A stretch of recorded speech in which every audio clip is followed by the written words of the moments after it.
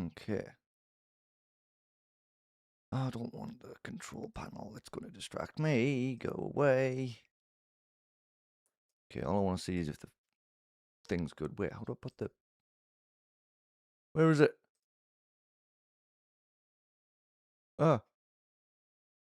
No. Help. Technology problem. Hi, Mimi. Hello. Oh, good. Can you hear me? Is the audio coming through? Is this picking the microphone up? I sure hope it is. I should probably check that. Is there sound?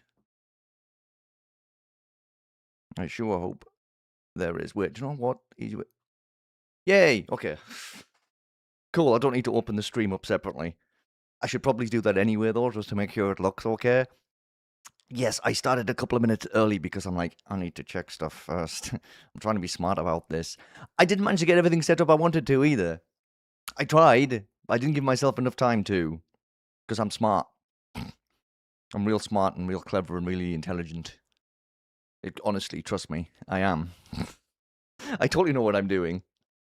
I haven't done any kind of live stream in like, oh my word, I can't remember. January, maybe February. It's been a while since I've talked without being able to edit myself afterwards. Hi, Culver, how are you doing? I'm not going to get started. Like, I know it's 3 o'clock now, and I said 3 o'clock my time. Sorry, this was the scheduled start time. I was meant to start like 5 minutes before this. Hi, Goldie, how are you doing? Hope you're all doing well. I'm warm. I thought I'd be... See, this is another really intelligent Mikey move. I thought it'd be really, cool to dress up like nice and smart and stuff, but it's actually kind of warm. So maybe not such a smart move. Also, my hair's super curly today. The heck?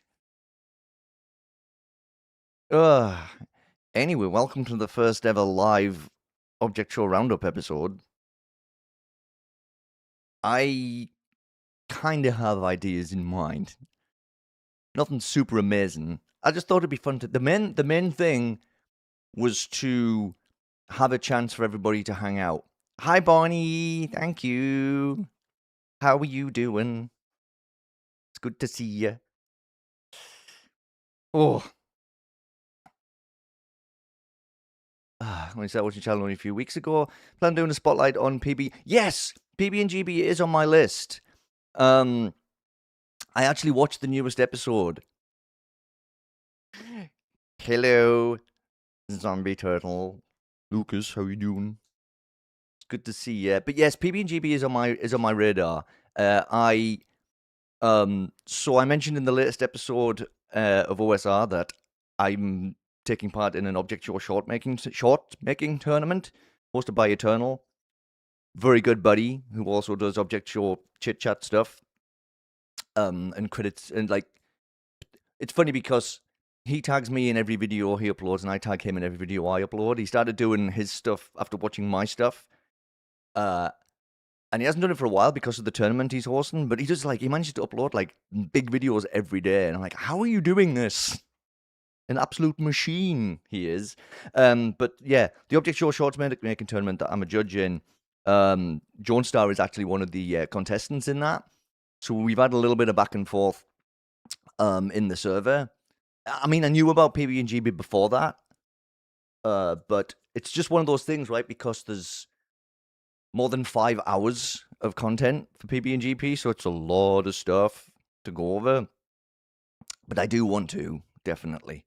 And hey, that's cool. That's one of the reasons I wanted to do a live stream too. So if you want to ask me stuff or talk about shows you think I'd enjoy, or stuff like that, definitely feel free to go for it. I already have a running list of shows I want to get to, but I just kind of pick with them when I get time to. There's a lot. I've still got a lot on my list, but I am off. I've got no work for 3 weeks, so I might have a bit of a chance to actually catch up on a few things. Hey, Nico, how you doing? Oh no, that's too generous of you. That's way too generous of you. Have you heard me fumbling over my words during this live stream already? See, this is why, right? This is why live stream's dangerous. I can't go back and edit stuff after the fact. I'm putting myself in real danger for you all today. I hope you appreciate that. The entire PB and GB in the span of 3 to 4 days, one of the fastest binge watch I've ever had.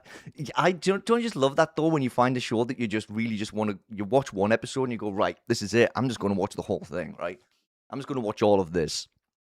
We did that with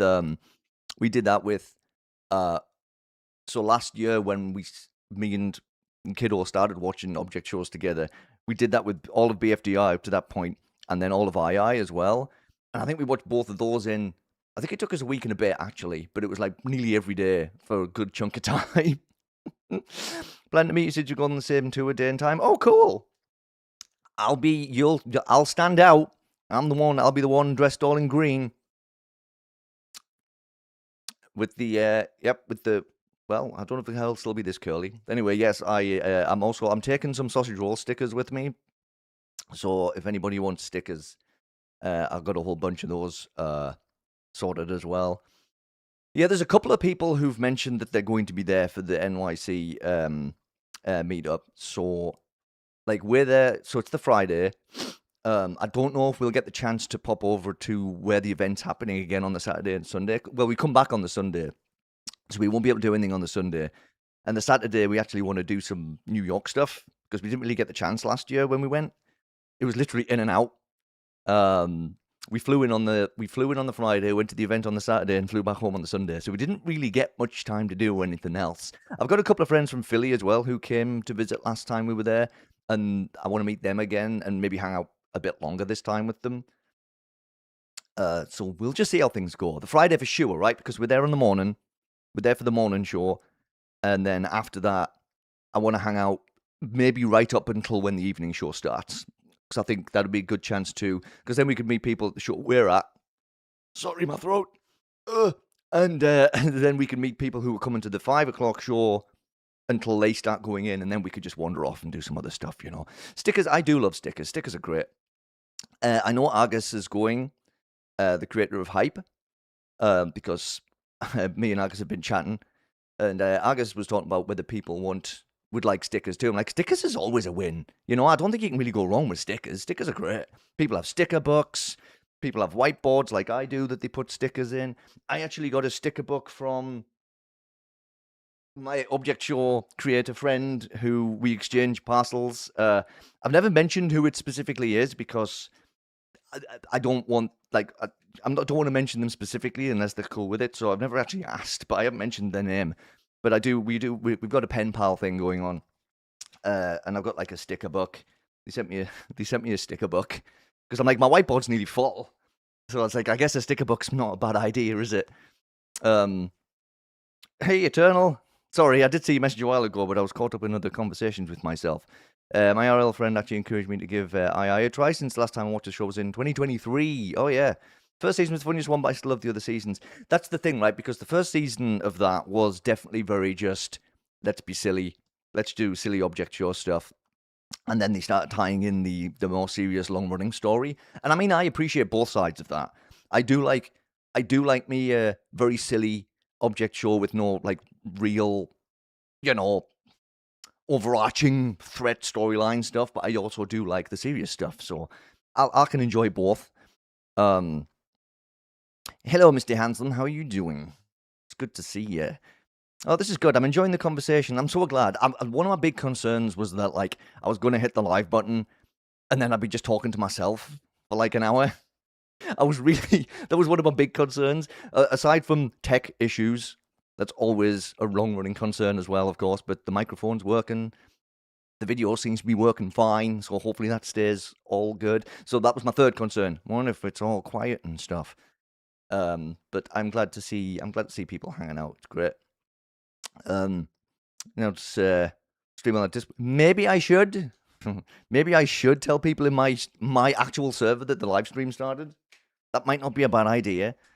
Give me 2 seconds. I will maybe mention it. I guess it's technically, it is a Roundup update, technically, isn't it? Live stream is happening. Wait, is there a link to this? There probably isn't there.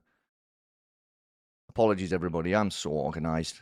I totally know it. I'm so good at this. Copy link. There we go. I might sneak it into another Discord server or two actually while I'm on the go here. Might not be a bad idea. Yeah, audio's fine. Hey, Kitty, how you doing? It's good to see you. It's good to see everybody. Oh well, I hope you're all having a really nice weekend. This live stream, I think is it actually a year to the. I looked this up before, and I forget. Is it actually a year to the day that I uploaded my first, or are we a bit past when the first OSR was uploaded? I knew this before, and I forgot to actually double check it before I hit and see, because again, I'm very organized and know what I'm doing. June the 28th, 2025. It is. It's a year to the day. Oh, hi, Flowey. It's good to see you. I guess we're having a good time. Start using the start and soon screen at the start of live streams. So I have a minute to notify Discord socials. I mean, Bonnie, I used to do Twitch live streaming for years, and yes, I used to do that. I used to have a starting soon screen on Twitch, but because this was a one-off thing, I didn't prearrange anything. I didn't do any of that stuff. Just because I'm like, I was really smart on Twitch. Apparently, I'm just really dumb on YouTube. Twitch me was really clever. Oh, geez. Hello, person I work with. Not first. No, for a change, you are not. Speaking of I refused to watch the third season 2023 because I thought episode 14 was too serious. You might have doing it with Buzz on. Oh, okay. Well, you know, that's fine. You've got plenty of time to. There's always time to change opinions on things. You know, there's always time to change opinions. I'm just so. I think one of the things with me and all the shows I've watched so far and talked about on OSR episodes, is I'm possibly too nice. Maybe I'm too nice about everything. I have actually managed to throw a couple of little criticisms around here and there, but I find it hard to be super critical. And it's just because genuinely I think everybody does such a good job on the stuff they do, you know? Hey, Bagel, how are you doing? It's awesome to see you. I'm off to a flying start. It's funny because one of the plans for this live stream was also to have some part of it be a regular OSR, kind of, with the updates and stuff, because there's been a couple of posts from people. There was also a little part of me, not a big part, there was a little part of me that was hoping that Teapot 23 would have come out today. And I was like, hey, we could have done a reaction. We could have watched it together. We could have done a live kind of like watch of it together. I was in two minds about it because like people have asked if I was going to do reaction stuff. And I was like, I don't really want to do reaction videos. But I was like, for a live stream one-off, I could have. But hey, no, they just keep teasing us saying soon, soon, soon. And they posted, and it's just fine, I guess. Whatever. It's probably not my luck. It'll come out like an hour after the live stream finishes. That'll be my luck. But it's fine. Whatever. I've got plenty of time. Oh, I'm squishing I've got a thing on my lapel, on my pocket there. This actually does have a point to it. This actually does have a purpose to it, this thing, which I'll get to at some point. So I've got a few announcements, actually. Got a few little Mikey announcements as well. And that was another thing. I was saving stuff for the live stream so people at the live stream could hear stuff that they might not know yet. Some people know this stuff, but not everybody does. Find setting up start and soon screens on OBS really boring. So even in the past, I've decided why I never used it. Oh, I've got a few start and soon screens kicking around. I think, do I still have it? Because I've got like a Twitch folder. I think I've still got a Twitch folder on my computer that I kept all my live stream stuff in. But yeah, it's funny because Bonnie, you raised such a good point with that though. I was like, if I'd given myself more time, and I'm usually really like super like about getting stuff organized ahead of time. I have a whole bunch of stuff that I didn't manage to drop into OBS for this stream too. I'm just gonna wing it. I'm just gonna have to wing this. Yes, I am actually live. It's amazing. It's like I'm here in real time. Look, I don't know what this was meant to do. I don't know how this was meant to prove it. I don't know why I did that. But I am here live right here in front of you all. Whenever I make Saturn streams, I just random bullcrap on MS Paint and stick it in OBS with the glue and duct tape. That's the best way to do it. That's the best. Don't overthink this stuff. Don't do what I do about every single thing I do and overthink. Actually, no, I didn't overthink this. That's one thing for sure I didn't overthink. Hey, you know what? Let's start doing some of the little updates. So, if you've watched my videos, you know that I usually go through what people have posted and stuff like that. And I've got a couple. I've got there's three. There's been 3 posts since yesterday's episode of Roundup went up. So let's just do this stuff.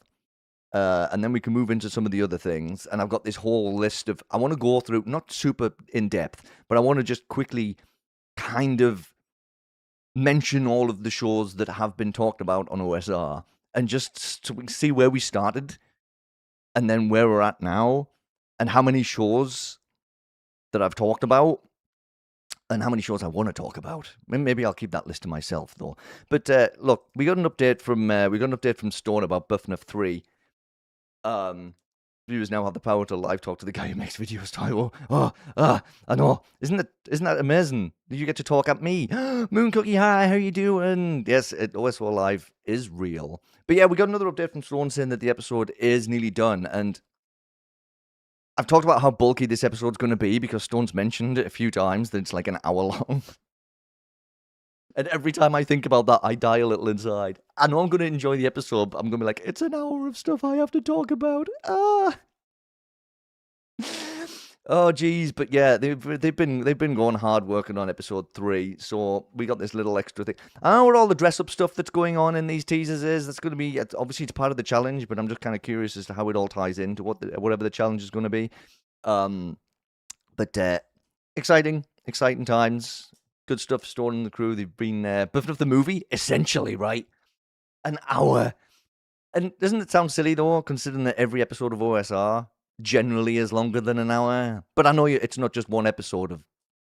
It's an episode of OSR, but it's not just one episode of, like, an object show. So I guess that's different. And my videos still aren't as long as Eternal's videos. So, there's always that. This is going to be Eternal little pork. Only seen half of Teapot. I think I stopped at Teapot 9, 2023. Need to watch the rest of the show. I'm not prepared for Teapot 19 to 20 because I heard those were very depressed. It's interesting the way the Teapot's kind of... Oh, sorry, Stone. We did your update. Let's dive back into this chat for a bit. Sequel to the Oops All Teapot 20Os. I had so much fun. I had so much fun doing that. That was episode 16 of OSR when I changed the intro and everything, and it was all one. That was really funny. I had a lot of fun putting that together, and I watched the Twitter. I was like, "Wow, there's a lot of good pictures of one on the one wiki page." But yes, Teapot is good, but it's interesting how it's flipped into. They've been watching too much II. That's what I blame it on that. They've been hanging out with Animation Epic too much. It's all on them. Okay, so... Oh, I forgot. I had this all set up ready to go, like I do in my videos too. I forgot to put this up when I was doing the update. I won't forget for this one, though, because, look, we got an update from Argus. And I already kind of mentioned this when the stream... See, that's the kind of stuff I could cut out if it was a recording, but you get to hear it, and I don't get to hide the fact that I said stream instead of stream. But yes, Argus Creative Hype did say that he's going to be going to the New York meetup. And with Lily, who makes Fight for Fortune, but very exciting. I've talked about Hype and Fight for Fortune. Going on July 11th at 5. I'm going on the 10th at the morning showing, but as Agus says, making an attempt to possibly be present around the area some other times, at least the day before and the day of. So, hey, might be a chance for me to actually meet up with Argus and maybe Lily as well. So, and then the question, right? Are any of you that have watched Hype attending the tour? And if yes, would you be interested in small items like stickers for us to give away? Yes, always do stickers, right? Stickers is just a nice, easy merch thing to start with as well. If you're thinking about doing any merch stuff, like stickers. Stickers like a base thing, you know. Like there's a nice, easy thing to put together. They're so easy to like kind of get a template put together, right? It's like I like the sausage roll ones that I got made, so easy. So and I only got 2 different sausage roll designs printed. Because lots of people have done amazing sausage roll art, by the way. And it was kind of hard to pick which designs to choose, which fan art, I guess, to choose from. But I ended up doing a bunch of one of the Ruby did, and one of the ones that Yo-Yo did. I shared them all in a video. It was one of the off the cuff videos. I can't remember which number off the cuff it is because I can't keep track of my own stuff apparently. But I did pick. That's the 2 I picked. I was like, but I could have easily done stickers for all of them because everybody's done such cool, amazing art. I've got a folder on my computer that's got all the sausage roll fan art in it. And if I'm ever feeling a little bit down in the dumps, I open it and I go, it's just nice. It just makes me feel better whenever I'm feeling blah. But anyway, yeah, Argus is going to New York, the New York meetup. So, yay. Me, Argus, Lily, going to be in New York. I know. There's plenty of other people who are going as well, because lots of other people have already mentioned it. Cries Ferrucci because the meetup isn't here. Yeah, wasn't it? It was one of the tour dates, wasn't it? And it's one of the ones that like they dropped the Florida one because they used to go to Florida. Geez, it's kind of it's exciting that they expanded it, and the London date is an exciting one when they were talking about doing an international date. I wasn't expecting it to be London. I don't know. This is the assumptions in me, of course. You think Canada's kind of easy because it's next door, but I thought it was going to be a Canada date. I thought it was going to be maybe Toronto, possibly Vancouver, but no, London's kind of cool. Just BFG, I heard Florida. There's going to be videos on that. Someone's bound to have uploaded a video. Someone has to have done that, right? Guys at Central European because the meetup won't ever be here. And it does make sense. It's one of those things, isn't it? Right? They're all based in the US, so it's really hard to arrange things that aren't in the same country that you're based in. There's so much work that goes behind it. There's so much work that goes behind just doing the US date together. Florida will be missed. That's my home turf. Forced to travel to Atlanta. Yeah. And it's not even easy for some people to travel, obviously, within the US. It's not a small country. It ain't easy to. It ain't easy for people to hop to different states in some situations, right? If you convincing parents to take you, or just having to scrape the money together to make the trip. It's just, I get it. It's not easy, and I never take for granted how kind of lucky we are to have the chance to actually, be able to go to these things. Atlanta may be more appealing locations. Florida is more geographically isolated state, and Atlanta has more major cities surrounding. You see, there's always logistics behind these things. There's always thought process behind it. Obviously, you don't get to hear about it because, most people are probably like, I don't care why you're not going to a certain place, right? But see, I find that kind of stuff interesting, though. Being someone who's not exactly super good at geography in general. It's interesting to hear this kind of stuff because I wouldn't have known that. Okay, I've got one more kind of regular OSR-ish update to do here, and I'm super excited about this one because the timing on this one, I'm excited for more than one reason. Wait, I'll put it up first before I start getting the selfish part of me out. So it's an update from Function Sparky, and yes, Problems and Solutions 3 is coming out on July the 11th. Oh, I'm so excited about this. I absolutely loved the first 2 episodes. I am really excited to see episode 3. But also, July the 11th, that's not terrible timing for the schedule I have. Because, so we're still in New York on this date, but we come back on the 12th. So it's like, cool, we can come back on the 12th. It's not a super long flight from New York to here. It's like 2 hours. So I can come back on the 12th. Ruby can watch episode 3. And as long as a million other things haven't come out by then, I should be able to get around to getting the notes on that one put together pretty snappily, right? So yes, I'd like, and I know they've been like trickling updates here and there, but to finally have this release date nailed down for something that I've talked about for so long is just really cool. Because how can I convince my mom to get into object shows? Every time I mention them in front of her, she always calls them weird. She's one, she's not wrong. She's correct. Two, it is hard to convince somebody to watch something, but because there's such a broad range of them, and I mean, again, weird. I guess that's a broad word. Maybe she means weird just because maybe the style, um, maybe the style of the characters and stuff maybe looks weird to her, or it could just be the kookiness of it all. I'm trying to think, like, try and find something that's a bit more of a mellow paced object show rather than a completely off the wall one to start with. I was going to mention Twilight Orchards, but no, that's got a few that's got a little bit of slightly more mature humor in it, so that might not be the best one either, actually, to start with. Lunchbox Kids. There we go. There we go. That's super down to earth, chill, really. Lakeside Party. There's another good one. Yeah, nice, chill, quiet object shows, right? Still a little bit bonkers, but not completely off the wall bonkers. And it's funny because I was like trying to think of suggestions. I'm like, I've literally got a folder open next to me right now that has all of the object shows I've talked about. And I could have easily just glanced through that one. But the vast majority of them are completely insane. So, hey, if anybody has any advice other than what, like, my watching slightly more chill shows, then feel free to give me some advice on that. But it is hard. It is difficult. I don't know of many people who've managed to convince their parents to watch shows like Ruby managed to convince me.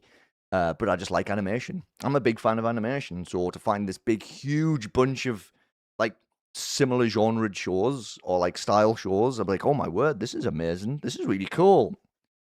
And look at me now, 1 and a bit years later. I've shown her some clips before and she still thinks they're weird. 80s kids, so she often thinks stuff like He-Man or Thundercats is better. I mean, I'm from that era. That didn't stop me watching animation all the way through to new shows coming out. It's like I don't put a barrier up and say I will only watch shows from when I was a child. I can only enjoy shows that I liked when I was younger. I guess that is more of a mentality thing. I mean, I don't really know what else you could do. Kind of cultural. A lot of older people grew out of animated stuff or just never watch it when they were kids. So yeah, that's it. That's the rough part of it. Some people just kind of close themselves off, and they do just kind of go, right, this is it. This is the year. This is my cutoff year for enjoying things. You know, I'm not an older people law. It's interesting. I've talked about this. I talked about this on my Blue Sky account. I did post about like how when I get into something, I don't really fall back out of things once I start enjoying things. So like shows I used to enjoy when I was super young, I can still watch and enjoy now. I didn't like grow out of any of them. And like all the object shows I'm into now, it's like I still get excited every time a new episode of something comes out. It's just that hasn't faded. But I guess some people have really different mental approaches to this stuff. Sometimes it could just be because to them it's like, no, I'm an old now. I'm not allowed to watch young things. I have to watch old things now. It's like you flip a switch, right? It's like I don't watch cartoons anymore. I watch Grey's Anatomy. I was trying to think of something. I don't know why Grey's Anatomy came out of me. But you know, I have to only watch serious things now. It's like some people even like fall out with like feel like they shouldn't be watching comedy stuff anymore in general, right? It's like no, I tend to gravitate more towards funny stuff rather than the serious stuff. If I'm picking something to watch, it's usually going to be something funny because I'd rather have a laugh than feel miserable. Again, looking at some of the object shows I've watched, you wouldn't believe that of me. But you know, sometimes a bit of trauma is fine as well. Wow, we really veered away from the main topic here, didn't we? I apologize for that. Let's move on to some Mikey news. Well, I mean, I don't want to be too what's the word? egocentric, because it's really it is new. It is about me, but it's also not about me at the same time. And it's again something that some people might already know if they've already actually watched the episode. But the episode 5 of Lunchbox Kids by Snellvine came out on Friday, which I will sing the praises of that show forever because I absolutely love it so much. Still love animation nowadays. I stick with object shows and anime. But the anime I watch aren't too serious. Mostly magical girl anime. Oh, I love magical girl anime. Cardcaptor Sakura is one of my favorite animated shows. Full stop. So yes, I also like that kind of stuff. You never would have guessed, would you? Really, I've also got the flipping My Little Pony plushies on the shelf behind me. Jim, when I watch stuff, I'd like to either laugh, learn, or cry something. I mean, see, and that's it. Sometimes it depends what mood you're in. It depends what you feel like you need to do. And also, hi, it's good to see you. I think it's a mentality of I should watch things targeted for me, so an adult feels off watching a kid-targeted thing, and I guess the inverse applies. Yeah, I guess. Again, it all just depends on what you feel like you want to watch and what you'd enjoy. But yeah, episode 5 of Lunchbox Kids, which is amazing and fantastic, and featured my first, won't be last, by the way, actual appearance as VA in an episode of something. I got to play Moe in the new episode, and it was really fun because I was watching. So this episode, it was like a premiere, so you could watch it like live with live chat and stuff. And when Moe came on the screen, there was people who recognized it was my voice, and there was also people who were just talking about how much they enjoyed the character. And I was like, oh, that makes me feel really good. I did good job, yay. So yeah, it's the first time I've actually popped up in the credits of a show as a character, which is really fun. There will be others coming. I may or may not be talking about some of them in this actual live stream. And the show, so this counts as a sponsored segment. You're not wrong, actually. Games Any Fun. That is actually such a... Oh, it's like... I had a couple of screenshots captured, and this one was my favorite one. It's such a goober. I love this character. Just like 2 lines, but hopefully made an impact. Thank you, Bonnie. I had a lot of fun. And this all goes way back to when I first started doing Object Show Roundup, and Mikey Snellvine, not me. It was really confusing. 2 Mikeys came onto one of my charity live stream I was doing last year, raising money for the Trevor Project, and Mikey and Cherry, who, well, Mikey's the creator of the show, and Cherry works on the show. Both popped up on the live stream to just hang out, chat. We played Peak for a while, which was fun. Got to introduce a lot of my Twitch community at the time to the whole object shows thing, because this was when I was kind of between...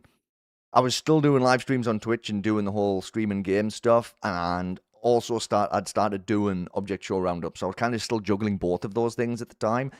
Looking at what I do now, I don't know how I ever did it. I don't know how I did both of those things. But it was really cool to have them on the live stream, and I made a promise as well that if we raised our target amount for the Trevor Project that month, that I would, because I've got this thing about committing to really big things when I do charities. Both of the tattoos I have, because I raised enough, like a certain amount of money for a charity that I was raising money for. So I said, if we get to the target for this fundraiser, I'm gonna get a Lunchbox Kids tattoo. Guess who's getting the Lunchbox Kids tattoo tomorrow? That'd be me. Yeah. So that's happening tomorrow. So I expect pictures of that at some point. But yeah, it's really exciting. Mikey did the tattoo design and everything, and really cool. It's really cool. It's like it's one of the shows that's made, like, it's just had such a big impact on me, and it's actually got me into, like,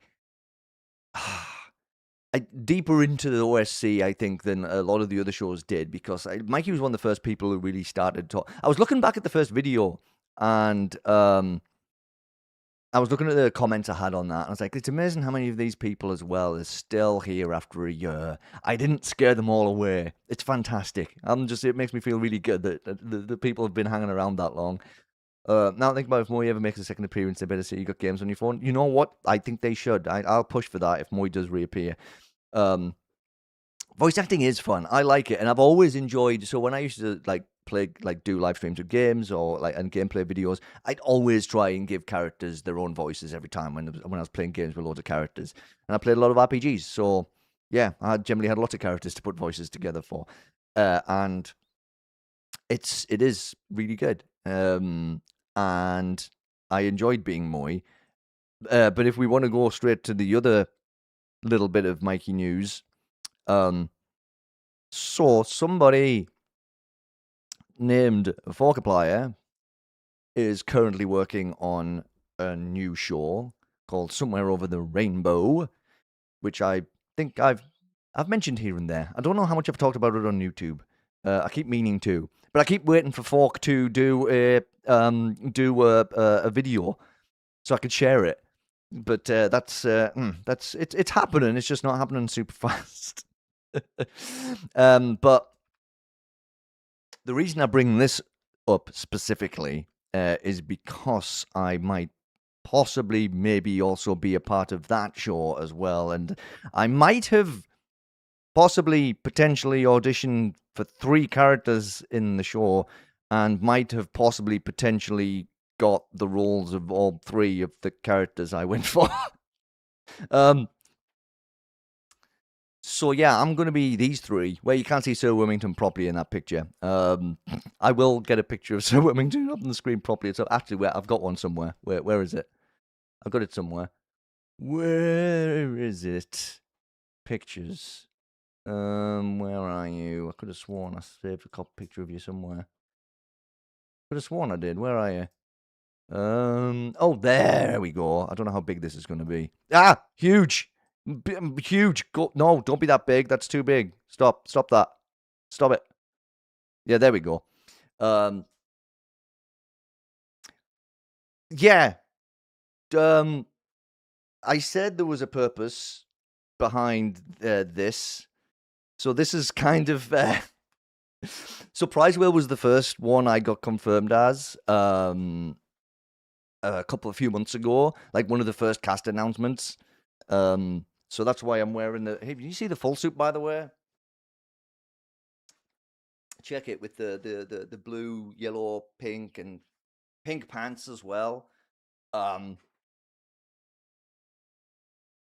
of similar to the flag colors behind me. Kind of maybe why I bought the suit actually. But yeah. So super still early production though. I mean, the first episode isn't written yet. There's still people who need to fill certain roles yet. And Bonnie, honestly, the temptation to take this to New York with me is high. I really would like to take this suit with me. Maybe I will. I don't know. Maybe after the first episode of Somewhere Over the Rainbow comes out,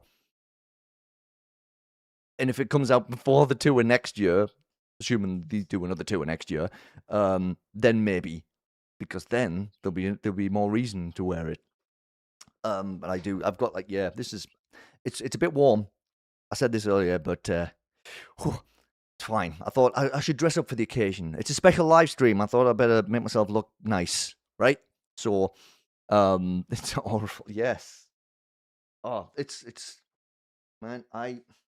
Look. I lost a little bit of weight over the last year, so it's actually getting a bit big on me in some parts, which is kind of odd. But it's fine. I'll still make it work. I hope I do anyway. I do my videos sometimes about either scream my lungs off or sound like I'm dying. For example, I did a cover of Welcome to the OSC, but I made everyone sound like they're choking. Well, as long as you're having fun, that's the main thing. But yeah, I wanted to mention that. So I will be probably sharing more information about Somewhere Over the Rainbow when I get the chance to do so. Bye, Sir Wilmington. And the funny thing about those 3 characters is, I should have left them up for 2 more seconds actually, because I didn't even talk about the characters. So Flan Flan is a father. So I basically just did my voice. I'm like, that's me then. I'm dad. I can do dad voice. So that was, hang on, where's the full cast? I've got the full cast here somewhere. Where'd they go? It's kind of hard to see the names on this picture, but that's all of the characters that are in the show. So yeah, Flan, who's in the middle-ish there, is the dad of Pudding, who is in the bottom left down there. So I've seen a little sneak teaser of the little intro that Falk has written for episode 1, and it involves Flan and Pudding, an interaction between those two, and I was like, oh, it's so adorable. Prize Wheel is a menace, essentially. So it's like I did a kind of like a high-pitched-ish kind of bonkers voice for the wheel. Grapey, hi. It's good to see you. How are you doing? Hey, you were at VidCon. How did that go? Well, I talk about all these characters. Well, I was specifically talking about the ones I'm doing for now. And Sir Wormington as well. You can kind of see him there, right? So if you've got the apple on the left, that's the second one down. The apple's called Rotty, and Sir Wormington is basically just a horrible little parasite that lives inside of Rotty's head. And I put on a bit of a posh evil accent for Sir Wormington. Sir Wormington would be posh, right? You know, clues in the name. So it's interesting as well because they're three such different characters, which I had a lot of fun doing it because I got to do three completely different voices, to really practice like doing that kind of thing, right? It's interesting. It's not to the point yet where it's like I was sitting there going, should I do the voices on the stream? And I'm like, I don't know if I feel confident enough to do that quite yet. But what I might do is at some point I might share. So once I got the roles, I did like a little recording of the three of my characters if they actually met up with each other. And it culminated in a big argument between all three of them. And so I might share that at some point because I had a lot of fun putting that together. And I was like, just to kind of see, because at some point I might need to. I mean, I know I could record the lines separately, but if there's ever two of them interacting, I think it's more fun to do the kind of. I wanted to practice the changing up of the voice between each character, and I always forget his name. But he used to do multiple Looney Tunes voices, and he used to be really. I've seen videos of him like in interviews where he basically has an argument with himself as two or three of the different characters that he voiced. I kind of want to get to the stage where I can kind of just switch between them quickly. Like, so I'm going to keep practicing doing that. But yeah, this cast's a great cast. Like most of them also have VAs already. There's a couple that haven't yet. But yeah, so if we go from the top left here, we've got Emoticoni, Disco Ball, Confetti Ball, Baby Rattle, Rotty, who's the apple, Sir Wormington, Muffin, who's not a muffin, but a goldfish cracker, but has chosen the name Muffin. There's a bit of story behind that too. We've got Corny, Peach Tea, Tapey, Flan, me again, Banana Dog, Voucher, String Cheese. There's like some of these characters are ones you'll see kind of like they do pop up as characters quite often in object shows. But I really, really do like Fork's art style. Sorry, I got distracted again there. So and then we got Perfume, Risberry. Yes, Risberry. That is the name. Wishing Star, the Fishbowl, Magic Remote, Gifty, Glass of Space, which I like Glass of Space. Glass of Space is a very unique character. I really like that character design too. We got Blacklight, She's Smooch. See what they did there? See what they did there? The Hershey's Kiss. Yep. Cosmic Brownie, Treasure Chest, Pudding, Light Switch, and that's like two different characters. That's Luna and Sol. And then Dance Pad and Prize Wheel. So Prize Wheel is like an algebra alien. You know, is it one of those kind of weird? You can kind of sort of tell they've got that kind of vibe. So, but yeah, like it's really exciting. I think it's a really exciting prospect, and I know Fox got good stuff, a good team building up around her as well. So I'm really excited to see how that goes once the production actually starts on it. So I will keep you updated, and I will at some point I will throw like a link to the somewhere of the Rumble server, Discord server out there somewhere. So if anybody wants to hop on in just to keep up with what's happening with the show, or maybe if you want to put your name down to help out with some of the stuff, because you could always use more all the stuff, right? Layout, background artists, composers, storyboard people, all of the stuff, right? There's still there's a few roles that still there's a few characters that still need VAs as well. So at some point, folks are going to reopen the auditions for the characters who still need voices. So yeah, it's just exciting because this is like, I know there's lots of shows that are currently in production and being worked on and stuff, but this one was the first one I kind of like. It just popped up, and it's like I want to get in on this, and I want to hang out and see what the deal is. And it's just been really fun. It's just been a really fun experience. And who knows, could lead to other things. I would always like doing VA stuff. Is something I've always kind of on the download been interested in doing, but the opportunity never really you popped up to really do it. And it's also my fault because I really didn't have the confidence in myself to go out there and look for anything. But now that, I've popped up in Lunchbox Kids, I've got a couple of other things I'm going to be popping up in. One of which should be out next month. So I'll probably talk about that when that happens. I'm also literally just the other night, woke up to a Discord message from somebody who said that they had a character that I would be just the perfect fit for, and I have the lines, and I need to record them. It's just one of those things. It's just hopefully I get the chance to do other stuff, and it's not even like I want to do it as a paid gig. That would be cool at some point, but like I just want to play some goofy characters in things. I just enjoy it. I just really enjoy doing it. Got a bit busy, but VidCon was great. Oh, you got to see them, did you? Oh, that's cool. They looked like they were having a bunch of fun. I know Fusion was there helping out with them as well. Got one of the pictures they posted. I saw that Fusion was in it when they had the blanket over the thing, going, "What could this be?" And it was funny because I know they could have sneakily disguised what it was, but it looked very round. It looked like it was very round. And so I was like, "The Buck plush." I'm like, "I might not be the right shape to be Buck." And I'm waiting for the Buck plush to come out before I buy the Needle plush. So I didn't actually check if anything had sold out recently on there. Anyway, that's somewhere over the rainbow. So there we go. So stay tuned. I will provide updates on that as things move, and I will let you know the link to the server. I could just pop it in. Can I put links in the chat? Can I put links in the chat? It's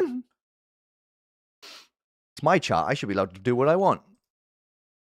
If not, it's not the end of the world. I can always do it later. Where the hell is the thing? There. Can I copy this? Copy link. Ugh. Oh, you can? Oh, cool. Before I found you and therefore inventing the catch-up concept, I originally wanted to try out OSC voice acting as the path, but that's been sidetracked. You're busy doing so many other things, Eternal. You're juggling so many things, and I don't know how you do it. I'm always super impressed with you, honestly.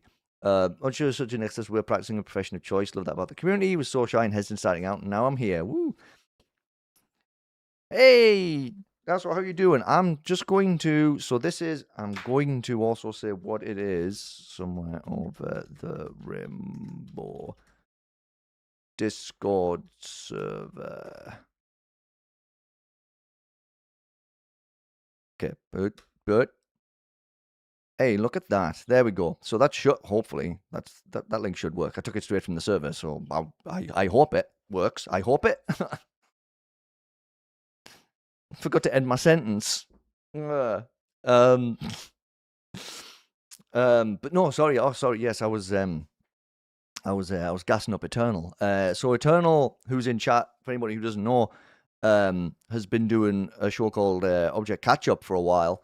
And I remember the day that for the first episode came out because I got a random notification on YouTube that I wasn't used to getting, and it was like it wasn't just someone's liked your comment or like someone commenting on a video. It was like being mentioned, and I was like, someone mentioned me. What does that even mean? And then I popped in. I was like, oh, someone's done another object yapping show. That's cool. And since then, me and Eternal have chatted here and there. Like I say, I've mentioned a couple of times. I've been one of the judges in the Object Show short tournament that Eternal's hosting right now. And Eternal's just an all around really good dude. And if you haven't subscribed to him and haven't checked out Object Catch Up, you probably should. It's pretty good. He covers so many shows. I'm probably way past where I already am. I have the number in front of me, and I was going to do like a much bigger thing about this, but I didn't have time to set it up properly. If I remember me from back then, I sent a random DM to Bonnie going like, I don't know how to find any show to voice help. And then there's me who's scared of DMs. I'm terrified of them. I don't reach out to anybody ever. It's like I don't ping it. It's like I don't even like tagging people in posts in Discord servers. Like if I want to get someone like if I've mentioned something and maybe they didn't see it, I'm like, oh, maybe I should add them. And I even don't like doing that. Wasn't that random DM though, by the way, which is very motivating. So because Bonnie's really nice. And a whole bunch of people in the OSC are really nice. We hear about the bad stuff all the time. We don't hear enough about the good stuff. That's my opinion. There's so many nice and awesome people in this community. So many. And all we see is drama. That's why I'm not on X. But no, it's true. We should be uplifting people more. We should be doing more of that. And I'm not saying put people on pedestals. I'm not saying, like get too, because this is the thing, people are fallible as well, right? It's like definitely praise people who do nice things, but at the same time remember that who knows? You never know, right? But in general, just being nice to people is what we should be aiming for. That's basically the ins and outs of it. Right. What I wanted to do, and I didn't get to set this up properly, so I'm going to see if I can wing this. I'm going to see if I can actually somehow make this work. I'm going to have to do a lot of on the go scuff stuff. So I'm going to try. I'm going to try my best and see what happens here. I have a plan, kind of, sort of, a little bit of a plan, kind of. So I went back through all because I have. Wait, which display is this capturing? The wrong one. Wait a minute. If I show you this first, is the right one? And if I put this on, would it work or would it not work? Where is it? So I keep. Oh my gosh. Why did that work? Okay, I'm getting rid of this.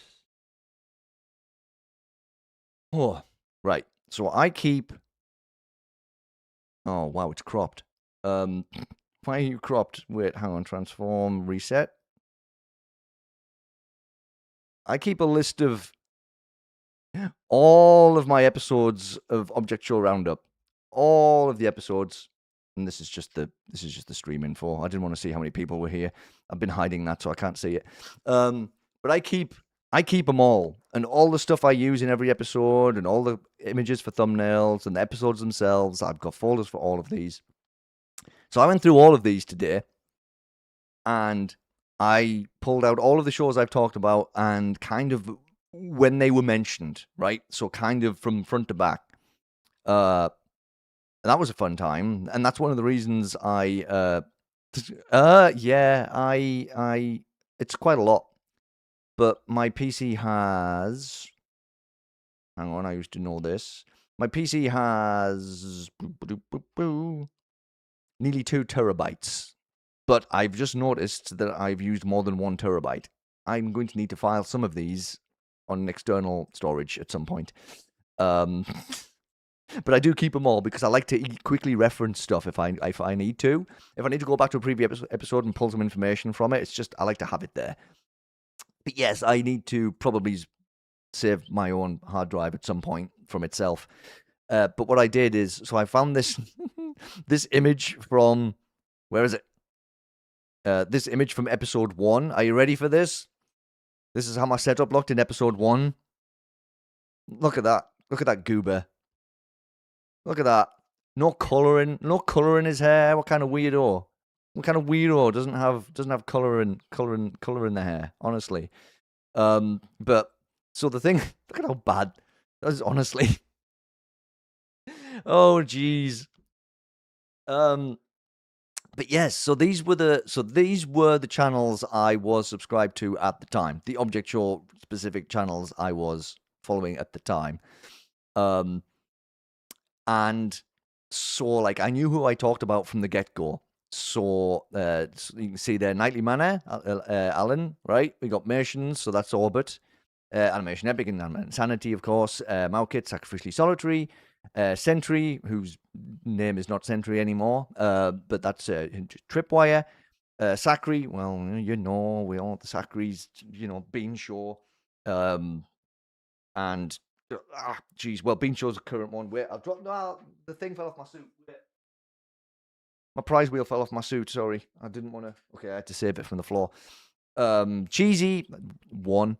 Snailvine, Lunchbox Kids, Derpadon, it's time for the Trinitine, who's currently working on Sempiternity, Fusion, Object Invasion, and Daily Object Show, Webs, Excellent Entities, one of the gayest object shows out there, possibly the gayest. Gag, of course, not Gag anymore, Jam Jacket, but Animatic Battle, Bungalow, Object Lockdown. Jack, do we need to say who what J&J do? I think we all know that. And Maluse, which is the love of the sun. So they were the first ones, and it was really interesting to go back and look at that and be like, that's who I talked about in episode 1. I forgot that the list was actually that long back in the first episode, to be honest. So what I did is I was like, okay, so I wanted to quickly mention the shows that I've talked about in OSR. And like from kind of front to back. I thought it'd be a fun little way and give some shout outs and maybe give some show suggestions to people who might not have seen certain shows. I thought that would be a fun thing to do because, again, yes, it's my 1 year, 1K subs. Like it is a celebration stream, but I'm still all about celebrating other people. So I kind of wanted to tie that in. Even the stream in the background, keep me company while I animate for Flaws. Woo! Flaws is something else I need to mention too. Don't you worry, it's on my list. I've got a notepad document that's meant to be keeping me in line here. It's not doing the best job, I'll be honest. I've been freewheeling it quite a bit, but that's mostly because the chat's been awesome. I've been really enjoying being able to interact with people. I'm really glad that so many people turned out to chat and say hi and ask stuff and talk about stuff. It's been really cool. I've really enjoyed that. I don't know how. I've got no plan for how long the stream's going to be either. I was thinking like at least 2 hours. If we go over 2, we go over 2. But if we don't, then I'm not going to stress about it. It's like I wasn't planning on sitting here like all day, you know.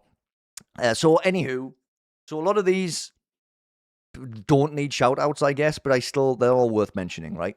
Oh no, it's all good. Don't worry about it. I don't mind at all. It keeps things ticking, right? It keeps my brain working, having people to talk to. And of course, and this is how I've always done my shows too. I've done alphabetical order of channels. So some of these are purely based on where they fall in the alphabet, as in the YouTube channel, not the show name itself. Hey, Annual, how you doing? We're just about to talk about, the Nightly Manor, briefly. So this was the first show I technically talked about in Object Show Roundup, the first show. And even just bringing this picture up on this stream has affected me emotionally. This damn show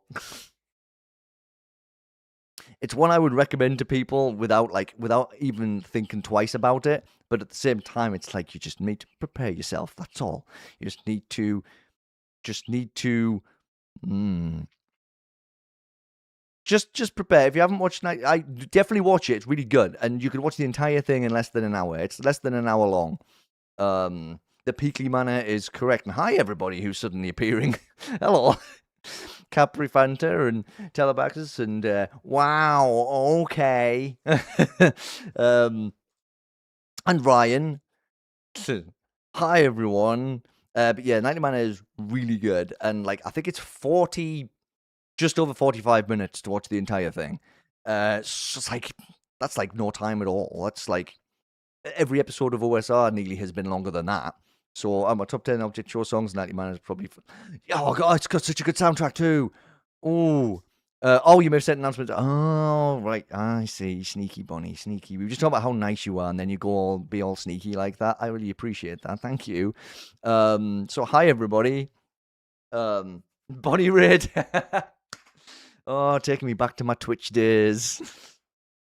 But no, the 90 Minute is absolutely just beautiful, absolutely really well put together show, just absolutely immaculate, like absolutely no notes, just fantastically good. Pretty sure this is the second object show I watched episode of after Dagfree episode 1. Yeah, it's pretty neat. Dagfree, don't worry, we'll get there. We've got a lot to go through here. So Nightly Manor, yes, this was the first show I talked about on my show, and then the second one was these goobers. Yeah, Animal Insanity was the second show, and like it's one of those shows I've never gone back to talk about. I've only talked about episodes that got released after I started doing the show, so it's like it's not something I've done a spotlight on. I don't know if I will because it's a bit huge, and I don't know how I would even do that. See, I've got a couple of shows that I'm like, I don't know if I could ever really get around to doing this properly. I have a GPS plush with me right now. Wish I had. We have the GPS plush and the top hat plush as well. If you've seen our plush army, we've got quite a plush army going on here. Do I have that picture? I might drag that picture in at some point. I think I've got a picture of all the plushies. But yeah, Inanimate Insanity was the second show. I've talked about Inanimate Insanity a lot. I took a chance on so many creators starting out that are now big in the community. Yeah, and like it's just so good. I might have to watch it again, but I have to really be in the right headspace to watch it. It's not something I could just watch on a whim. I have to be really, really. I have to be really in the right mind to watch it. I did watch it 3 times in the space of a couple of weeks because every time I was like, if maybe this time I can get through it without being destroyed. And I was wrong every time, every single time. And I still think the same thing would happen if I went back and watched it again. I will let you know the next time I watch it. But yeah, I've talked about Inanimate Insanity quite a lot, actually, because and it's a story I've told a few times, and because there's probably quite a fair few newer people around now in the chat, thanks to Barney. But me and my kiddo Ruby watched BFDI first. BFDI was the one that Ruby had seen clips of and wanted to watch all of, and had watched quite a chunk of it. So we watched all of that together. And then the second one Ruby mentioned was Inanimate Insanity. I was like, cool, I'm cool. I've got the point. I understand how this all works. I get it. So we did Inanimate Insanity second. And then we did the whole. We watched season 1, because some people say like, "Oh, just skip this one, skip season 1 or whatever." It's like, no, I'm going to watch the entire thing. I want to see it all. I want to know what the deal is. I'm not skipping anything, quality or whatever. It doesn't make any difference to me. I still want to know everything. And so we watched Inanimate Insanity, and season 1 just went by, and I was like, okay, that was silly and fun, and I enjoyed that. And then season 2 started, and the story started going down those little, the deep pathway storylines, and then season 3 obviously kind of hit before season 2 even ended. So we figured out, we were like, we're going to watch this in chronological order. So we did the thing where we watched season 2 up to, I always forget which episode. It switches over to Invitational. But anyway, we watched it up to that point. Then we watched all of Invitational. Then we watched the end of season 2.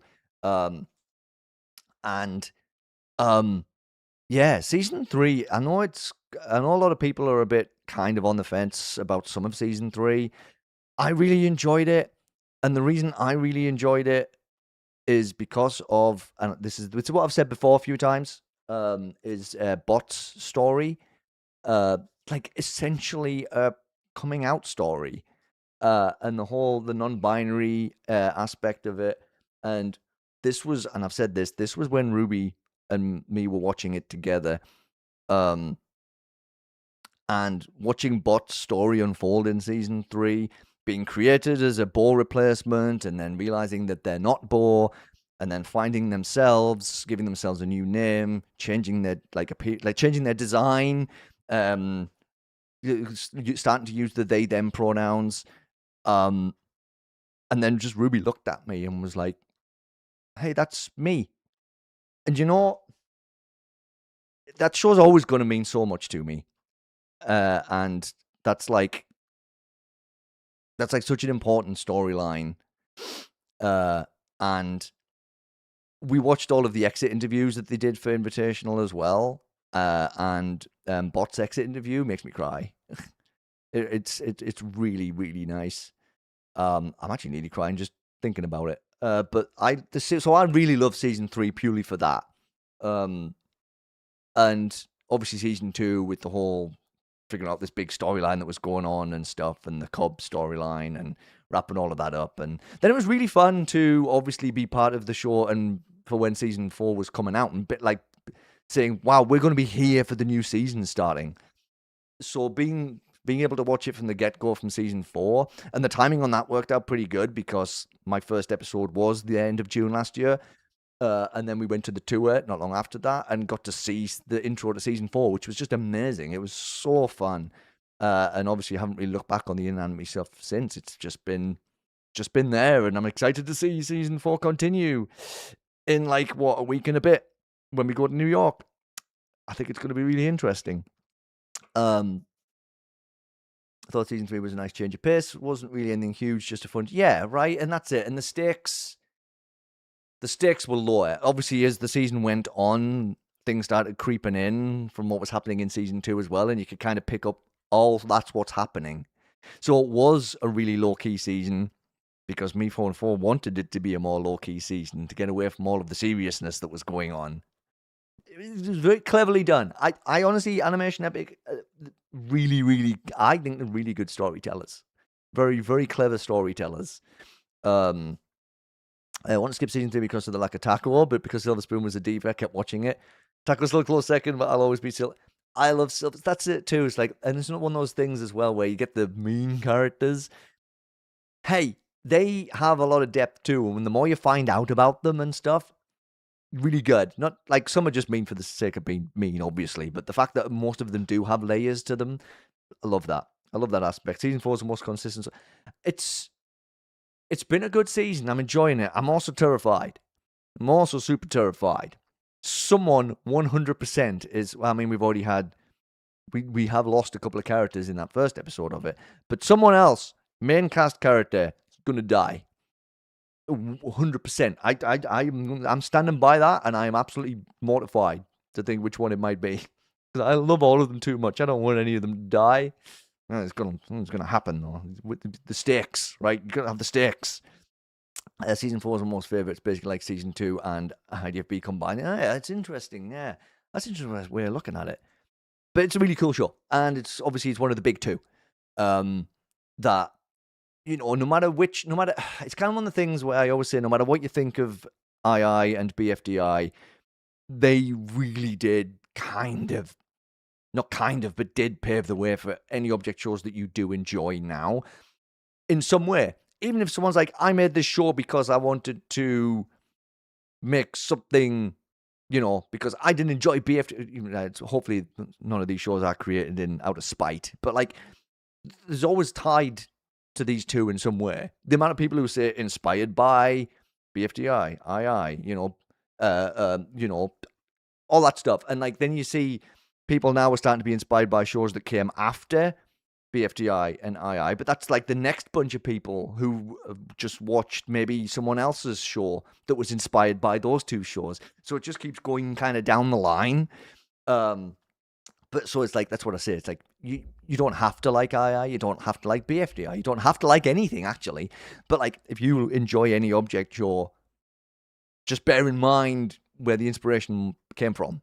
So it's like, I'm not saying you have to praise them or anything. I'm just saying they're important. They're really important aspect to the community. Goo's finally getting development. Oh yeah, that's true. Yes, Goo is getting some good character development. Yes, that's what I do enjoy what they're doing with Goo in season 4. It's okay, but doing character I want dead is Balloon. He was such a jerk in all 3 seasons. One of the things I hope we see more of in season 4 of II, I really hope, is the characters who aren't competing interacting. We've had brief glimpses of some of them just based on roles they have in this new community they've got. I want a whole episode that's not even like a non-competition episode. Just all the characters hanging out. I want to see more interactions between the characters I really like who aren't playing in this season. I want that. I feel like we're going to get it at some point, but that's kind of what I'm hoping for. It's at some point. Right. Then so the third show, and again remember, these are all based on alphabetically. So this is all from the first episode of OSR. So if you think about the YouTube channel names, the third one was Tripwire. By formerly Sentry, now St. Josa. And yes, show's currently kind of not shelved, that's the wrong word. Not progressing. Just kind of on hiatus at the moment. But the Wowie, such like just a really well put together show again. It's like, I'm going to say the same words a lot here because I do have the same sentiments about a lot of these shows.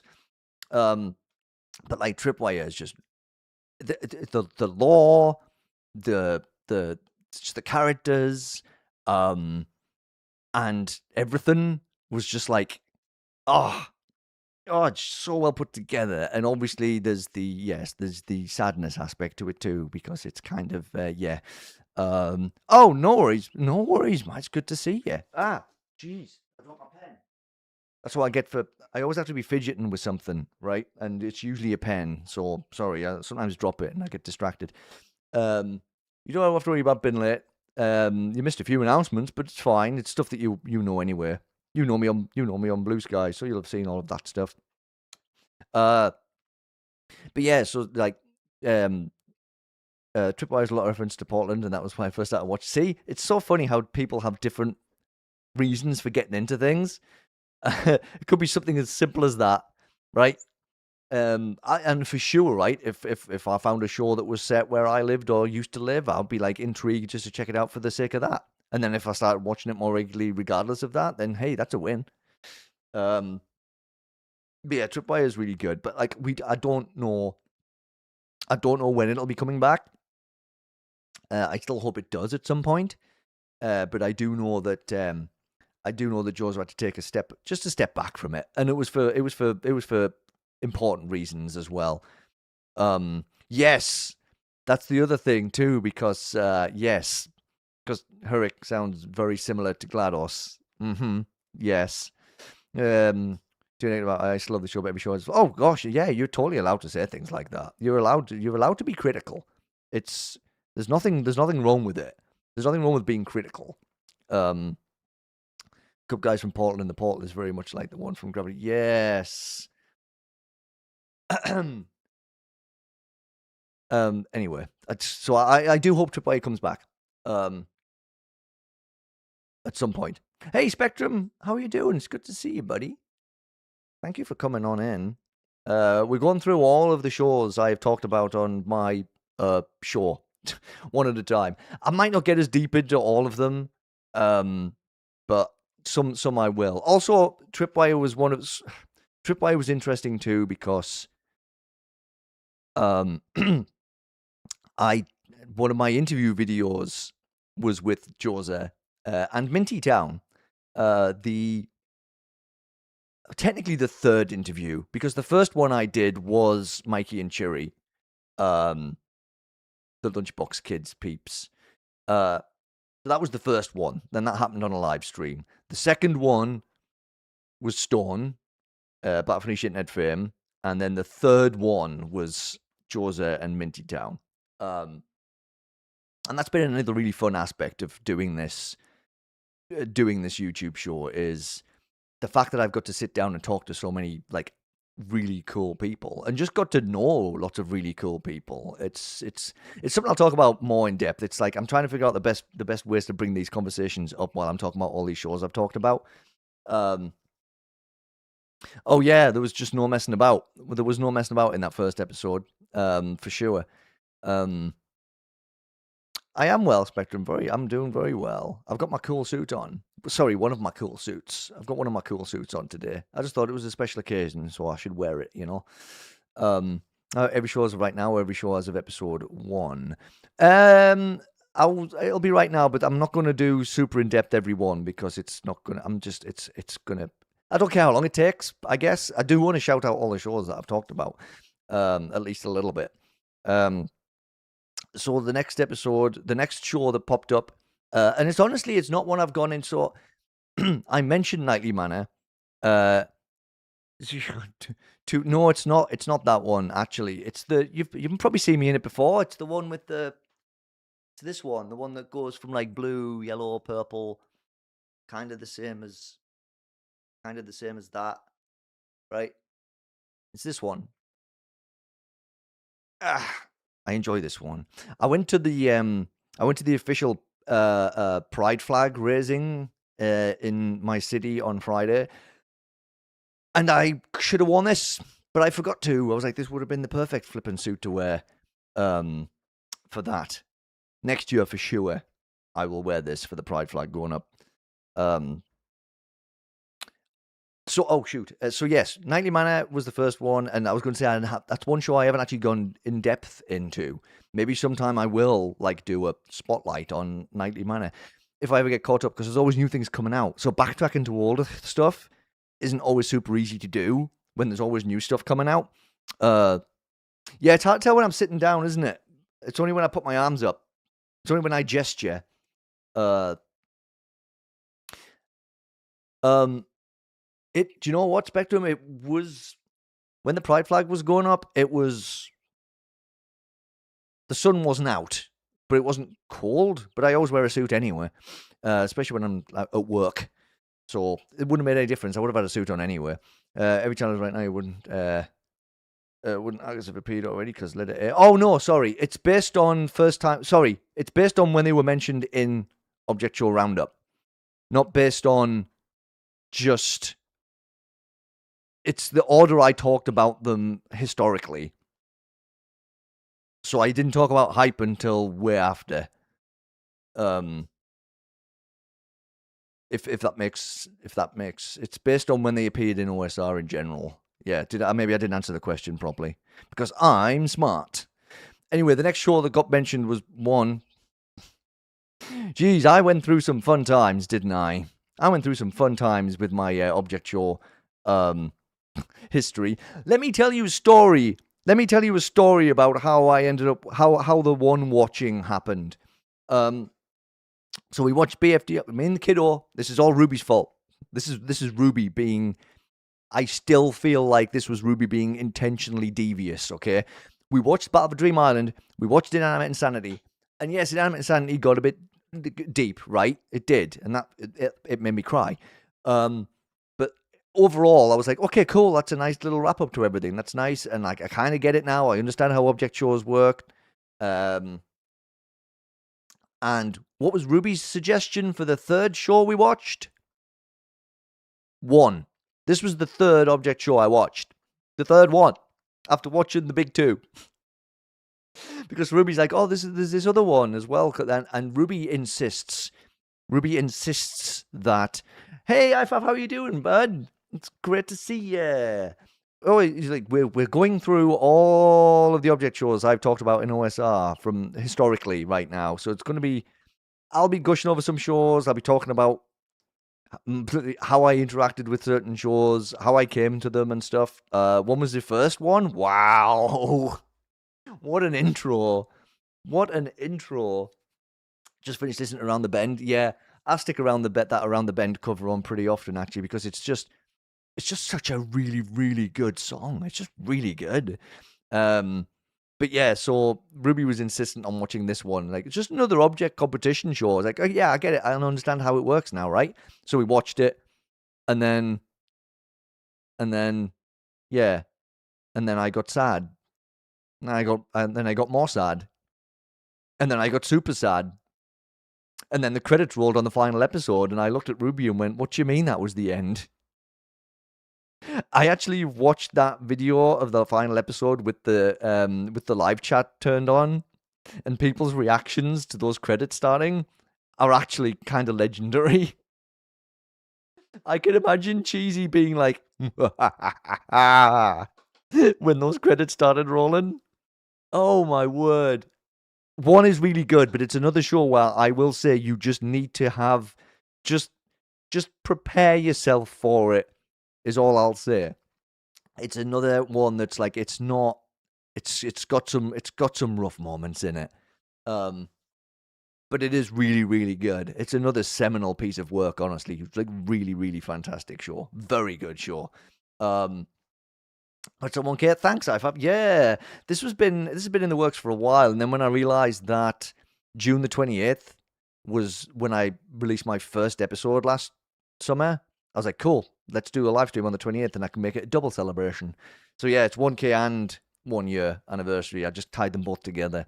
I could have just done 2 live streams, but I'm like, no, I'm just gonna do one. One's all you get. Ha! We'll see. I might do live streams for other milestones too. Maybe we just do it on every anniversary. Maybe we just do that. That would be fun. Do like a little 1 year catch up of everything. One might be influential enough to make the big 2 into a big 3. I mean, honestly, because one really changed the whole mentality of things, right? One kind of opened the doorway to, hey, so object shows can do this too, you know. So yeah, you know what? I agree with you on that one. What do you mean that is exactly what I felt? Yeah. Oh, it's just so good. Oh, hey, Toast. Hello. It's sure enough that when you recommend people, they don't go like, oh, yeah, that's also a good point. Yes.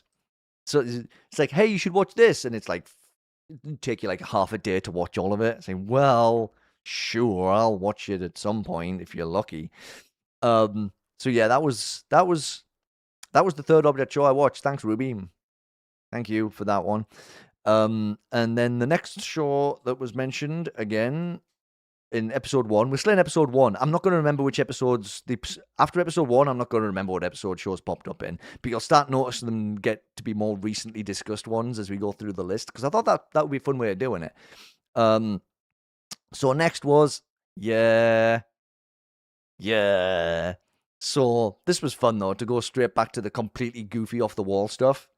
I was like, good. And I know, again, there's stuff hiding in the background of this show, especially with the new episode that just came out that kind of flipped everything on its head just a little bit. I'm still processing that episode, actually. Yeah. But it's very, very good show. Oh, it's such a fun show. Oh, yeah. It's really good. That's like so many talented people as well. And that's the same thing. Every show I talk about really does have a lot of like talent and creativity behind it. There's no show I'm ever going to feel like that's not the case. But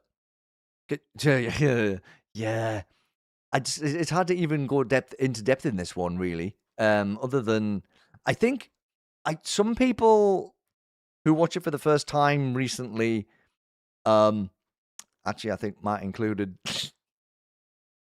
Like, geez, so it's we've got Clock's just a little bit energetic. It's like, oh yeah, there's some loud moments for sure. And I'm like, hey, just stick with it, right? The first, listen, it's one of those things where it's the more you dig into it and the more you stick with it, the more you are rewarded for that.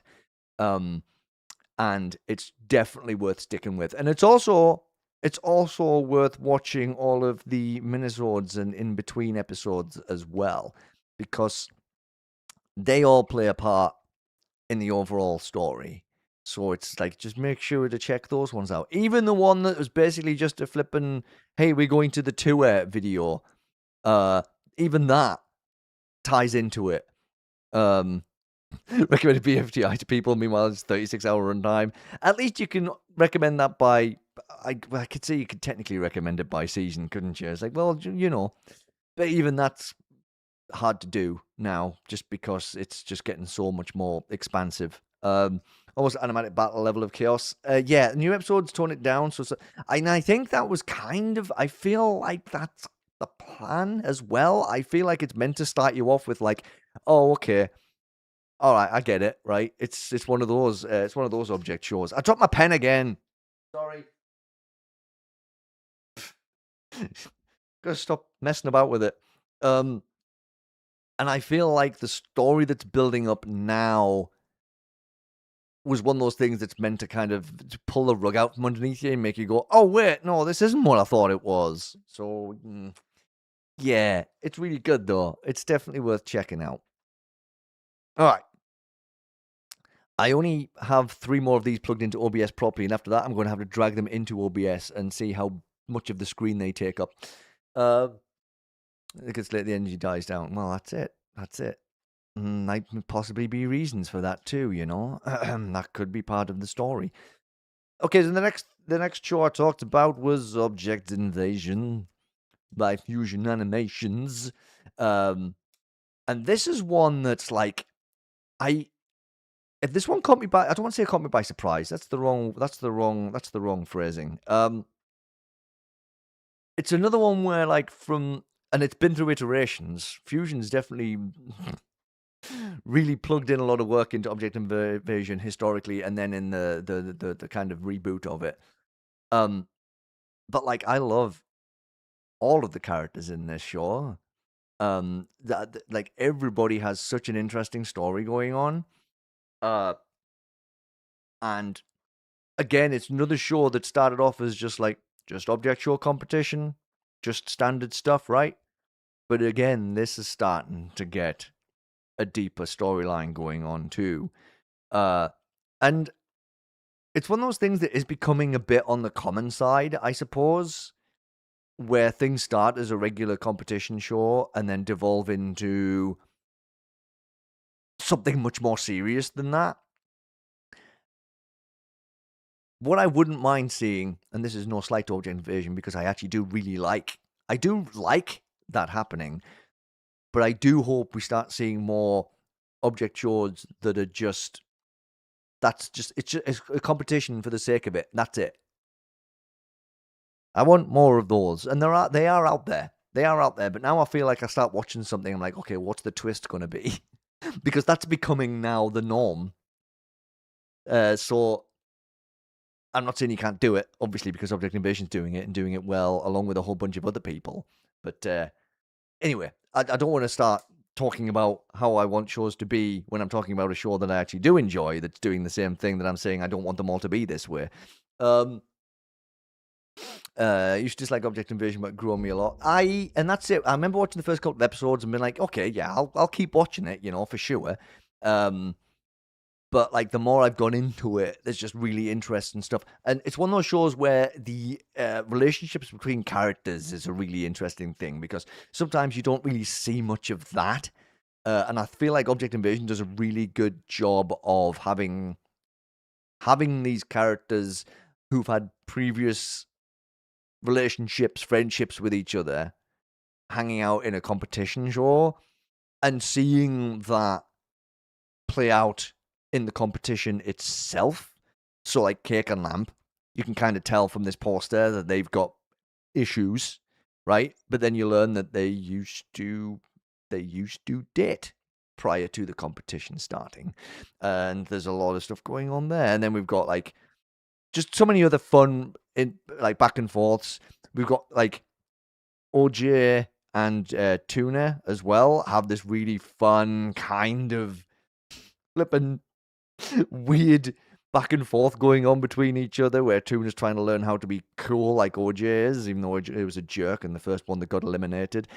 It's just really fun. There's a lot of fun interactions in it, and I feel like that's just going to continue as the show goes on. Of course, the next episode's probably going to be a big, probably deep lore episode involving iPad, the host. So I don't know how that's going to play out. I don't know how this they're going to figure a challenge out for this one, but meant to be coming out. Well, they just said summer, right? And I'm assuming it'll be what they usually do, because Fusion and Wuglo usually release Invasion and Lockdown together, right? Lockvasion. So presumably we'll get both of those drop at the same time. Whenever that does happen. Lockdown, what are your thoughts on collaboration episodes? Find them kind of confusing. That's funny because I was about to mention it. It was in. I get it's because they do Lockvasion, and I get it's because they work closely together a lot, and they wanted to probably be like, hey, let's see what happens if we wallop our characters together into the same universes. Those episodes, the most recent ones of those two shows, weren't my favorites, particularly. But I mean, I get that they're having fun with their characters, and like it was fun to see the characters from each show be done in the styles of the other person. It was fun.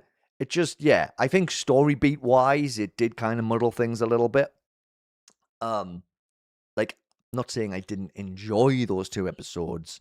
It's just maybe if it had just been like one character, maybe had popped up, rather than, and then even then it was only a select kind of few. Anyway, they did it. They probably want to do it just for the fun of the Lockvasion stuff. And hopefully they could kind of rebalance their stories again when the next episodes come out. I do need to probably rewatch everything again too before the new episodes come out, because now that I watch so many, it's so easy to forget what's happened. Sometimes it's easy to forget which characters are in certain shows, because I watch so many, and I watch so many that I don't get the chance to do many rewatches because my time is spent on stuff that's just come out. I need to find time to actually get back to stuff that I've already watched for sure. Non-canon collaborations, yes, I think that would have probably been. I know they didn't feel like they had time to do a non-canon thing when they wanted to push their shows forwards, but yeah, like a little short collaboration thing, maybe that would have served the purpose better. Vision kind of has an all around it. The hype when it releases is definitely there. Yeah, it's one of the more popular ones for sure. There are a lot of fans of Object Invasion out there. But I am excited to see what happens in the next episode. I always am with anybody's show, to be honest. Lockvasion crossover wasn't great, yeah. But anyway, it's a really good show, in my opinion. Collaborations aside, it was really fun. Really, really good stuff. And yeah, I'm excited to see what happens next. And the next one that got mentioned, actually, because I was just talking about Fusion in general, was actually the TDOS, which I also really enjoyed. And of course, TDOS gave us the sketchpad from Mighty Manor as well. So that's a win. But yeah, TDOS is really good, and it's all done. It's all out there. Is it 9? I think it's 9 seasons, but a whole bunch of them are super short. So it's not going to be a massive task to go through and watch all of TDOS. Got some really fun characters. It's got some pretty good background stories, not too deep. Not quite as, what's the word I'm looking for? Not super traumatic, I guess. Is probably the right way of putting it. Like there are stakes, but nothing that ever feels too stakey, right? But yes, well, it's funny because Fusion was doing some TDOS remaster stuff not too long ago. Well, I say not too long ago. We did see a remaster a while ago. I feel like I should too, but I was waiting to see what was going on with the remaster. But I guess Fusion's been busy. Fusion does get pulled back and forth a lot, and Fusion does work on other shows as well, and Fusion tends to hop around. And now that the 2 is coming up, Fusion was helping at VidCon this weekend. And Fusion is probably also going to be hopping around on the tour when the tour starts. So, when you've got a lot of things on your plate, I guess plans you have to move a bit slower or get put to the side for a while, which totally makes sense. But all of Tidos is still out there. We don't need a remaster of everything, to enjoy the old ones that are out there. So, definitely worth checking out. Really fun. And made me laugh quite a lot, actually. But really well put together show. It's like Cartoon Network made an object show. That's a good way of putting it. Yes. I like that description. Okay, so ooh, what was the next show I talked about? Yeah, it was this one. Which is becoming infamous for its gap between episodes. But I get it. If anyone saw, well, formerly Greeny Guy, now Jam Jacket on YouTube's last update about like episode 4B, it's the whole not enjoying it thing, right? And it was mentioned in the post that it's just not enjoying putting the show together, not enjoying doing the animating, and that could really slow you down. And and you've got to respect that. When people just aren't feeling it, in my opinion, sometimes it's best to even take a step back for a while. But like, and Animatic Battle as well has so many contestants in it. That's paving the way for it to be such a long show. And sometimes I look and I'm like, that's a lot of work. That's going to be a lot of work, right? And I love it. I love how absolutely bonkers this show is. Like, definitely, I do. But a lot of shows try to copy the formula it has, and that's the thing, right? It's like you could, yeah, it's interesting, I mean, I really enjoy it, but I don't enjoy how much it seems to be taking out a Greeny Guy right now. It seems to be really hitting. It seems to be really hitting hard. So it's like whether it be one goofy season with the debut, Dev wants shorter episodes. Okay, well that's good. I think that's not a bad idea, right? Because you just don't want to. You don't want to drive yourself into the ground, and I'm not. I never like being negative about like fans of shows, but like when all you get practically 24/7 is like, where's the next episode? Where's the next episode? Where's the next episode? On anything that you post, I that that's got to drain. That's got to drain you. And I don't know how I would cope with that. So I just do hope that Jamjack takes a break if needed again after 4B, because the last thing you want to do is burn yourself out to the point where you just despise what you're doing, because that's not the reason anyone gets into wanting to make shows, to become this kind of be all end all, this is my life now, I got to do this, or what else am I going to do kind of mentality. And it always hurts to see when people really are struggling with their own thing that it's a passion project and stuff. So it's like, yeah, we can be excited about stuff, but at the same time, remember there's people behind this stuff as well. And it's like, they deserve a break if they want one. It's like Tripwire. Loads of people got really upset about Tripwire being put on hiatus. It's like, would you rather Joza just totally quit? Anyway, I could get super deep on this. I have previously in other discussions I've had. Suffice to say, though, Animatic Battle is really good, and it is really definitely worth checking out. But at the same time, just don't be one of those fans. Don't be one of those fans. It's like, I need this now. Where is this new episode? I can't believe it's taking you this long. Don't do that. Don't do that. I don't like that. This one's so giving me a little bit. It's a headache. Episode 4 is the best one. I love it because it adds a story instead of it being how many jokes can we jam into one episode. Battle is currently bigger than I have on one episode view count, which is cool, but the pressure is therefore extremely there. Yeah, and that's what I mean. It's not easy. I can't imagine it's easy at all. I'm like, if I skipped an episode of OSR, I don't think anybody would mention it. I don't think anybody would be like, hey, where's the next episode? Because at the end of the day, I'm not creating a whole show I'm talking about other shows. But you know what I mean? I'm not under that same microscope. And I don't think I ever will be. So anyway, we'll see. 4B will be ready when it's ready. And this is what I said last time. Hi, Grippy. Welcome back. All right, this is where I need to start dropping stuff in now. Battle for Dream Island was technically the next show I talked about in episode 1, because remember, I go through things alphabetically in each episode. We all know the deal with Battle for Dream Island, don't we? Oh, you know what? Whatever. I'll drop it in anyway. Yeah. Obviously, right? Obviously. This is the first object show I watched because Ruby made me watch it and put me down the object show rabbit hole straight from the get-go on this. So yeah, BFDI, of course, right? And like, what a journey that was to watch. From the very beginning of season 1 all the way through to wow, BFDI wrapping up recently. Being here for all of that stuff now is really fun, actually. And yeah, it.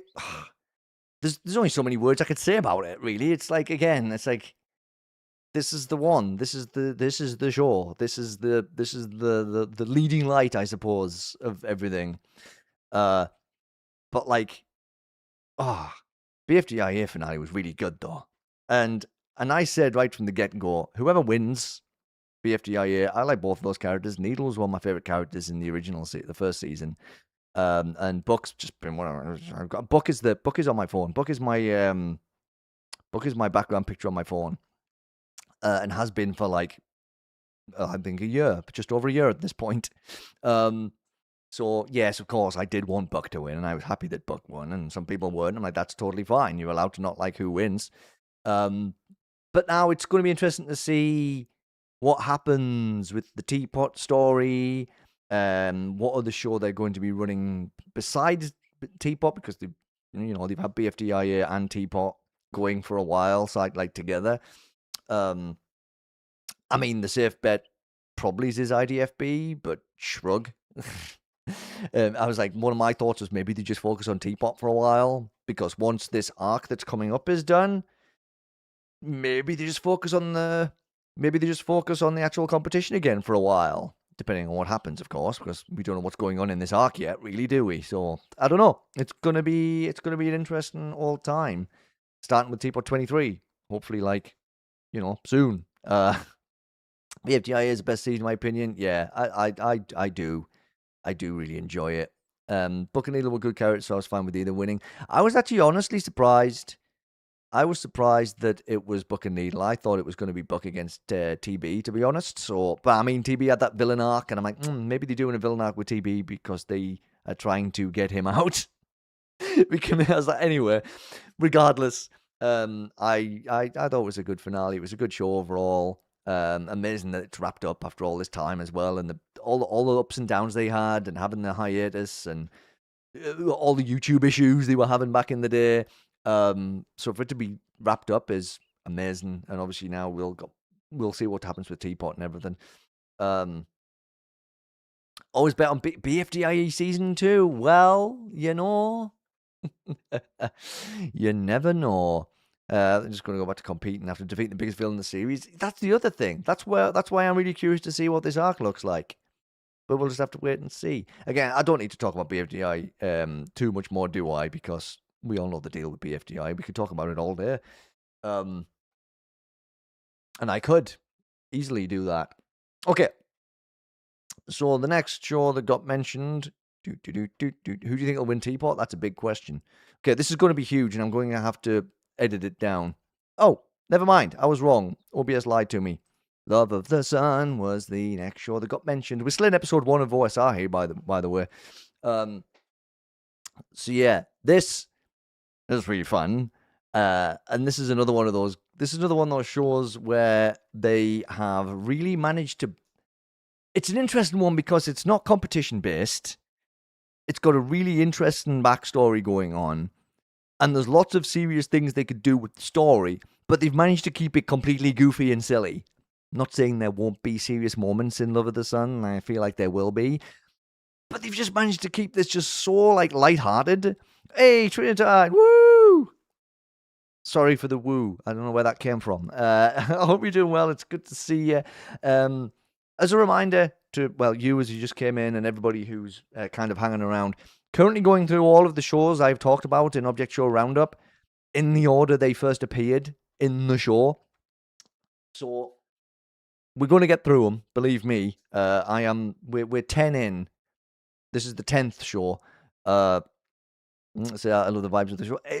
That's it. That's exactly what it is. It's got such. It's just fun. It's just fun, and all the characters interact with each other in such fun ways. And like, I'm just a big fan. I'm just a big fan of all of them, and I kind of like how there's characters who, you know, the characters in. It's been so long since I watched this show, but you know, you've got real names and then item names. So I really like that mix because it's usually one or the other, right? Or like there's the classic like with Eric trying to call them all by their object names rather than their real names, even though Eric knows all of their flipping real names. Anyway, so I like that mixture going on. Obviously, I'm a fan of Michael because generally when I share a name with a character, I feel an affinity to them, and I do kind of. I get Michael's vibes. I really do. I understand. I mean, as if this image doesn't say it all. Michael is the pinwheel, by the way. So yeah, we've had a few little teasers, and I know that the last little update they posted was like they said this is the last post we will make before the new episode comes out. That was a little while ago, not super duper long ago, but it does mean that new episode probably isn't a million miles away. So I'm not going to try and predict when it's coming out, but soon, I guess. I don't know. I don't like trying to nail stuff down too significantly or specifically because Mikey is wrong more than they are right. So I need to make sure I keep an eye on trying to be too predicty. It can be fun, of course, because you know when you're right, it's fun. But when you're wrong, it's like, you know, well, you know, especially when you're wrong like 99 times out of 100. So anyway, I am excited to see what goes on with the show when the next episode comes out. And it's another one I'll probably have to rewatch too because again, it's been kind of a while. I remember the ins and outs of it, but I can't remember some of the in-depth things. So I'll probably need to get back to that at some point. This super fun show though. All right, what was next? Oh, it's another show I sing the praises of quite a lot. Look how big this is. It's Sacrificially Solitary. There we go. By Malkit. This is really good. This is another one. This actually has the same kind of feel as Love of the Sun, actually, because there's a lot of stuff going on in the background, and you know there's some big stuff going to be happening, but all of the characters are complete goofballs and goobers, and I love all of them so much. These two, Clyde and Cleo, one of the best odd couple scenarios that I've seen in an object show. And I remember one of the times I was right about something is I said, these two remind me of Mordecai and Rigby from Regular Show. And Malkit actually says, yeah, they were kind of inspired by those two. I was like, yes, I was right about something. Got confirmation of my silly headcanon idea. So that was fun. And honestly, Malkit's one of those creators who I've like is super supportive, has commented on quite a lot of like practically every time I've mentioned Sacrificially Solitary actually, and like we've had a lot of back and forths in comments on Malkit's posts, and when I was doing the interview with well, not Sentry anymore, Jose and Minty, I remember they were like, oh, by the way, Malkit says hi, and it's like, to say hi back for me. It was really funny. I might have to watch it then. It's see this.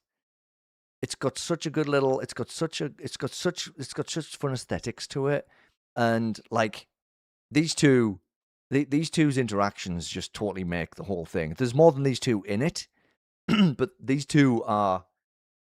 Oh, I love them so much. They're just really fun. The dynamics are really good. They have a really good dynamic, and that does make it worth watching alone. The story itself is shaping up to be a pretty good one as well. Again, this is another show that's currently not on hiatus, but just moving a little bit slowly. It's all this real life stuff kicking in, because a lot of people who make these shows, as a lot of you are probably well aware, are on the younger side, so they have to contend with school, college, just doing all that real life stuff.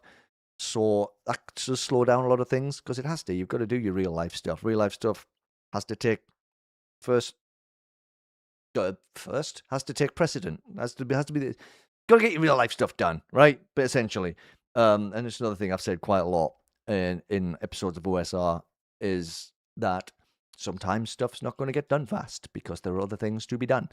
So just have to respect people's time and the fact that they use the time they do have to make something to entertain us, right? I mean, you got to respect that. Yeah, Sacrifice Soldiery, really fun. Really, really good time. The plot is, like I said, shaping up to be pretty good. Very interesting. I'm still trying to decide if there is any way that this show can actually possibly have a happy ending. But I live to dream.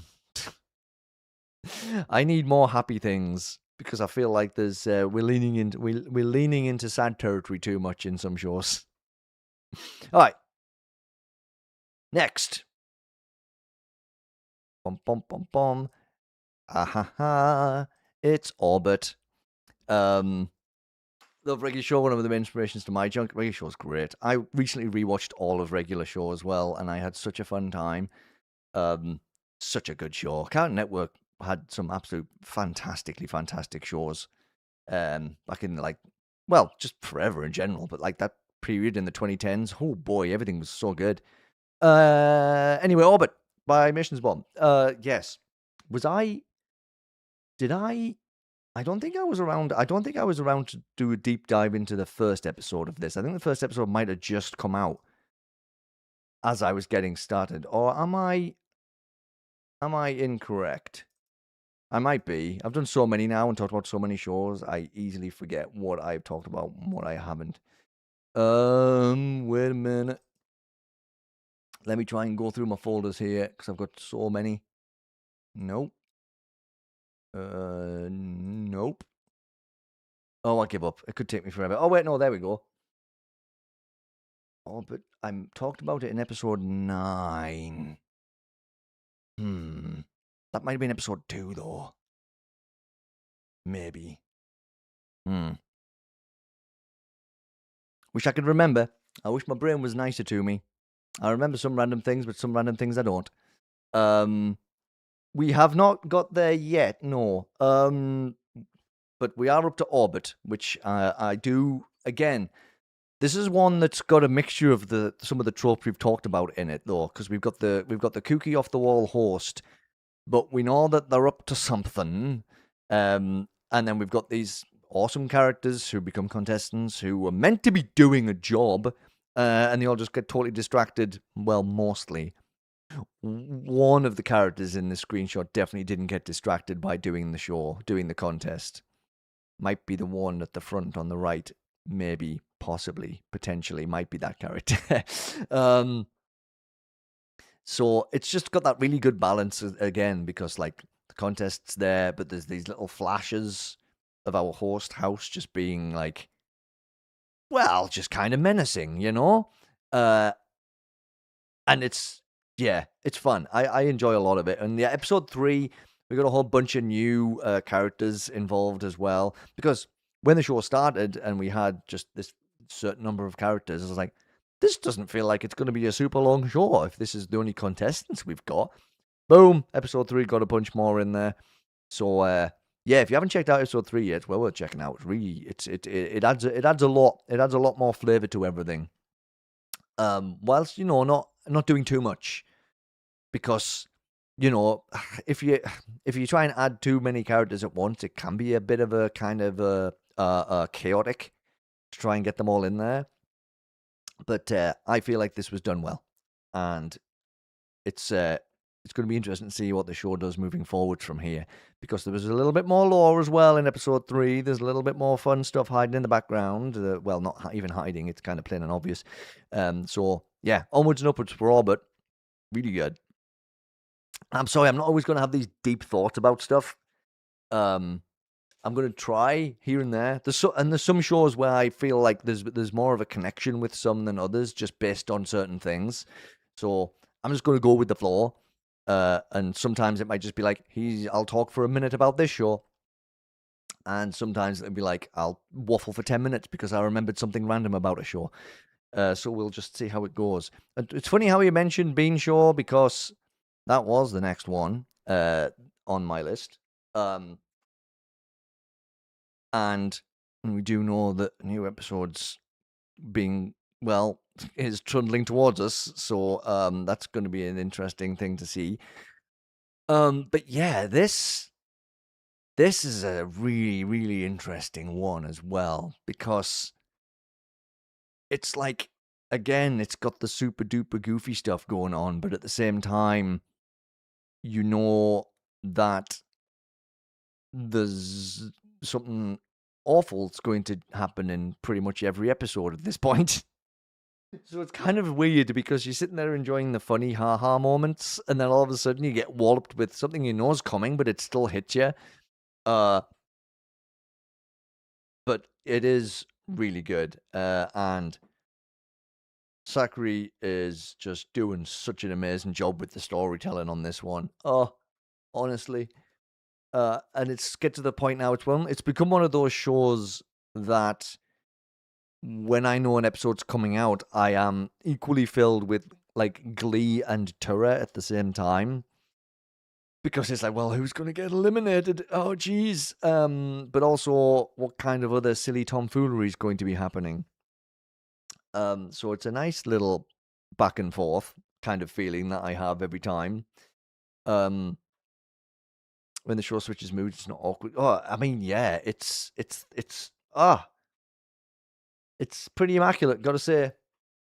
Oh yeah, yes, the songs are really good. Yeah, I randomly burst out singing H2O now and again. It just pops into my head. It just creeps in there. Pour myself a glass of water. H2O, just so you know. It's, oh my god. It's such a sneaky song, that one, because it's like you won't think about it for weeks, and then all of a sudden it's just like, oh, that song's in my head for some reason. Where did that come from? Oh, yeah, it's great. And we know that the new episode is... Well, Sakuri's last update about this was along the lines of it being, you know, what was it? I don't want to try and make up words here. What did the post say?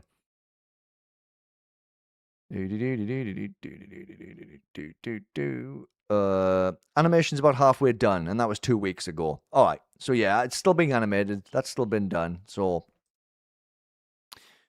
it's another one where it's like, we'll see. It'll be here when it's here. Oh, I'm getting super warm, by the way. Oh my jeez. It is one. I agree with that too. It is one of the best serious shows. People watching the episode and then switching their camera after reveals. They're on a water slide as a crew. I haven't seen those. That's really funny. Oh jeez. Oh gosh. Hi, Salty loves bagels.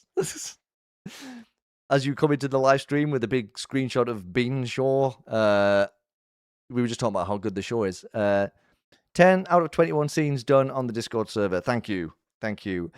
This is the thing. Side note, this is one of the things I'm very selective about Discord servers that I'm in, because I'm like, I find it hard enough to keep up with just updates on YouTube posts.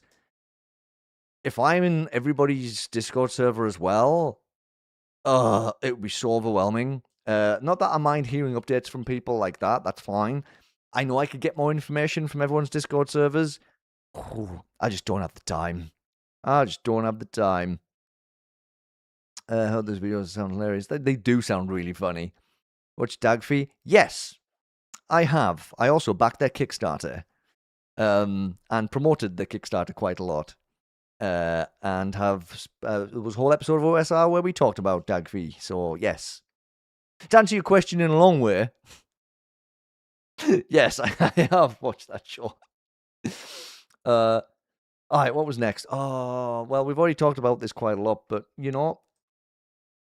Lunchbox Kids was also mentioned in the first episode of Roundup, and this is just a delight. This is peak slice of life object show stuff. There's no competition show, like no super high stakes. It's just goofy, silly, light-hearted fun. There are serious things, there are serious discussions between the characters. And that is there in the background, but it never feels too heavy. It still manages to have a kind of a light feel to it all. Yeah, honestly, it's really good. Lunchbox Kids is one of my absolute favorites. I will forever shout from the rooftops about this show. And like I say, yes, there's a bit of bias because of me and Mikey having a chat on the live stream back in September last year.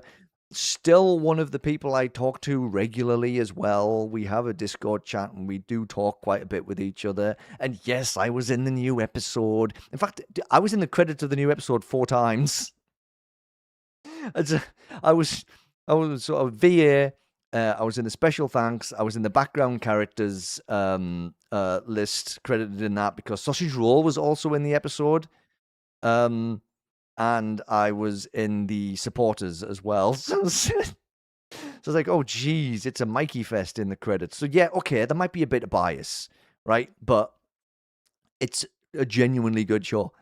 And I was so excited when episode 5 dropped last week because like, oh yeah, episode 5's here. It's really good. I 100% would recommend this to like anybody. If you just need to chill, for a little bit, if you've watched a few heavy shows, stick this on and it'll just lift you up a little bit, right? It's definitely one of those, and 100% recommend checking Lunchbox Kids out. Very good, very fun, and I will have a tattoo of these 4 characters on my leg tomorrow. And anyway, yeah, Nick the Snake I've heard a lot about, but I have not gotten around to checking that out yet. I will at some point, though. Can you hear my voice getting raspier? It's been a while since I've talked for this long consistently. It's only been 2 hours. But it's really, it's getting to me a little bit. And we've got so much more to go through. But it's fine. I can do this. I've committed now. Right, so are we still in episode 1 of OSR here? I think we might be. All right, next. Don't know why that's tiny. 3 EE. 3 EE. Hydrate. That's not a bad idea. I should get myself a glass of water. I was meant to bring a bottle of water down with me and I forgot. Wait, are you saying I need to get some H2O? Sure. Actually, I'll do that. You can all stare at the 3EE screen for a while. Give me 2 seconds.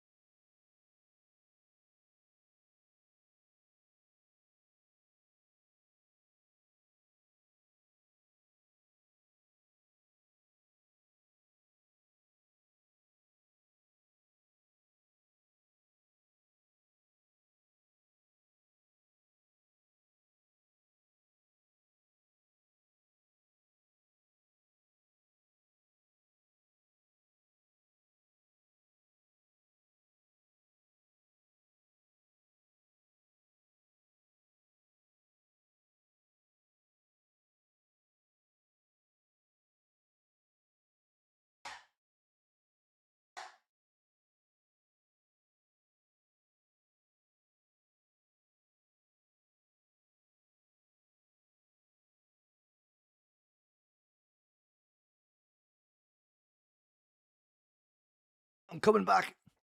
Oh, hi, Dogbot. How you doing? Thanks for the pop in and pop out. I appreciate it. Okay, so yeah, 3EE was talking about this being one of the gayest object shows ever. It's definitely up there. If not, I think it is. I think practically. I think every single contestant is LGBTQIA plus. So yeah.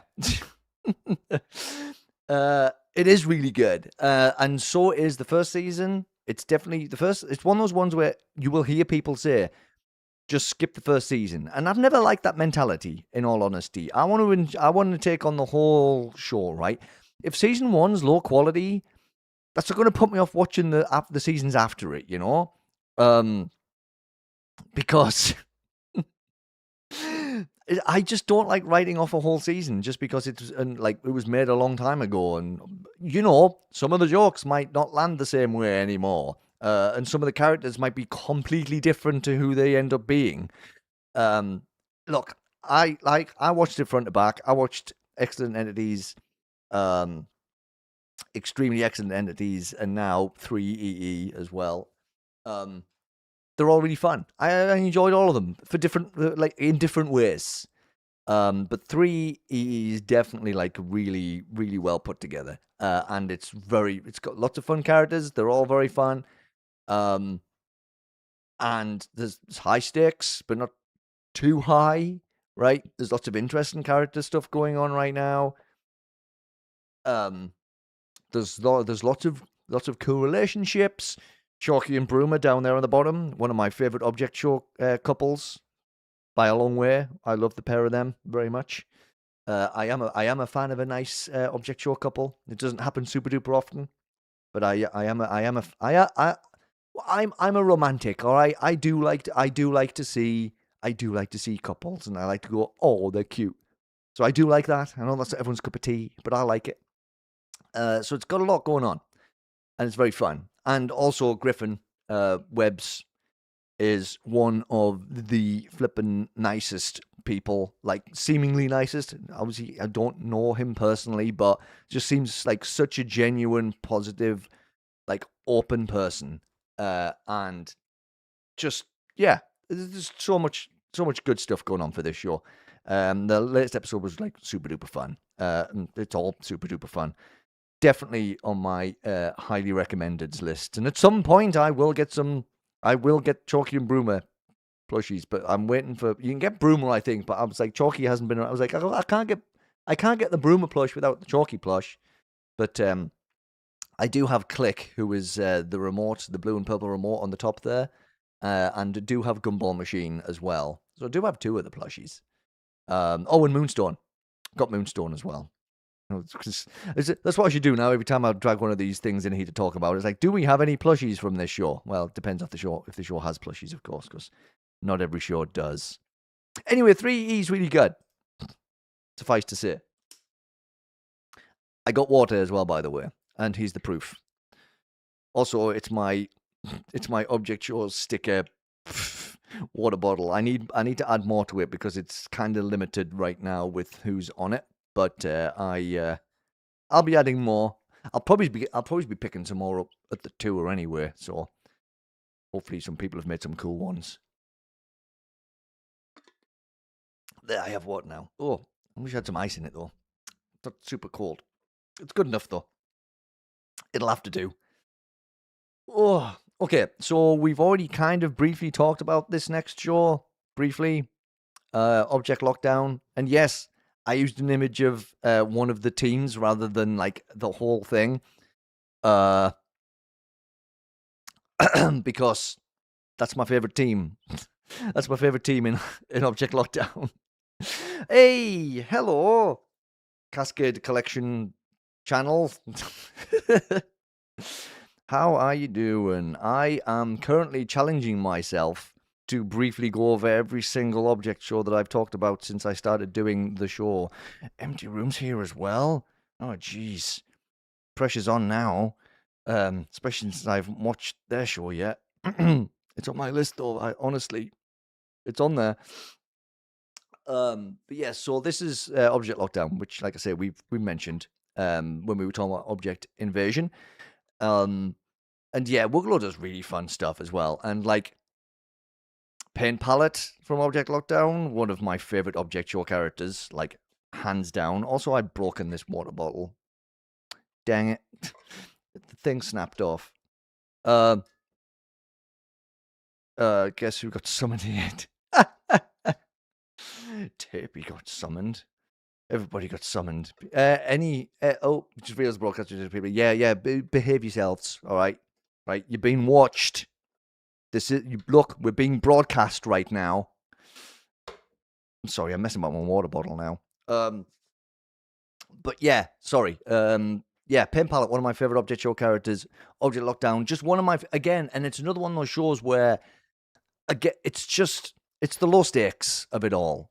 You know, I mean, if you've watched, there's like kind of another season called Object Lockout, which features a lot of the same characters from Lockdown, but it's like they have amnesia. It's like they can't remember who they are, and Paint Palette seems to be controlling stuff. It's weird, and it feels like that's got to be set after Lockdown. But for now, Lockdown's just low stakes, general silly Object Show competition stuff. Again, it's got relationships in it, which I enjoy. Right? There's a lot of that going on. There's a lot of gay. That's always a win to me. Is if it wasn't obvious, I do like a bit of like gay representation in my shows.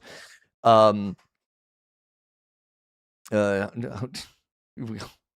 about GSNC. I should talk about a show I promised to watch and not watched yet. Listen, I'm not showing myself up like that. I refuse. But I will at some point. I just can't guarantee when. But sorry. Object Lockdown is really fun, really good show. It's 100% worth checking out. And again, we're getting another Lockvasion soon. Every time we say soon now, we should put TM after it. This thing is coming out soon, TM. That's better than nailing a date down, though, and then not hitting the date. I always say that, too. It's like, don't give yourself a proper release date for something unless you know it's already done and ready to go. Or, like, this far away from being done. You know what? I'd rather people say soon than put down this specific day. And then, like, 2 days before that day, they say, well, I was wrong. It's going to be another couple of weeks. That's, yeah. Just, I think soon is better. Anyway, Lockvasion soon. Just said summer. I reckon it's probably going to be after the tour, though. Depends how busy Fusion is, because Fusion's usually hovering around the tour. So we'll see. We'll see. Yes, I can definitely answer stuff in between going through all of the shows. So the concept of what I'm doing right now is I'm going through every single show I've talked about in OSR since the show started. And giving them a little shout out, essentially. So that's kind of what I'm doing right now. Object Lockdown is Woogalo, by the way, if you didn't know who did it. I should be saying the channel names as well, shouldn't I? Deadlines are best to be internal. That's the best way of doing it. Definitely. Because you don't want to paint yourself into a corner. And you don't want to do it more than once. You don't want to say it's going to be out this date and then you have to push it back. And then if you say another date and then you don't hit that date as well, well, soon is better. Have a GDS release date and just start audio. Shoot, probably manage somehow. Well, good luck. I believe in you. All right, next, problems and solutions. We mentioned them earlier on the video when we did the standard Object Show Roundup updates. I also adore this show. This feels like another one that's just like, it's very slice of life style. I did see you post about the Apple and Worm plush being on sale, but I bought so many plushies over the last year. I'm having to calm down on spending money on them, especially since we're going to the tour in a week and a bit, and we'll probably be buying all the merch there. I've spent. We have so many Object Show plushies. If I have the picture, I will bring the picture up of all the plushies after this. Actually, do I still have it? I could have sworn I saved it somewhere. Did I not?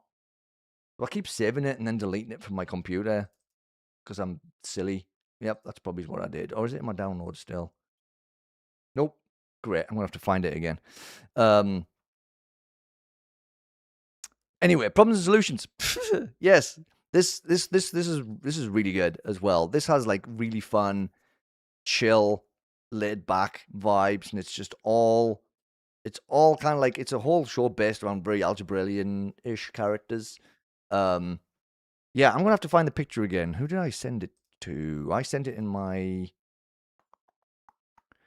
Oh, I posted it somewhere. I thought I still had it somewhere. Um, I'm annoyed with myself for not having it on hand. Wait, just look at this awesome problem and solution screenshot, and I'll try and keep talking about it while I find the picture.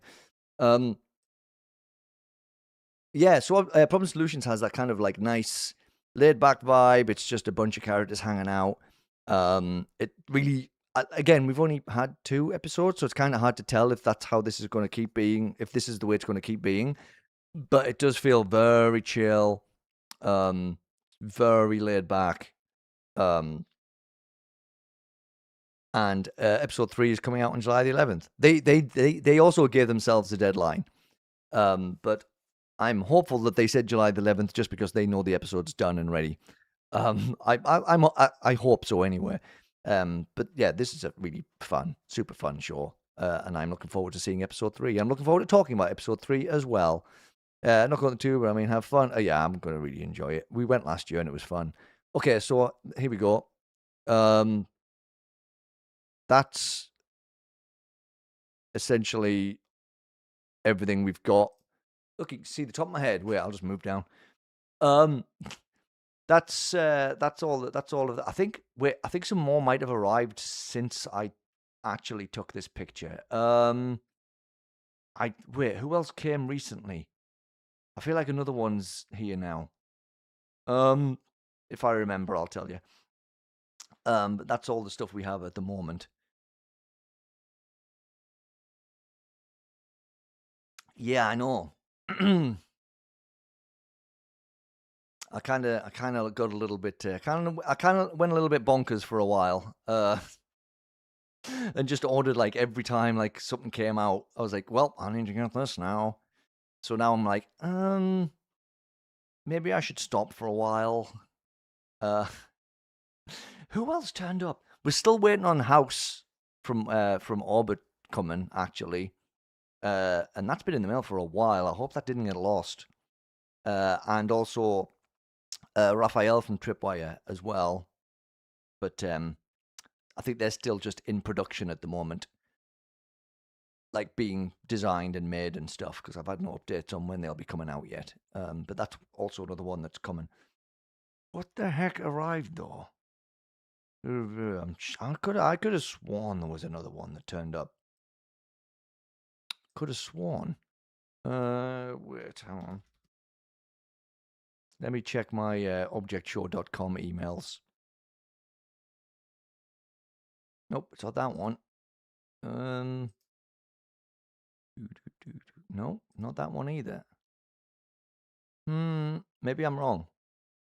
No, maybe I'm wrong. Maybe there's no. Maybe I was thinking about House, who hasn't turned up yet. That could be what it was. But yeah, anyway, there you go. That's what we have so far. Ugh. Okay. We are up to the 18th show now that I talked about. And this one, this one's a real fun one as well. I'm excited about where this one goes from here. It's Wish on a Star. Yeah. I'm a big fan of this one too. I really like this show. I really like it. I really like all the characters. I like how silly it is. Again, there's a little bit of potential, kind of possible, because we don't really know what happens to the eliminated characters yet. But on the whole, I love all of these goofballs. Every one of them. I love them. I do. Yeah, I love that show, and like, it's just oh, it's really fun. And like some of my favorite things are like it's just silly little details, right? So like sorry, I'm messing with my water bottle. In the first episode, Cinderblock lands on Sunnyside, the egg, and gets yolk all over them. And in episode 2, Cinderblock still has that yolk there. I'm like, I like the carryover detail to that. You know, it's just it's like you don't have to do that kind of stuff. But when I notice it, I'm like, that's a cool thing. That's a cool little thing to still have that there. Yeah, I do. Lots of Wish on a Star fans here. It is good. It is very good, and the creator also seems very nice. And again, it's another one that's so it's like what always gets me is like I don't give shout outs to shows and talk about shows and stuff for like any reason other than to point people in the direction of it if they might not have seen it before. So like one of the things that always makes my day is if I happen to have mentioned a show in an episode and then someone pops up in the comments saying, "Oh, I can't believe you talked about my show. Thanks for that." Every single time it gets me in a good way. Every single time. It's like, "Oh, you are more than welcome." That's kind of what I'm here to try and do. So recovery centers as characters. Yeah, that's the other interesting part to this one. Very much at the thought of like, what are they going to do if recovery center gets eliminated or destroyed? Right? There's two kind of yikes. There's, yeah, wow, definitely lots of woes fans kicking around. I like it. I love to see it. Hopefully, all of these people talking about how good the show is convinces people who haven't watched it yet to go watch it. And it's not a bad time to get into it too, because there's not tons and tons of episodes to catch up on yet. I believe there is. It's 2, isn't it? 3 episodes. Sorry. There's 3. There's 3 episodes so far. And yeah, I mean the first episode was like 30 minutes, but after that they kind of dip in length, so you could watch the whole thing in way less than an hour. So it's like, just sit yourself down. This is what I always say, right? When I'm recommending a show to somebody, it's like, sit yourself down, make yourself a cup of something. I usually say a cup of tea, but I know not everybody drinks cups. Not everybody's British like me and sits down with a cup of tea. I know you don't have to be British to drink tea. Sorry, I'm just being jokingly stereotypical about myself. And just like, because in my head, though, a cup of tea, you know, depending how big the cup is, can last you about 45 minutes, right? Ish, depending on like how quickly you want to drink it. So that's why a cup of tea is like my basis. It's like, if you could finish a cup of tea watching this show, then it's not going to take a lot of time, you know? I prefer Chop Bunny's Older non-competition show, but it was a still peak. I didn't watch that one, actually. Oh, yeah. New episode is this. Yeah, I saw someone mention that. So that's only a couple of days left of. Oh, yeah, anyway. So that's something else I'm going to have to add to my list of stuff to do notes on. The thing I love most about the OSC, despite any flaws I've seen in my over a decade in the community, is the collaborative, supportive nature. Got to stick with each other. Yes, I was talking about that earlier too, and I was talking about how there's a lot of. Sometimes all you see is the drama, right? When, you know, someone does something bad or someone releases an episode and people don't like it, and it's just all the negativity. And I was saying this earlier, we do need more positivity. There's enough negativity everywhere else. We don't need it here. Here should be a fun place to be, right? And that's what I like. That's why I always try and keep it that way. It's also one of the reasons I started doing OSR as well. Is like, well, how can I do my little part as well to try and boost this community too? And like, I've got a couple of people, I've got a couple of work colleagues now into watching some object shows.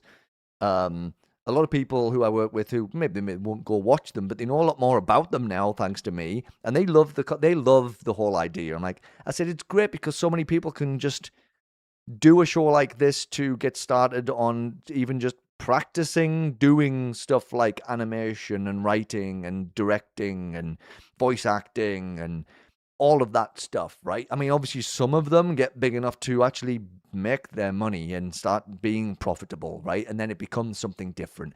But either way, it's a great way for people to dip their toe into this stuff, which I love that aspect of it. Fun fact, I work for a semi-popular YouTuber making a really good show called BFT. Whoa, that's a long one. BFTK or BAF. Buff Gorbav. Flaws of Purdue are mostly born from clicks, so it makes the sentiments. Oh, yeah, for sure, yes. So, it's also really awesome. Cool, the first episode's coming out soon. Interesting. All right, well, it's probably going to pop up on my feed because my YouTube feed is mostly... My YouTube recommended now is like 99% Object Show related. YouTube is actually getting some of the algorithm stuff right here. OC is a double-edged sword in that regard. Some people are way too negative, and some people have toxic positivity. Yeah, it's you've got to find the right balance for sure. See you later, Empty Room. Thanks for hanging out. We'll see. Wait, what episode? What show? This is the 18th show I've mentioned. Less negative and also give constructive criticism. Yes, that's the thing. Definitely. Battle for the King of Blue and Friends. Okay, thank you for the breakdown of the what that meant. Woo. Okay. The creator of this show was lurking around earlier, actually. Don't know if he still is, but Oak is the next one on the list.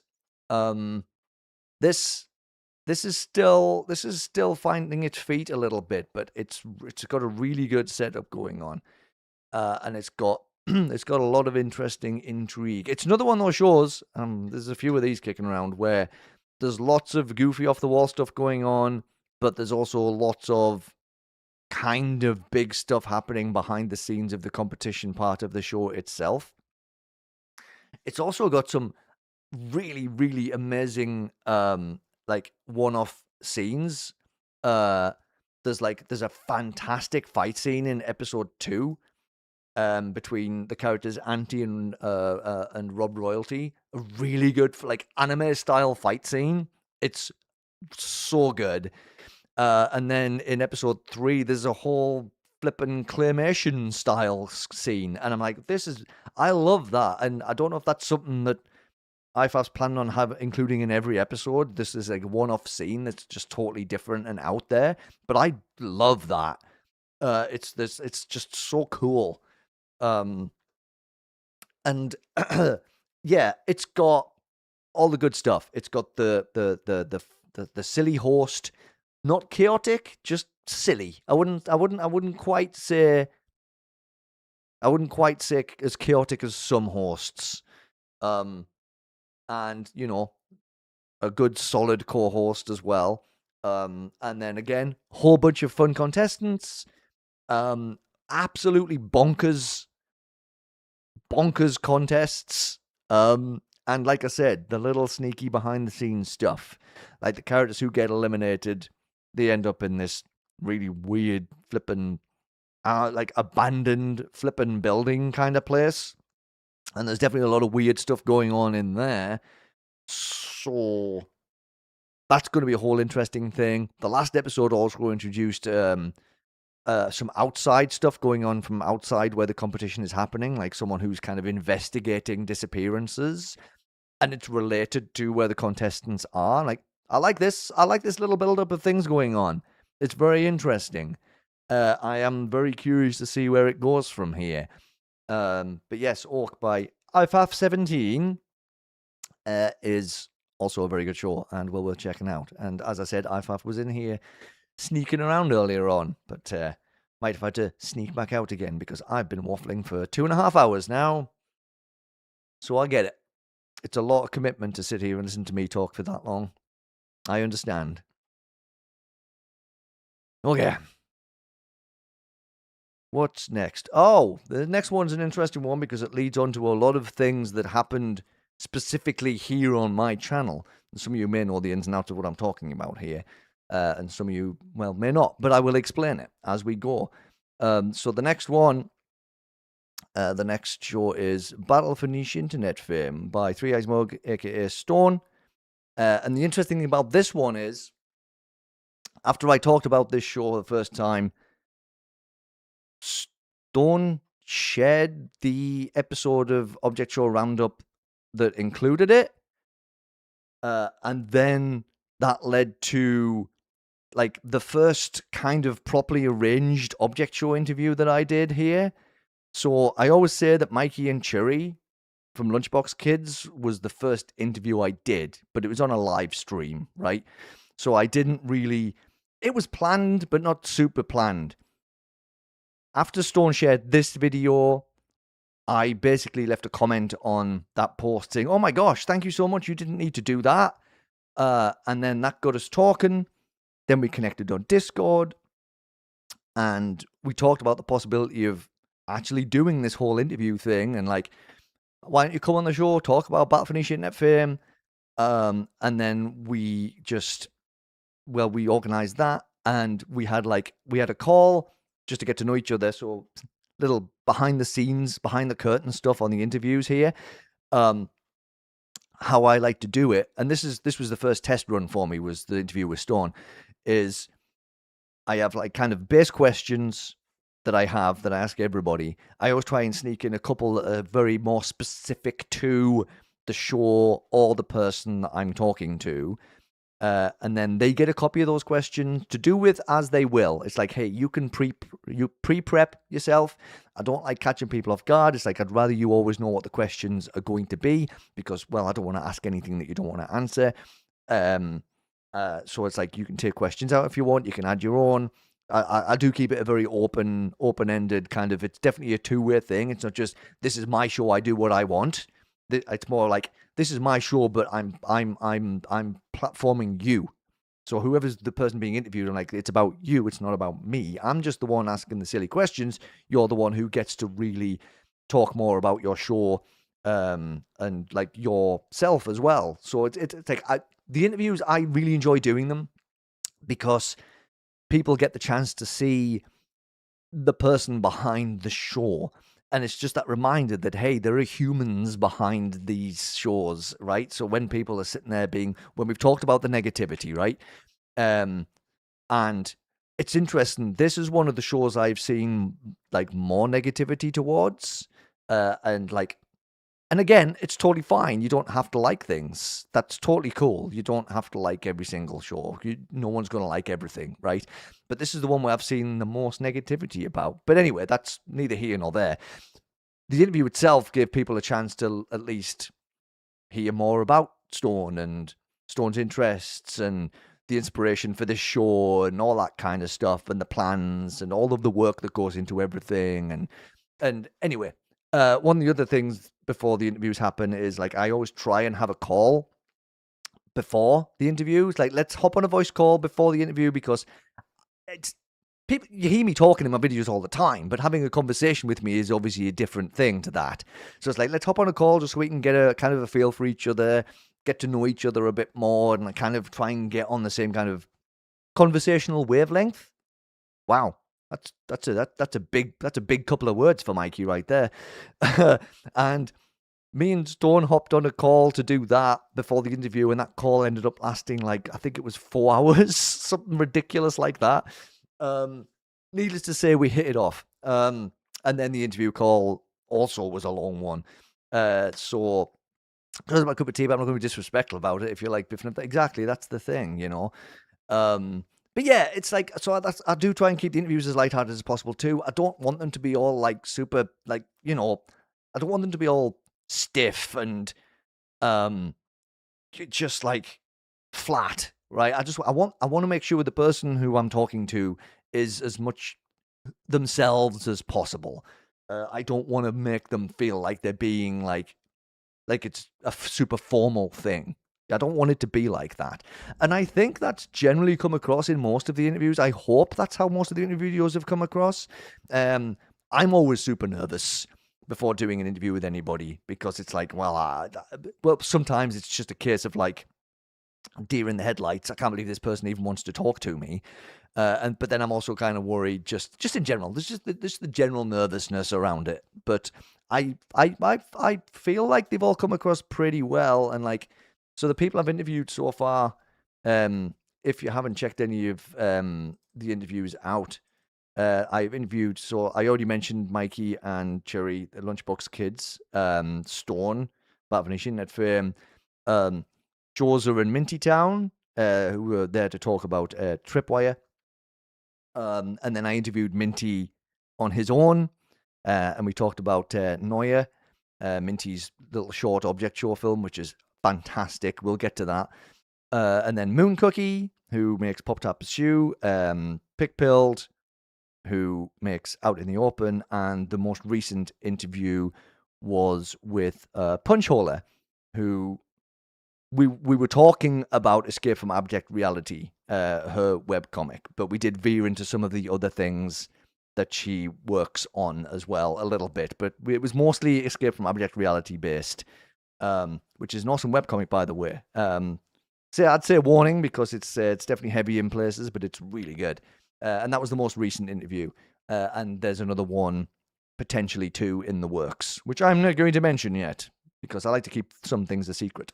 But suffice to say, sorry, I kind of went down an interview discussion rabbit hole there for a while. Suffice to say, my first interaction with this show was the song from the most recent episode, I'm Sorry You're Inferior. That was the first thing that popped up, and I listened to that before I watched the show. But then I was like, well, we should probably watch the show, see what it's like. And yeah, it's really fun. It's very. I like the concept a lot. I like the idea of all of the characters being apps. That's very interesting. I like the way that the prize is internet fame. So it's like basically all of these apps trying to be the most popular app. I just really think it's just a really cool idea, and it's just all around pretty good. And like the interview with Stone's put so much thought behind all of this as well, and like even thinking about like the relationships between apps, like how they would be related to each other in certain ways. Like some are siblings, some are the parents of other ones, and it's really cool. There's a lot of thought gone into it, and like I say, episode 3 is coming along. It's going to be a long one. Cringe accusations rather often, which is always kind of a weird criticism. Yeah, cringe in general is a term I don't like to see. I'm not going to knock anybody down for using it, but I always say I feel like I'm cringe and I don't care, because all I'm doing is being myself. And if people think that's cringe, then cool. I am indeed cringe then. But really though, I do love Biffneff. And again, I get it's not everybody's thing. I do. I understand. But all I'll say is at least give it a shot. Because if you're avoiding it just because other people have said it's like bad, that's not a reason to avoid something. I don't let people's opinions stop me from engaging in media. Some of the films that my friends have said they despised, I've absolutely loved them. So always give something a try at least once, I would say. Unless it's got like content that you're not comfortable with. Of course, that's a completely different matter. If it's got violence in it and that's not your thing, if it's got swearing in it and you don't really want to watch stuff with swearing in it, that's also fine. But definitely don't skip something just because some people are like, this thing sucks. I don't know. I just don't think it's a good reason to avoid things. Feels like embarrassed when I hear the word cringe. It feels and sounds like 2020 slang that's how I managed to stay for 6 years. Yeah, it feels like it has been around for a while, and sometimes these terms kind of woo up and down and kind of disappear into the ether, but cringe has definitely stuck, hasn't it? It's whatever. I don't care. I don't use it to describe anything except myself, but I use it in a positive light for myself. Because I'm like, I don't care if I'm cringe. I'm enjoying myself. Okay. Which is a weird word because it's thrown with no meaning. Like, why would you insult someone's stuff someone might be into? Yeah, that's the thing as well. It's like, I don't know. This is why I always say it's like, it's more fun to talk about stuff that you like than to talk about stuff you don't like. But I think some people really do enjoy being negative about things. And I think that's one of the other problems we've got. Just in general. This isn't just OSC. This is just in general, right? People would rather bash something and like have a big rant about something to get attention rather than say, check out this really cool thing. Like, I prefer to check out this really cool thing. That's what I prefer. but I think, I don't know, the negative stuff gets more attention. It's just the weird internet culture we've got going on. Gonna go VC with friends. Oh, cool. Thanks for hanging out. Thanks for hanging out, Toast Pop Tart. I hope you have fun in VC. Thank you for being here. We appreciate that. We've still got quite a few shows to go through, and I keep saying get distracted, but I don't mind at all, really, because that's kind of the purpose, right? Okay, the next one. People hate other people being their true selves because they hate their own true self. Ha. I say yes. That's definitely a thought I've had a few times, for sure. Okay, next is Thursday, 3/27. So there's one episode of this so far, and it's not super duper long. I think it's definitely less than 10 minutes, if I recall. It has been a while since I watched it, but it is 5 minutes. It's only 5 minutes long. And it's got such a really fun, unique art and animation style to it. And it does so much in that 5 minutes. It does so much. It's one of those ones where you've really got to check it out. And it's not a competition object show. It's the kind of, if I want to lean into kind of drama again, slice of life drama object show. And it kind of, in the space of 5 minutes, it deals with just things like grief, but mainly grief, right? But it's like, it's not sad. It's just, it made me really reflective. And I know that River has, so it's River HM, who made this. Has also been working on a few other things lately. I believe they've worked on a show called, what was it? Episode came out not too long ago. It keeps popping up on my feed.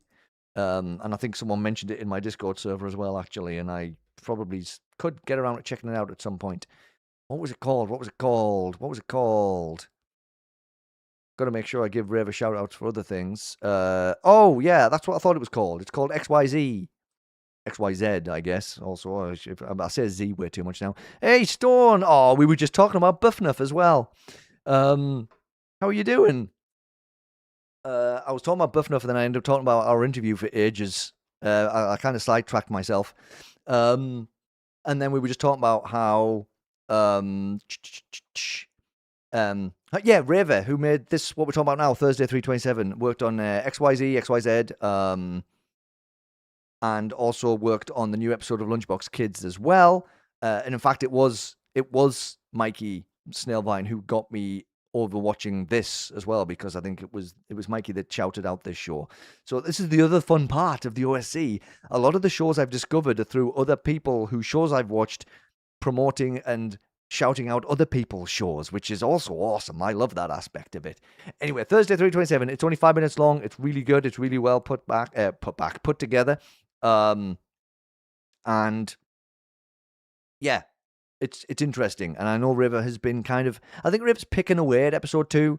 Don't know exactly how far along it is, but never a bad time to start watching something. And 5 minutes, yeah, you could watch that super easy, super fast. And it's really good. It's got some really, really cool animation going on.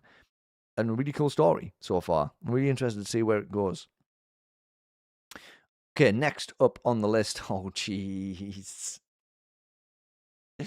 Hey, you may have noticed a plushie behind me on the second shelf down.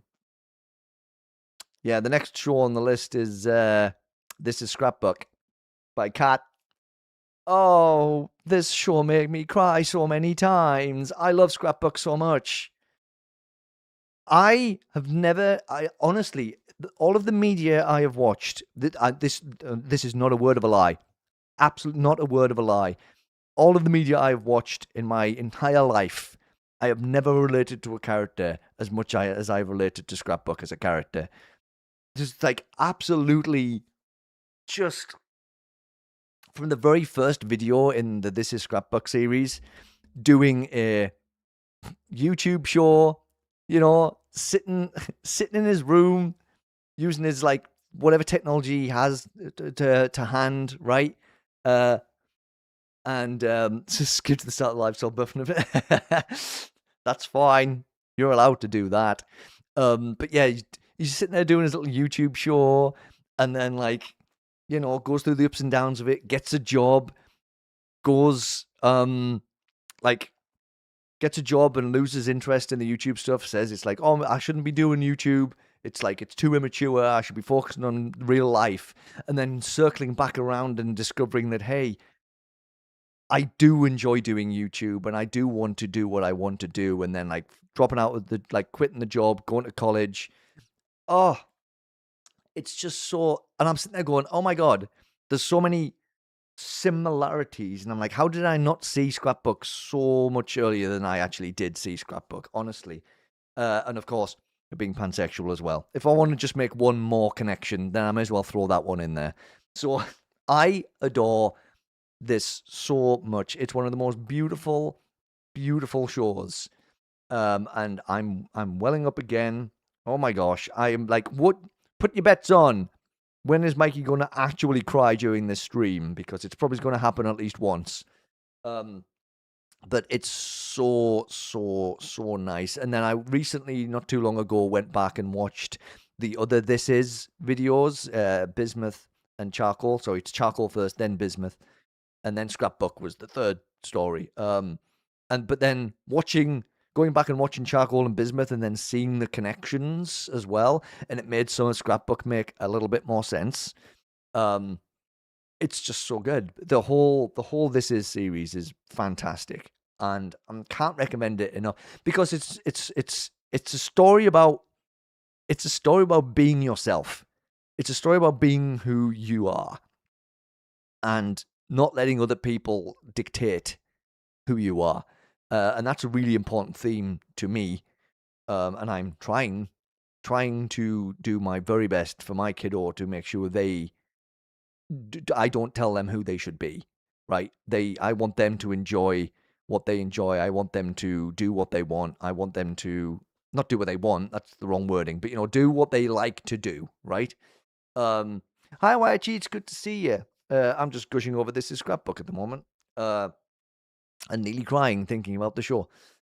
The Scrapbook has made me like some of the shows we've talked about already that are on the sadder side for sort of different reasons. This show made me cry more than all of those put together, actually. So I'm not trying to say that as a way to put anybody off. It's like, I don't want to cry, but it's positivity, believe me. It's such an uplifting show. It's amazing. Kat did such a good job with it.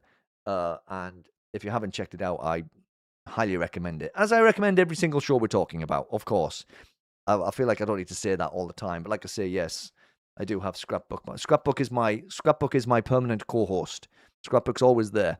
Scrapbook is always just making sure I'm still doing a decent job.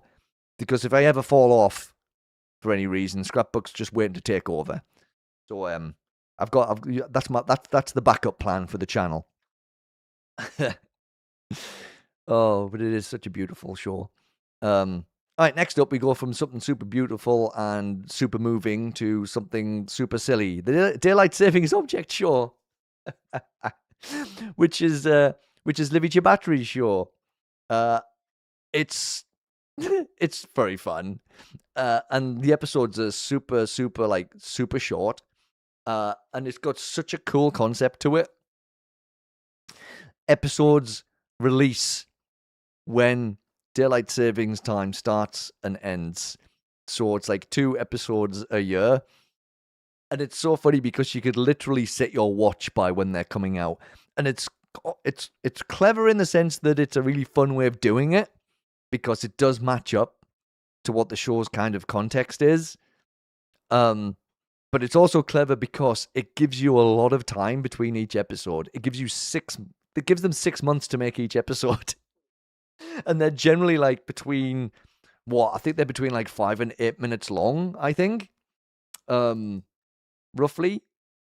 So the first episode was 4 minutes, the second episode was 10 minutes, and the third episode was 8 minutes. So they're not like these huge behemoths or anything. But they're all really, really fun, and there's lots of really cool people involved in making them. And it's just so silly. I just love how silly it is. It's definitely one of those object show competition. It's one of those competition-based object shows that's just, you really don't have to. Again, I'll say this, I guess, at the minute, it just doesn't feel like the stakes are going to be super high. It doesn't feel like there's going to be any flipping object trauma in this. It's just really silly. It's just really silly, really fun, super down to earth. Down to earth, considering that Sonny and Mooney host it. Ha. And yeah, it's just, again, it's another one of those shows that I could just turn on if I'm feeling a bit bleh. It's like, I'm going to watch this again because it's just silly. And it's really fun. Oh. All right. That's 23 shows we've gone over now. All right. Actually, and we're going straight from silly, goofy, kind of don't have to worry about anything bad happening too much to kind of the opposite of that. Filed to be. So this is by Zero or SickX6er. I think you can find the channel through that name. So all the episodes are for some reason named my OC after Mooney. Well, ain't nothing wrong with that. So File 2B, it's got such an interesting style to it, because what happens in, like, it's just the art style is interesting right from the get-go. I really like it's got One vibes, and it's intentional. Zero has mentioned that One is a big inspiration for this show. And the context there here is, so the Spencer, who is the host there, the one gesturing, basically teleports a bunch of objects to another place from a lost and found box in an office and brings them all to life, and then kind of makes them compete. And the prize for winning is that the winner gets to go back to being inanimate and unaware, which sounds awful, but that's what they really want. They're really confused about why they're alive, and they kind of find it very weird and don't want to be. So it's really curious, because the prize itself is something that we would go, oh no, generally, but it's something they actually want. So that's interesting. But the thing is, the eliminated contestants, the punishment for being eliminated is that they become inanimate but are still aware, which is flippin' horrifying. Honestly. And there's 2 episodes of this out so far. The second episode, I think a few weeks ago, came out. It's really good. And another really good thing in this show is there's some really cleverly done moments where it's just, they don't use music. And there's some scenes where it's just silence, but it fits the scene so well. Right? And it's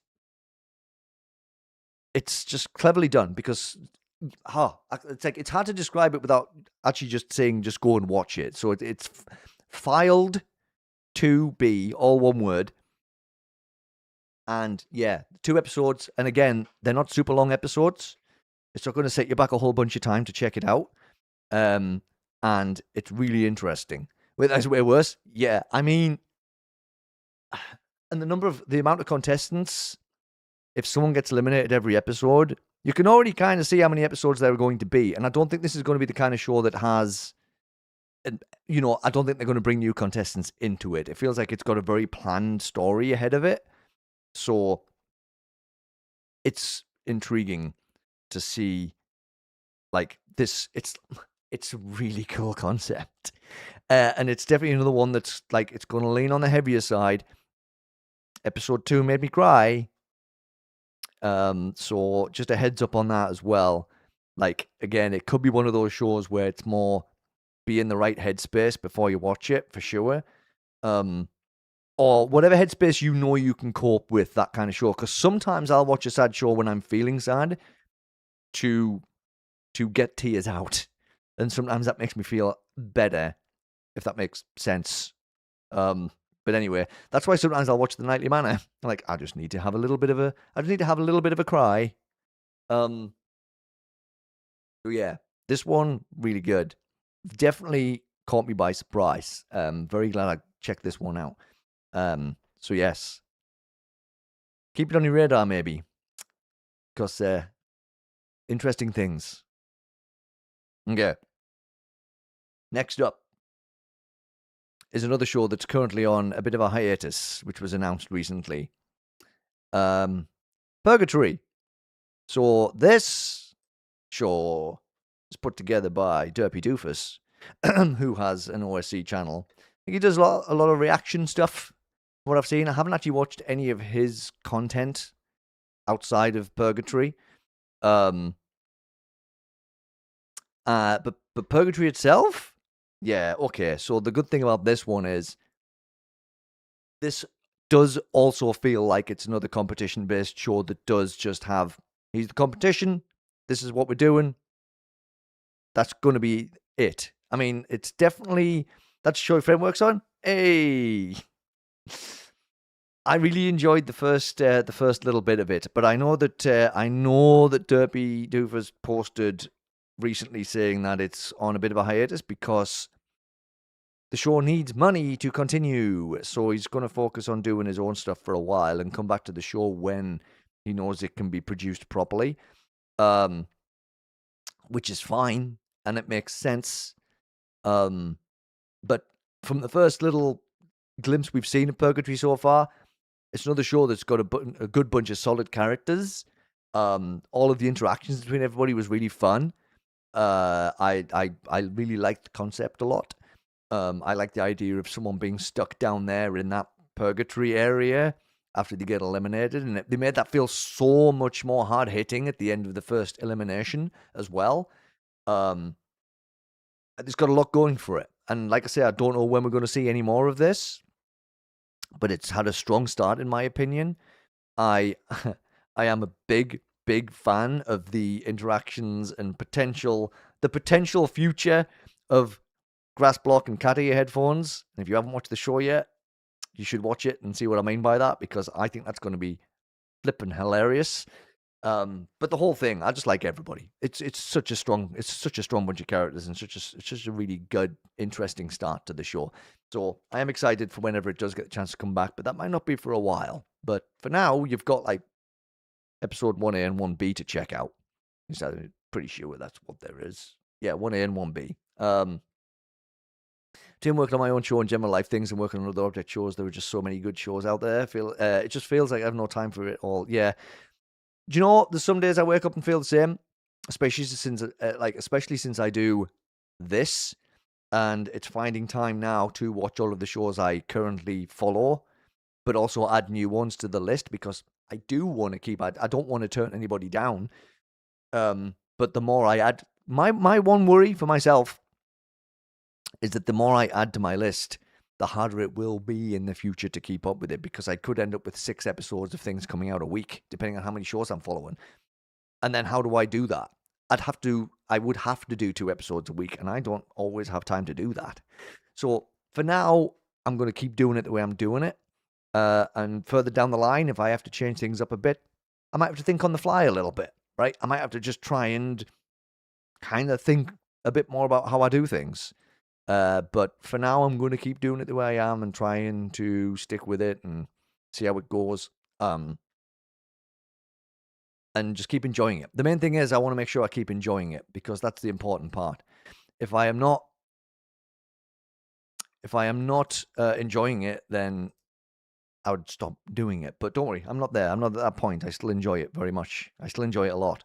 I'm still getting to meet lots of cool people, watch lots of cool shows, and now also starting to get to be involved in more shows as well, which is fun. So yeah, I'll keep plugging away and see how it goes. But for now, I'm solid enough. I think you're doing shorts content for smaller shows in the future. Ooh, interesting.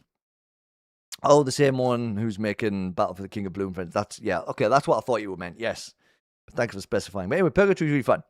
And there's another one that's worth checking out. because it had a good strong start, and even though I might not see it again for a while, it was good. All right.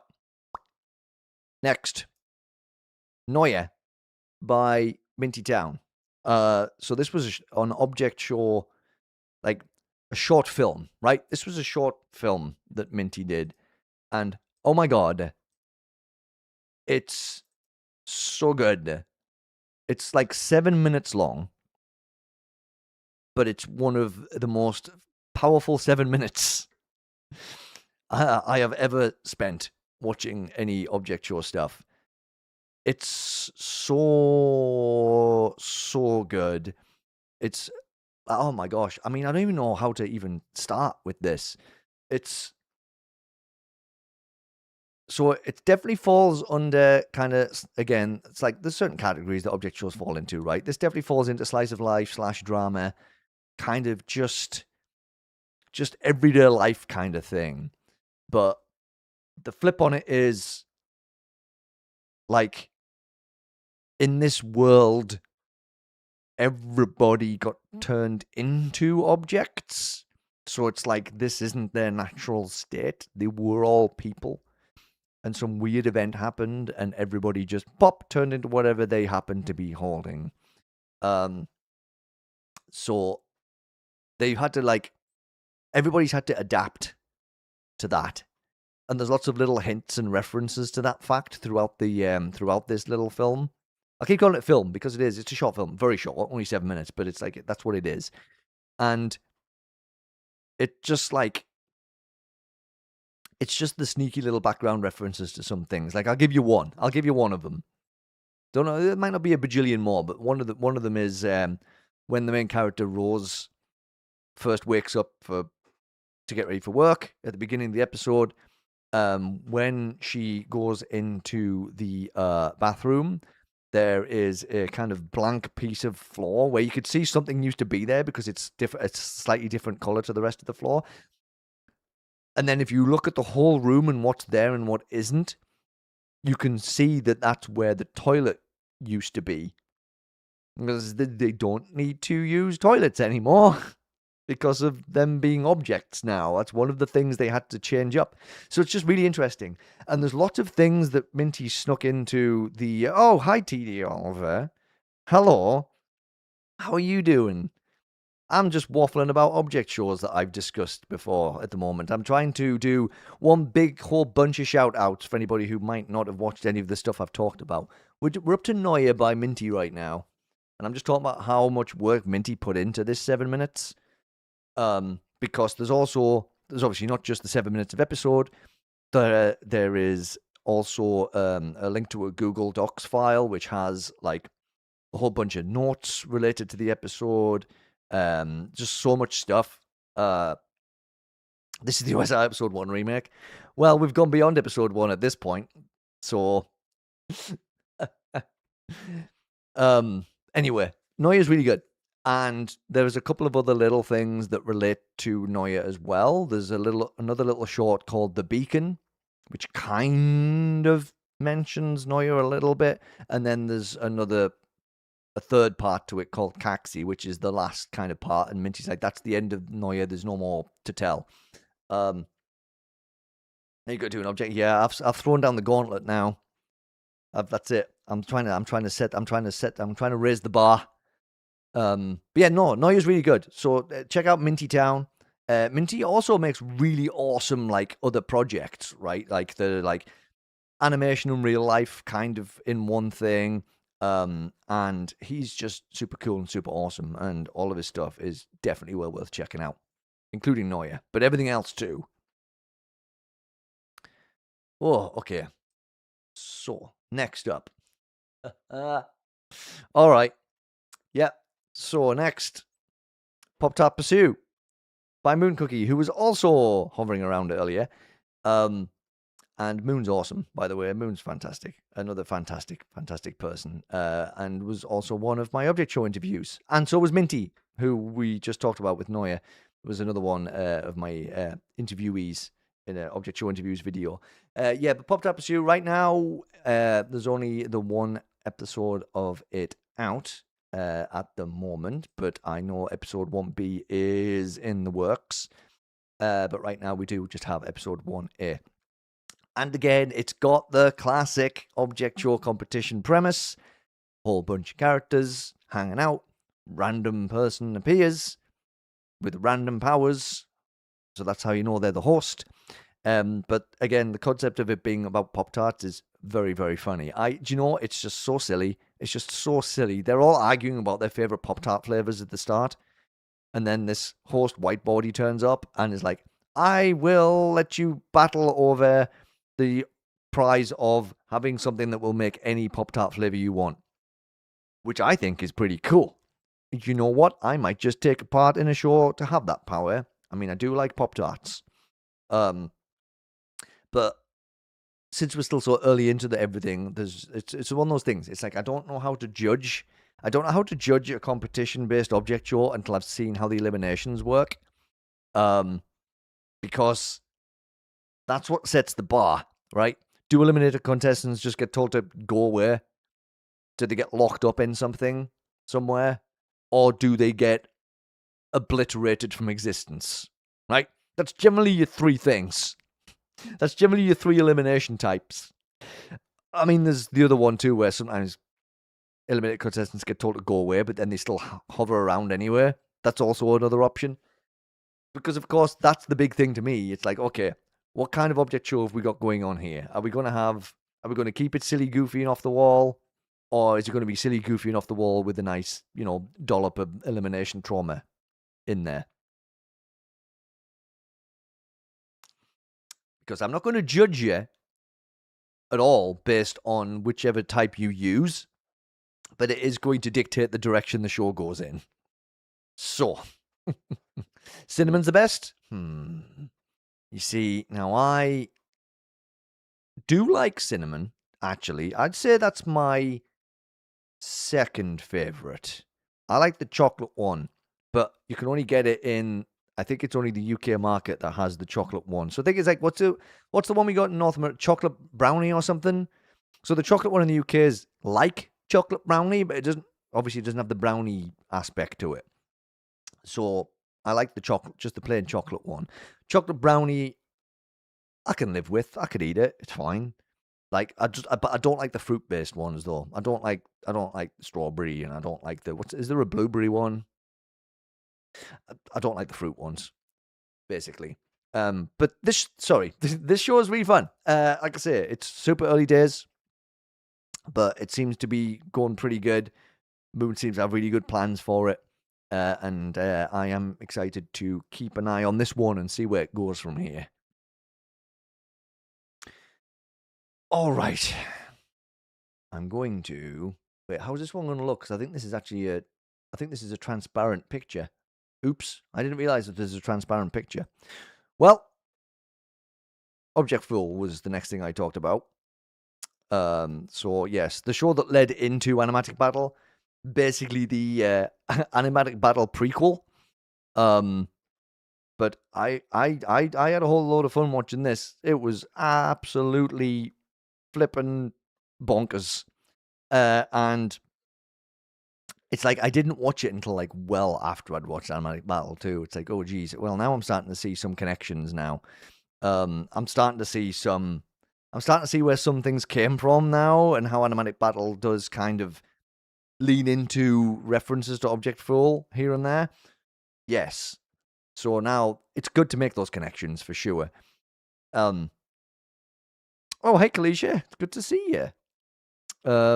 We are currently rattling through all of the object shows I've talked about during Object Show Roundup, from start to back.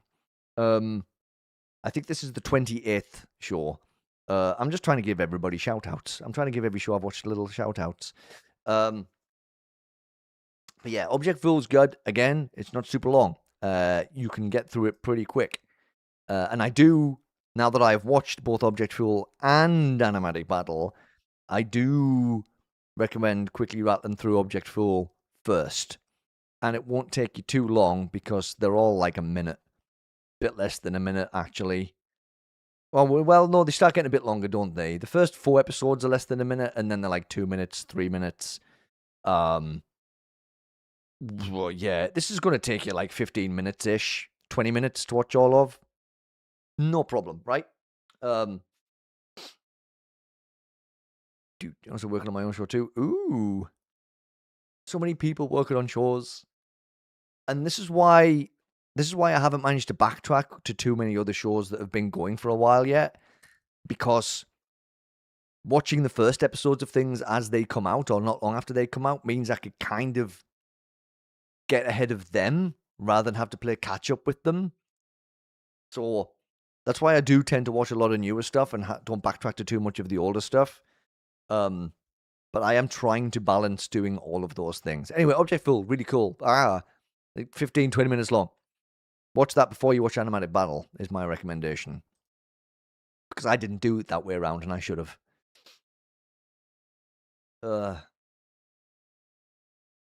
Ooh. Season 5 in the next 2 weeks. Oh my word. Okay, I'll have to keep my eyes out. Eyes out, eyes open. Eyes peeled. I'll keep my eyes. All right, the next show I talked about is not like super huge by any stretch of the imagination. It's Object Breakdown. And Object Breakdown is by Swag Broski.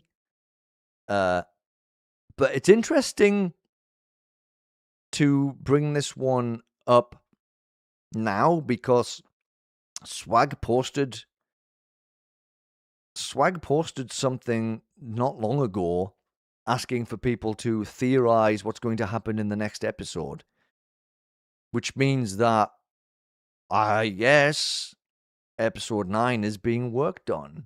How am I doing? I'm doing fine. I'm warm. Been wearing this suit for like 3.5 hours now. I know I've only been streaming for 3 hours and 10 minutes, but I put the suit on like 20 minutes before I streamed. So, yeah, I couldn't find like a good like title screen. Most of the time I just grabbed screenshots. But this is a really interesting concept too. It's one that starts off as a competition show. Tapey, it's Object Breakdown. By Swag Broski, or their username is Swag B Ski SKI. She actually pointed me in the direction of another show that we watched recently. But yeah, so she's working on episode 9 of this, and I think episode 8 was quite a while ago. I think episode 8 was. Hang on a second. Episode 8 was a year ago. I love when YouTube says a year. So it's like, give me the exact date, YouTube. August the 17th. See, this is what I mean. It said a year ago. It was August the 17th, 2024. So it's nearly 2 years ago at this point. All right, on a Discord call. Can't listen to me. Just watching me. Okay. Yeah, that makes more sense. Thanks, Kalish. I should have typed it. I'm smart. I'm super smart. I said this earlier in the video, when the stream started, I mean. I'm super smart and intelligent at all times, 100% of the time. But yeah, it starts off as a competition show, but devolves into like,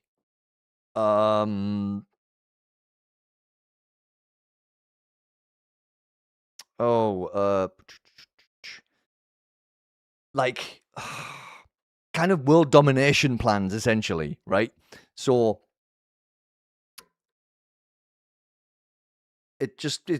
man, my brain's just switched off. I just got a comment on YouTube and it threw me off because I was talking about Buffnuff 3.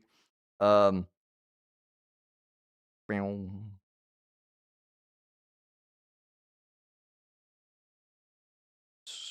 not responding to that right now. It's exactly the thing I was talking about earlier, where people get pushy about stuff not coming out fast enough, right? I'll respond to that later, probably, if I'm feeling nice enough to respond to it.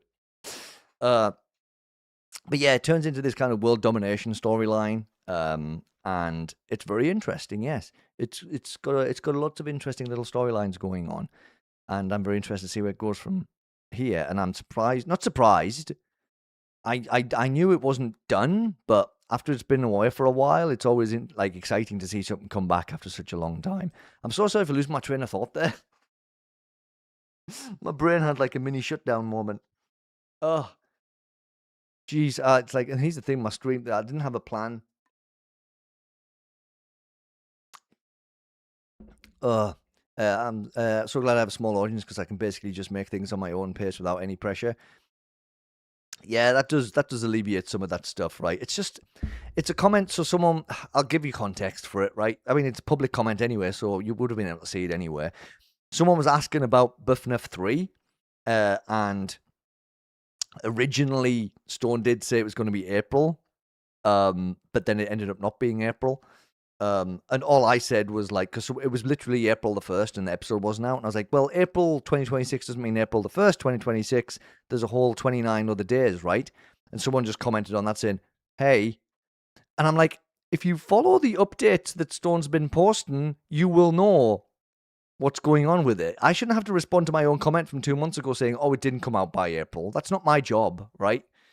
Oh, geez. Hey, Pink, how you doing? I am getting very warm. But I'm going to persevere here. We're through 29 shows now. And I don't want to say how many. Whoa, why? Absolutely wallop my desk with my chair.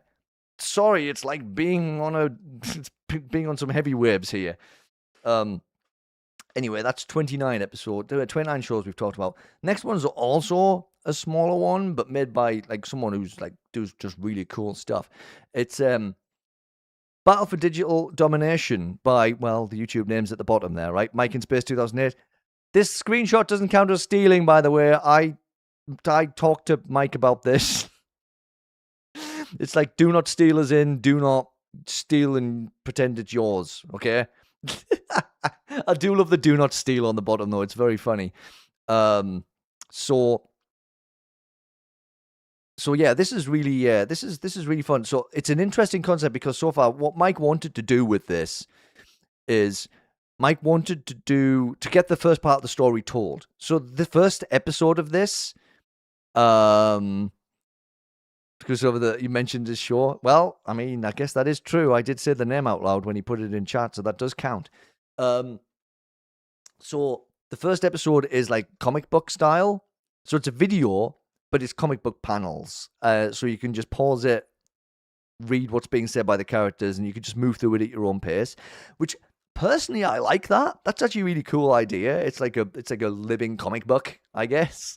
But this is just a stopgap plan for Mike because Mike does want to do like the proper animation, get voice actors in, do all that stuff. But for now, the first episode that's out is all comic book style, essentially. And it's cool. It's a cool story. Again, it's an object show competition based in kind of a virtual reality. So a whole bunch of people show up to a building. There's a couple of scientists there who've been working on this thing. And they basically say the prize is the actual machine. The chance to make any reality you want inside of that virtual reality. Which is a cool concept, but there's probably a lot beneath the surface there. Could be that these two are just trying to test out their creation and make sure it doesn't harm anybody, and these people are all just guinea pigs. That's a potential that for some reason only just came to my mind. Uh-oh. That could really dictate how this show goes, couldn't it? But yeah, it's just really cool. Again, and all the characters are really nicely designed. Mike does lots of cool object show assets as well. So like outside of doing this show, Mike has been around for a while doing like asset designs. And if you've ever seen a clip kicking around of a real life puffball speaker box, you might have seen if you looked at the BFDI II tour videos. So Mike took that speaker box to one of the tours. And that clip of Puffball Speaker Box saying things and lighting up and stuff, I think that got quite a bit of attention. So Mike made that. Mike made that Puffball Speaker Box. And I remember when the announcer plush was announced, Mike posted saying, "Hey, they stole my idea," which is pretty funny. Hi, Alex. How are you doing? Oh, my voice. I hope my voice can hold out. so we can get through all of these shows, because I feel like I owe it to myself and all of the shows to do this now. For a while, I was like, maybe I should just talk about the shows I talked about on episode 1, but it's kind of snowballed into every show that I've talked about so far. Anyway, that's Battle for Digital Domination, which is very cool. I don't know how long it's going to be before we see more of it, because I know Mike's been busy doing other things, as is the case for lots of object show creators. It just makes sense. Life gets in the way. You start doing other things. You start working on other things as well, and then your own stuff kind of goes on the side for a bit. But it's a very interesting start. I'd say it's well worth checking out. But again, bear in mind it's comic book style, so you'd have to pause it now and again to check the pages out. Yeah, cool. It's good to hear. My voice is going to be gone tomorrow, I feel like, but that doesn't matter because I don't have anything to do tomorrow, so don't worry about it. All right, the next show is Numbers. Dang, I love this show. I love this show so much. It's so fun. By Vangs. So this one, and this is an example, which is one of many examples of somebody else telling me about a show, and I hadn't heard of it before.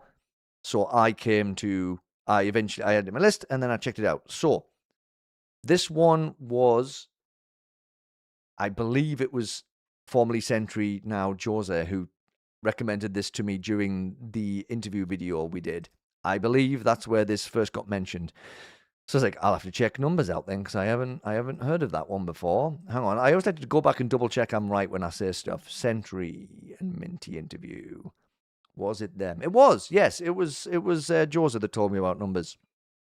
Love the show. I recommend this one to people when they ask for object shows. It is, you know what it is, and you could say a lot of stuff is underrated and be right about it, but Numbers definitely feels like it should have more eyes on it, and it's another one that's very down to earth. It's very lighthearted. It's got no threat in it. It's just a silly goober of a jellyfish hosting a competition show, right? And it's just fun. It's just really fun. And again, it's got all the stuff you need for a good show. It's got fun characters. It's also one of the shows that's set in the quote unquote real world too, because this one's set in New York in Central Park. The competition takes place in Central Park. And I do like it when shows are set in, as I say, quote unquote real world places. Obviously, it's not something again, you have to do. It's fun to have made up places as well. But considering how many shows are just set in big open grass fields with trees in the background, I mean, I guess you could argue that Central Park that's a lot of what Central Park is, but it's just nice to have something more tangible, right? And be knowing this is this is an actual place. Even though it shows you can't skate New York, it's true. It's very true. You are not wrong about that. And it's funny, really, because talking about New York, this next show is also set in New York. Out in the Open by Pickpilled. Yes. This show is also set in New York. I believe it's in Times Square. I mean, I'd love to see shows that take place in the real world be in smaller locations. It's not a bad idea, but I guess at the same time, if you mention a big, well-known place, I guess it's just more people are going to know what it is. It can't be easy to pick a place to choose, right? Yes, Out in the Open mentioned. The show has an MF Doom soundbite, by the way. Oh yeah, I knew that. I interviewed Pickpilled. Pickpilled was one of my interview videos. There's so much cool stuff in this show. It's very fast. I will say that about it. It's very fast moving. It's definitely one of those blink and you're going to miss 10 things kind of shows. And sometimes that can be an overwhelming thing. I've definitely struggled to keep up with some aspects just because of the speed of everything. But I mean, that's it's a good way to get you to rewatch something, though. I mean, that's not a bad tactic, is it? So there's oh my god, I keep flipping losing my place on things. I don't even have notes for this. See what happens when I haven't got notes in front of me? This is what happens. Yes, there's 3 episodes out so far. Well, there's 2 episodes in a 3A. So we'll see what happens in 3B. But I'm very excited. And Pick Builders, again, the bias leans in a little bit when it's someone I've talked to and still talk to quite often. But it's a very, very good show. I'm very interested to see what's going on with the background story, though. And there's even stuff hidden during the intro. It's got lots of hidden details in it, this show. And amidst all of the absolute flipping off-the-wall kookiness, there's definitely something big going on in the background. So it's going to be interesting to see where that all goes. Oh, I might speed things up a little bit because my throat really is starting to give out here. The next show is also pick-pilled, by the way, and it's something that's only got 1 episode so far, and I don't know really what the future of this one is. But I talked about it, so it counts. It's Tenant Tussle, which is Dibs. It's got a Dibs vibe to it, right? It's very much like the same kind. It's made the same way, you know. Someone takes a scene, does a scene, and then someone else claims to does the scene after it. And does their own, does all of it on their own. So it's a Dibs. What's the word I'm looking for? I guess that's just the genre. Just Dibs genred object show. But yes, there is only episode 1. There is only 1 episode. But I thought it was very fun. It's very silly. It's definitely one of those shows. Again, it's got. Because of the wildness and how it hops from scene to scene and character to character so quick, it does have that out in the open feel to it, even though it is a whole bunch of different people doing it. It moves very quickly. But then I kind of feel the same way about Dibs, to be honest. But yeah, you can check it out. It's fun. There's a lot of different art styles, lots of different talents being on display here. Formula. The Dibs formula. Yes. Thank you, Eternal. I should get you on the call to keep me. Keep me in the right direction here. All right, that's 33 shows. Oh my word. Okay. Warped Reality is next. By Gage Chu. And again, this is another show that only has 1 episode out so far. We're going to get to the point now where there is lots of just 1 episodes of things, because the closer we get to episodes that are already out of mine, the more it's going to be me checking out the first episodes of things, which means there hasn't been time for a second episode to come out yet. But Warped Reality has a really good little setup too. It's basically there's a whole bunch of characters trying to figure out what they're going to do during their summer breaks, essentially.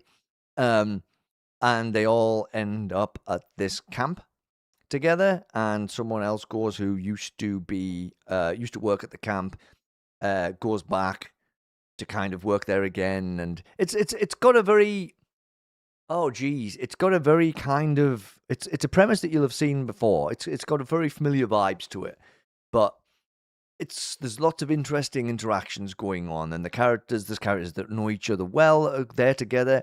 There's characters who know each other well, but who didn't know other characters were going to be there. So you've got that kind of tension already between some characters.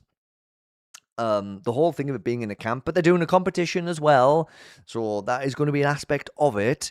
I don't really know how that's going to work, because if you're meant to be at a camp for the entire summer and you get eliminated from the competition, you stay at the camp, I would assume, because hey, people paid good money for these people to be at this camp, right? So can't be like, right, you're first eliminated, time to go home, and it's only like 3 days into the trip. Anyway, we'll see how that goes. I mean, they all have cabins, right? It's a camp. I assume they just get told to just, right, where you can just do other camp stuff now. Just hang out in the cabin, go for walks in the woods, you know, learn how to make a fire. Maybe not, though, depending on how dry it is. Anyway, it's cool. And it's got a good start. I'm interested to see where it goes from here. And I'm going to say this a million times. I'm sorry. I am stuck on repeat sometimes. It's like I'm a broken record. Oh, also, I forgot to mention, Warped Reality has one of the flippin' best theme tunes that I have heard for any object show. It's really cool. It really brings back like old Cartoon Network, Nickelodeon show kind of vibes. It's very, very. It's kind of like a rock style thing. It's got like the singing. It's got proper lyrics and everything. Ah, really good. We'll check out the show just to hear the intro song. To be honest. Okay. Woof. Hi, Blue King. I'm gonna pass out. I'm not. Don't worry. I'm fine. Well, I'm not fine, but I will be fine. Okay. Next, there's only one pilot episode out for this so far, and it's super short, but it's really cool. And it's called Tears. Um, So this is by Phineas, and like I said, there's only one little pilot episode. We just see our main character there go to their job at a coffee place, get flipping bullied by a horrendous customer, and then basically get sent home to chill for the rest of the day by their boss. And that's pretty much everything to that. So yeah, it's only like I think it's like 2 minutes long. This little pilot episode. Phineas has been super busy time, so hasn't really had too much time to work on Tears lately. But it's looking like it's going to be really fun. I really like the character designs. I really like all of the characters themselves. It looks like it's a really interesting concept. Hi, Flipper. How are you doing? How is everybody doing anyway? Quick check in on chat. How is everybody doing? 3.5 hours in, which is longer than I expected to go. Hope we're all holding out. Oh, pretty good. Better than me, hopefully. But yeah, that's Tears. I don't know when we're going to see more of that, but it looks really cool. Okay, next. Chilling. That's what I'll be doing once this stream's done. I'm going to go straight up on the couch and I'm going to flop. Teapot 23 soon. Yeah, like I said, I was hoping that would be out before the stream. Next up, Fight for Fortune. Fight for Fortune by Lily. Silly Lily. So this is fun. So the host of this show, Star, is a faded star. Used to be quite famous back in the day. A little bit past it now. A little bit over the hill. A little bit on the older side. Ow.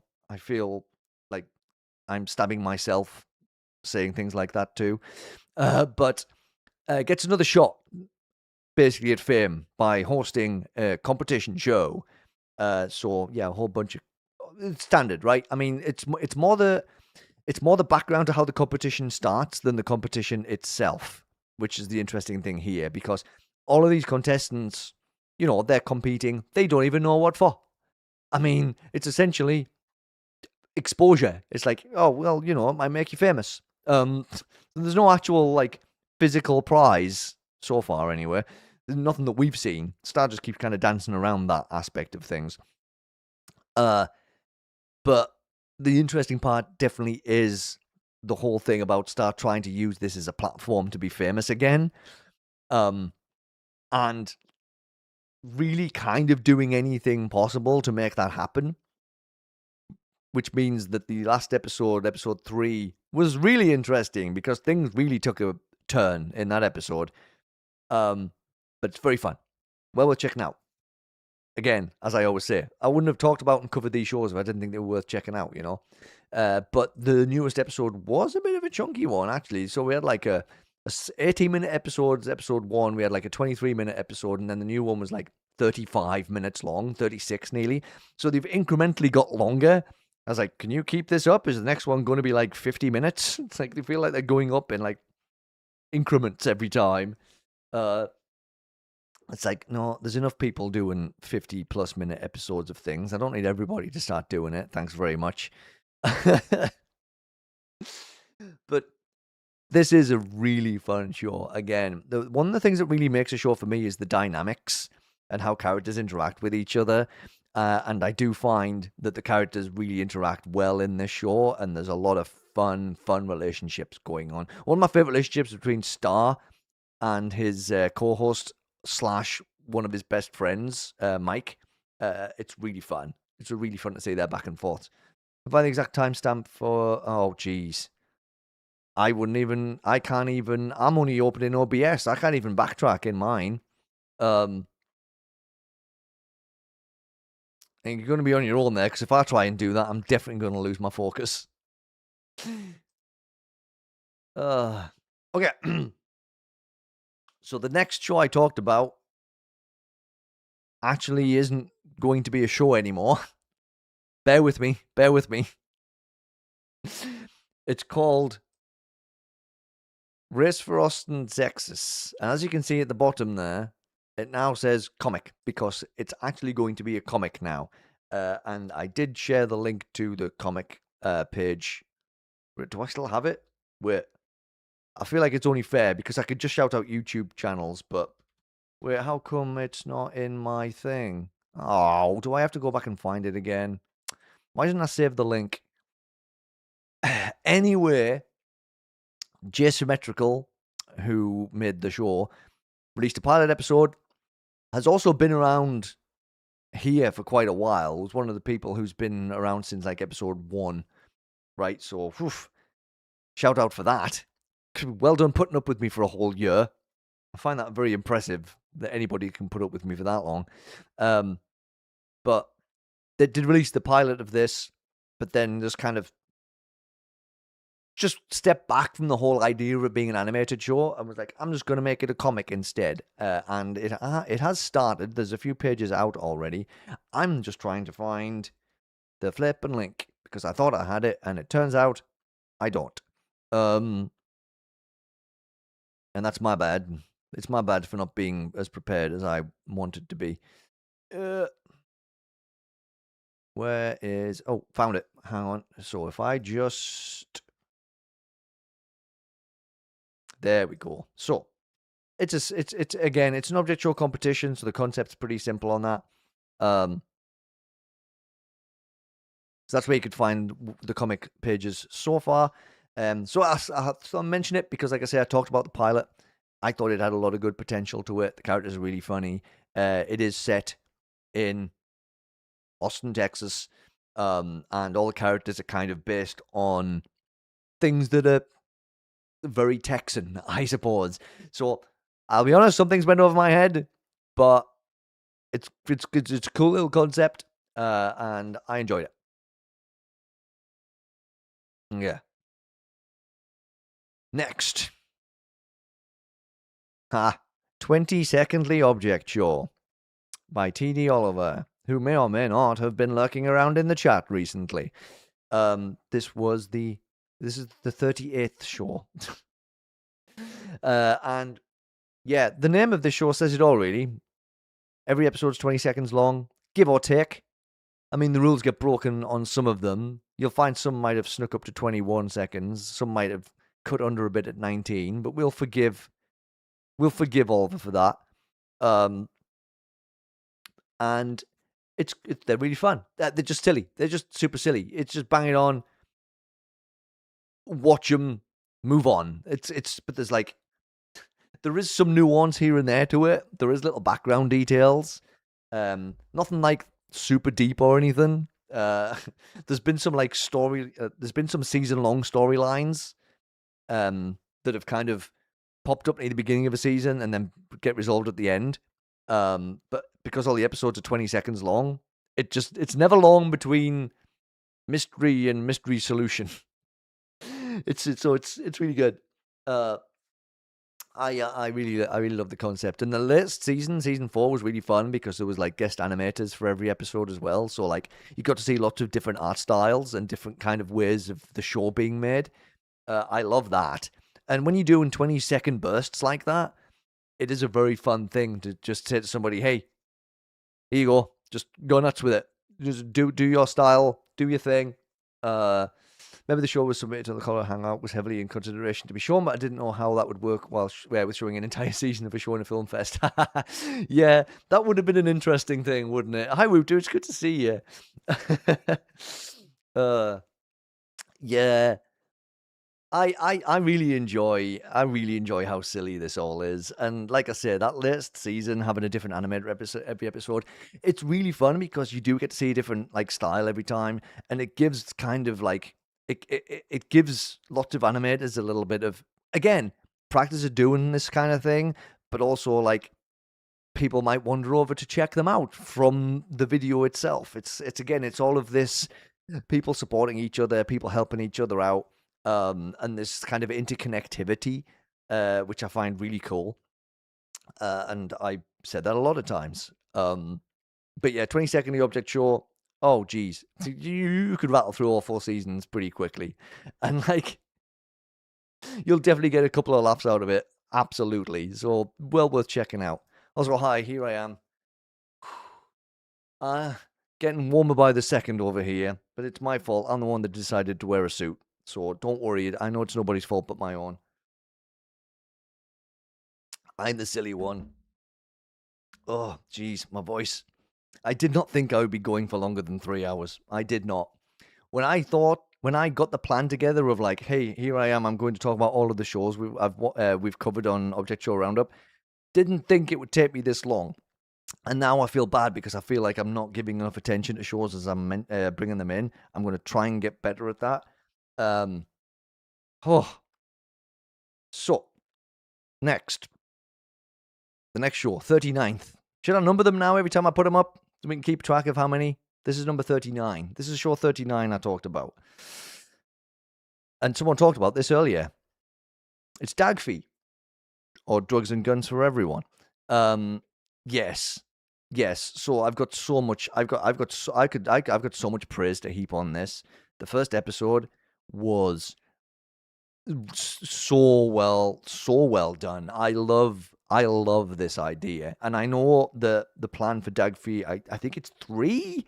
I think it's three different storylines they're going to be telling, three different stories.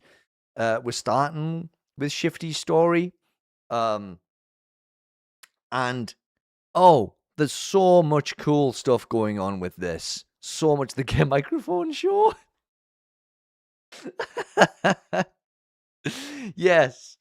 I looked at most anticipated show 20. So many people are talking about it. And hey, I remember when the Kickstarter launched, and hey, I mentioned the Kickstarter every single time Delango posted about the Kickstarter, I would talk about it.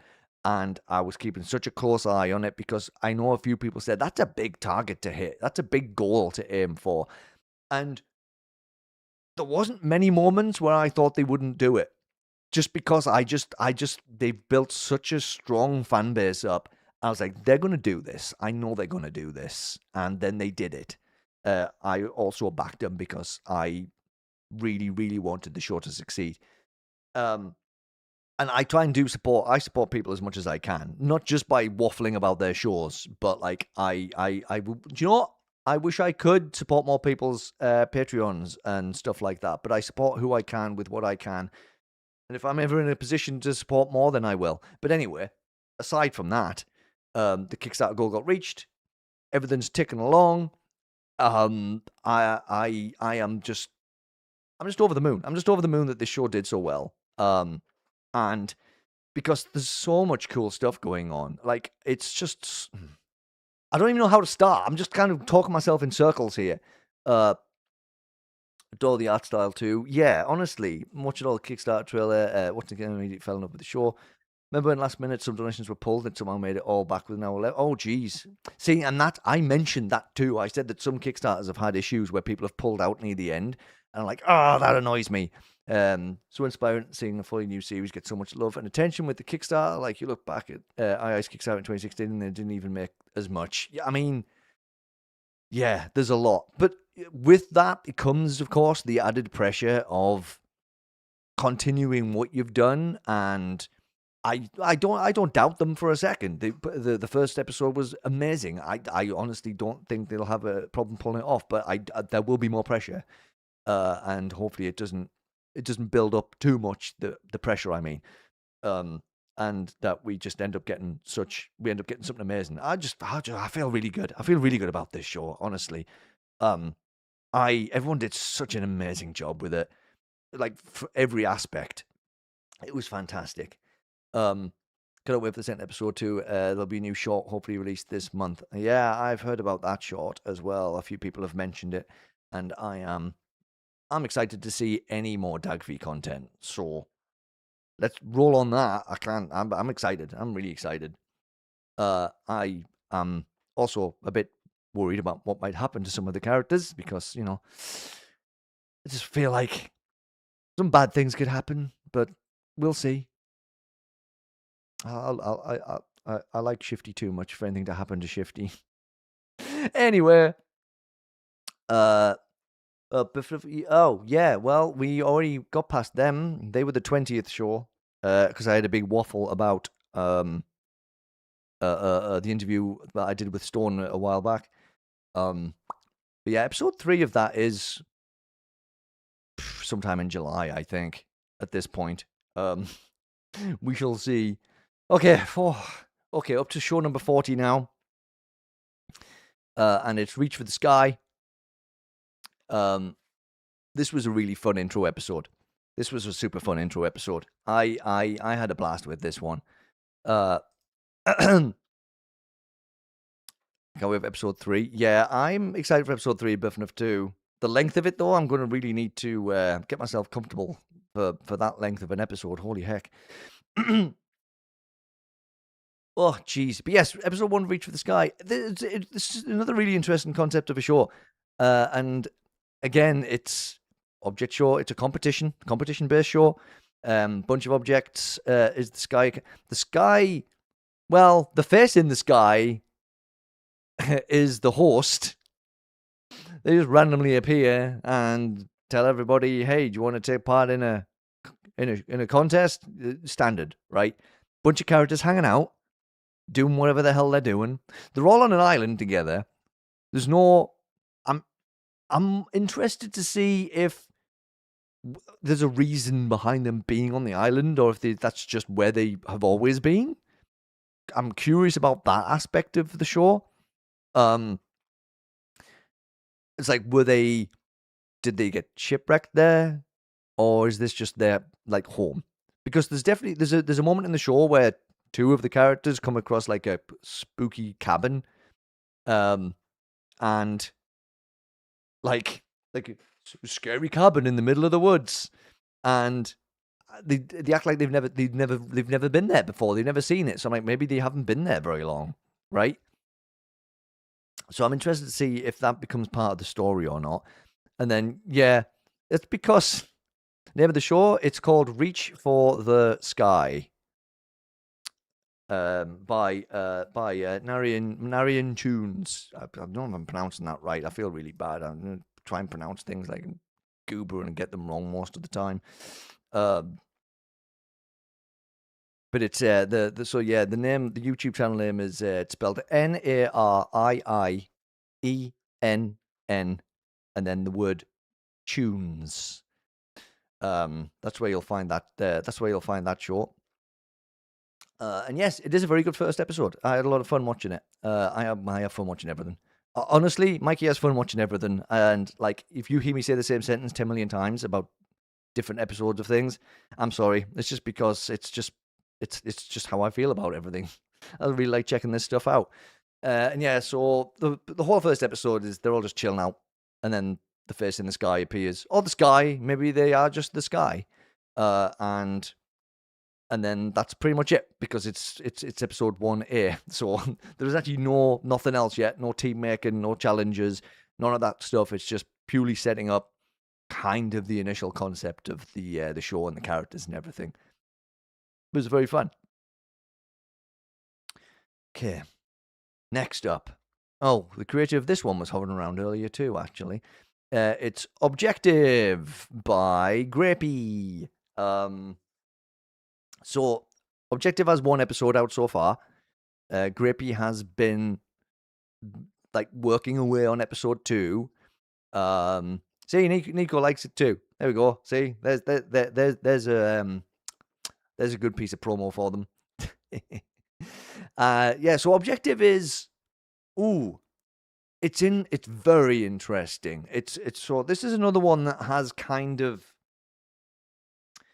whereas some shows it does feel like there's less, what's the word I'm looking for? Threat, I guess, to the contestants.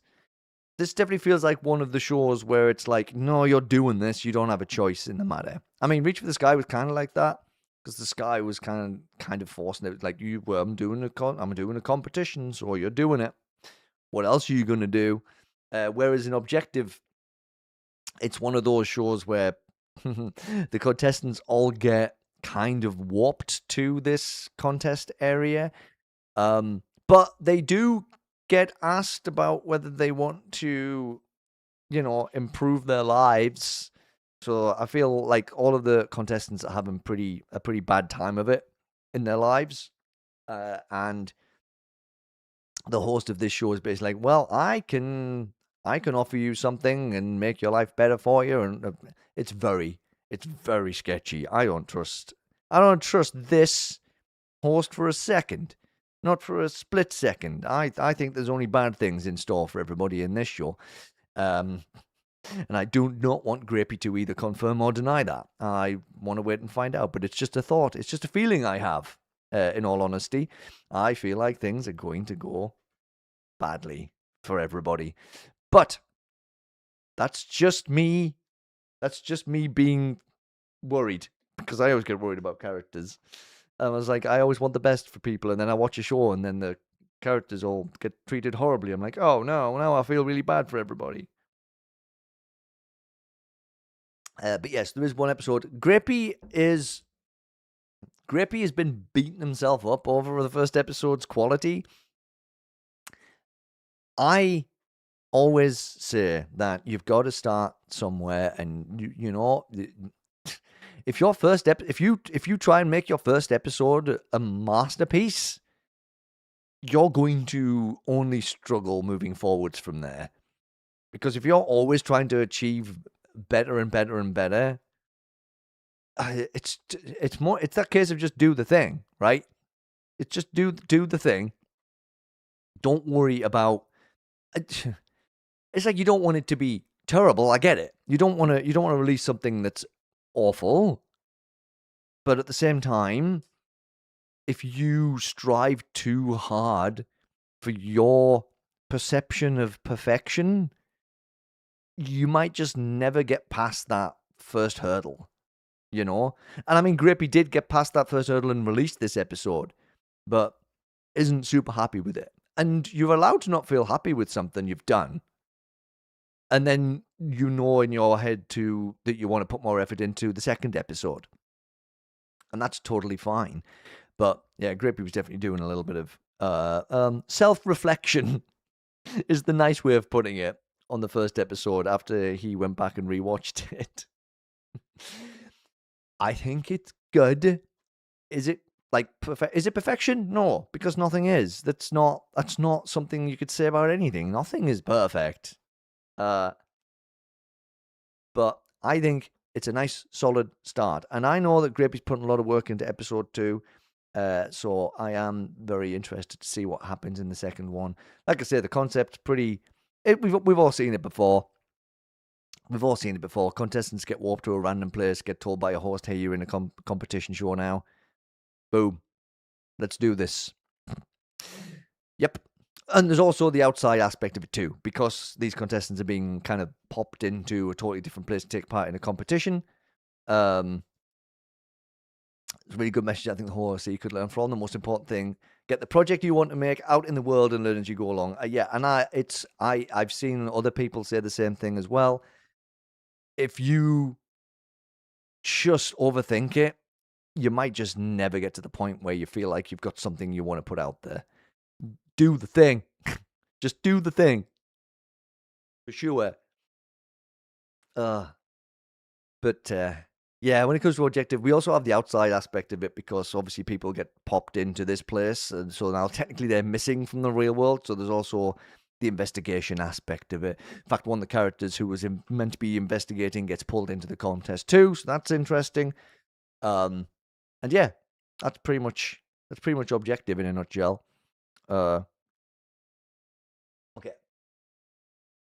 What is next on my list here? Oh, well, we've already talked about hype a little bit because we did mention Argus earlier because Argus mentioned that he's heading to New York for the tour and was asking if people wanted stickers.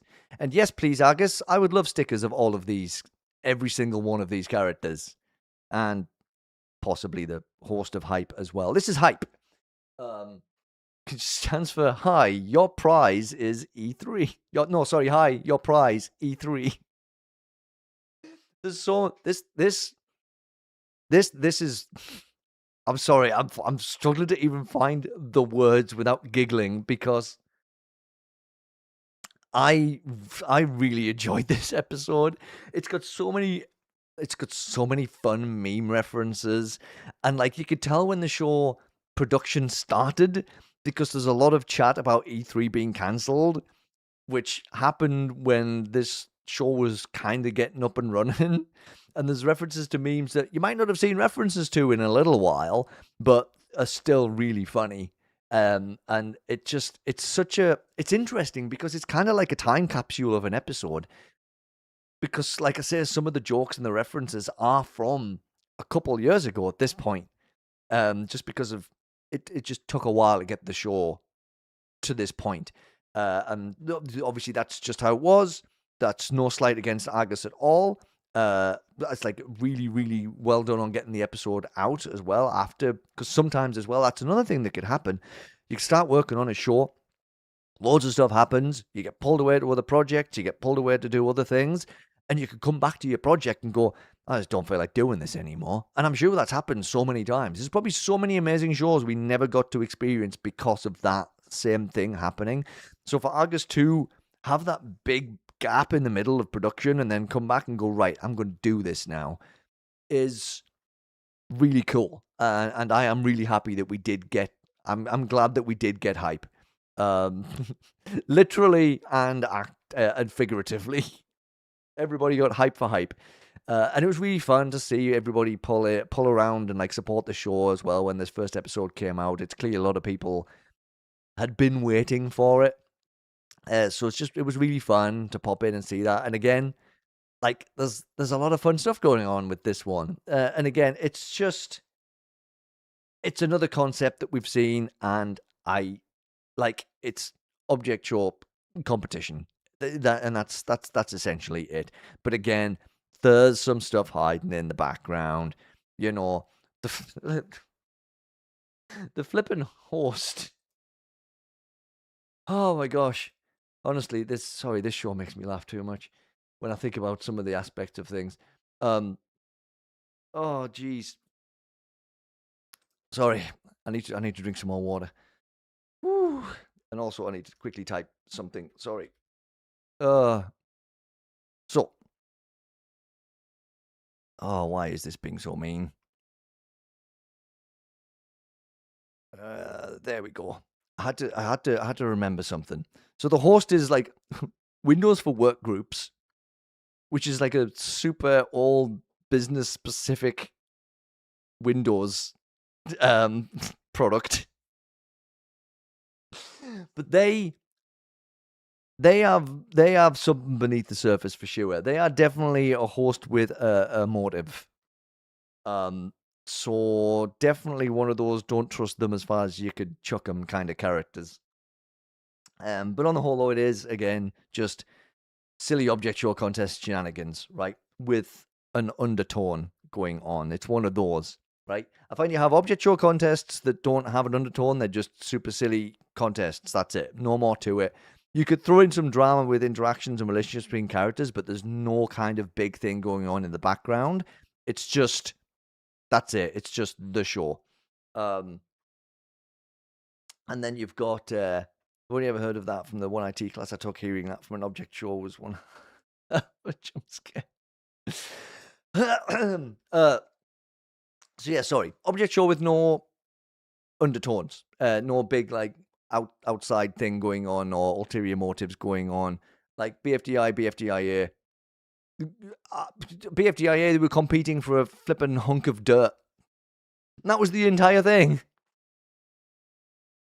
Like, and then you've got object show competitions where there is other stuff under the surface going on. There's big things happening. It's either the host is dubious, right?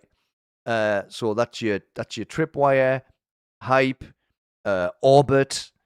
Like there's more obviously. And then so it's like you've either got the host trying to do something sneaky, or you've just got stuff going on in the background that's going to affect the competition. So there's your teapot, object invasion. You know what I mean though? You could categorize them all, right? I mean, it'd be really fun to actually categorize all of the shows into certain things. And then you've got your object shows, which just aren't competition shows. They're just drama, slice of life. But generally, that's what your non-competition based ones are. And hype is competition where the host's a sneaky one, right? Anyway, it's really fun. It's worth checking out. I end up waffling about something completely different, but like types of object shows. But no, definitely go check out Hype by Agustats. It's very fun. Ooh, that was number 42.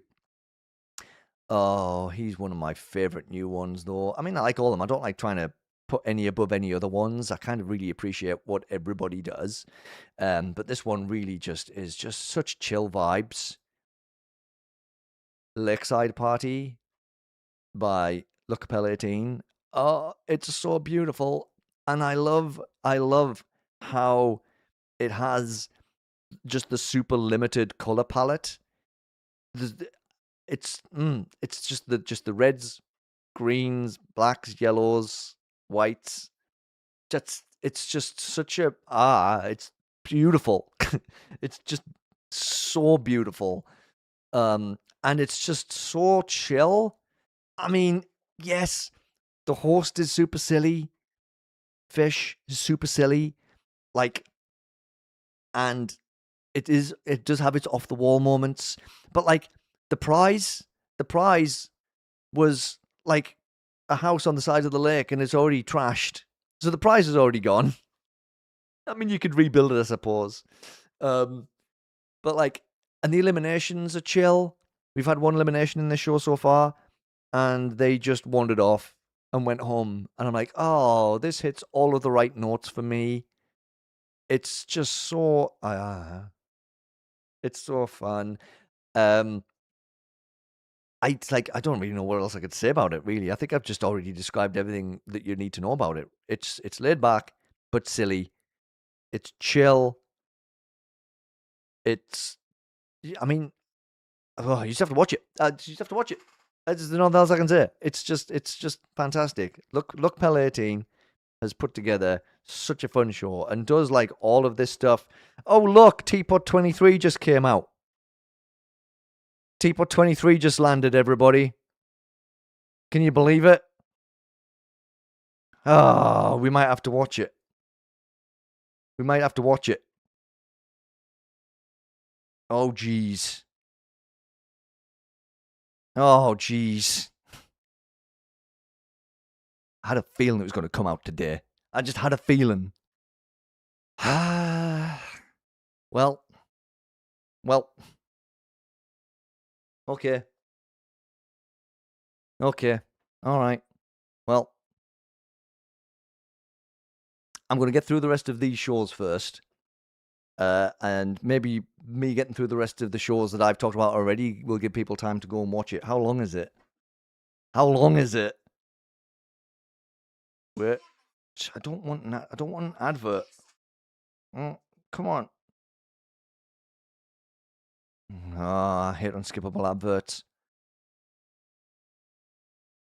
I did see them say. I thought it just was something else that said like soon again.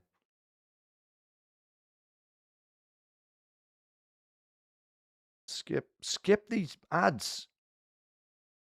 Oh, it's 40 minutes. That's not too terrible. All right. Because one of the things I was going to say at the start of the stream was I was thinking it would be fun to do like which I've never done before, and it's not something I'd want to do all the time, but it would be fun to do kind of a live reaction to the new Teapot episode, right? So I might do that. But for now, let's keep going with this stuff. So, creator of this show has been kicking around as well today. Battle for a hot dog, anybody? Battle for a Hot Dog by Nico Guy. Yes. This is also very funny competition show um, style. I'm sort of stupid teapot coming out, grr. Um, yeah. So this is super down to earth. Again, I think this one I'm going to categorize this as do not trust the host, for sure. But so far, really fun. It's got a lot of promise. It's got lots of fun references. It has lots of Sonic the Hedgehog sound effects in it, which may or may not be because Nico's a fan of Sonic the Hedgehog. Good taste. That earns you bonus points from me anyway. So yeah, it's good. It's fun. It's another one that's like, it's not like it's not got anything super out of the ordinary. You could chill and watch it and go, right, okay, I like these characters. Um, I kind of I do enjoy everything about this show. Again, it's got the right formula. It's got fun characters.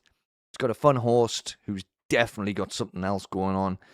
Um, the prize again seems so inconsequential. I just love it when a prize is just something that you could just go and like grab from somewhere. It's one of my favorite. It's one of my favorite things. It's like, hey, by the way, the prize is a hot dog. Cool. Yep. It's not like you can just go and grab a hot dog anywhere. You know, it's like, no, you've got to do a whole contest to have one. Sure, why not? I do love it. It's just it's so goofy. It's brilliant. Okay. Next, we're hitting our slice. Help. I'm unable to speak. We're hitting our slice of life stuff again now. Twilight Orchards. Hi, Eternal. Again, been a while since you popped up. Yes, you were in Battle for a Hot Dog, not Twilight Orchards. You're in Battle for a Hot Dog.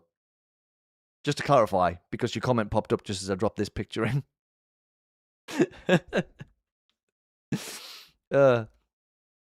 Anyway, Twilight Orchards by Patricia. Oh, it's so beautiful. It's so nice. And like, it's just so fun. It's just, Geode, my beloved. Yes, I love Geode as well in this show. It's just, obviously there's a big story, right, in the background of this. I'll say that much. But on the surface of it all, you've just got people going about doing their everyday things. You've got Fern and Cattail hanging out working at a flower shop. You've got a bunch of bullies wandering around just generally being antisocial menaces. You got Geode, who's a character who has recently returned to this town to like move into a house that he inherited not recently. I think he inherited it a while ago, but he's finally he was staying away for reasons that are probably because personal reasons.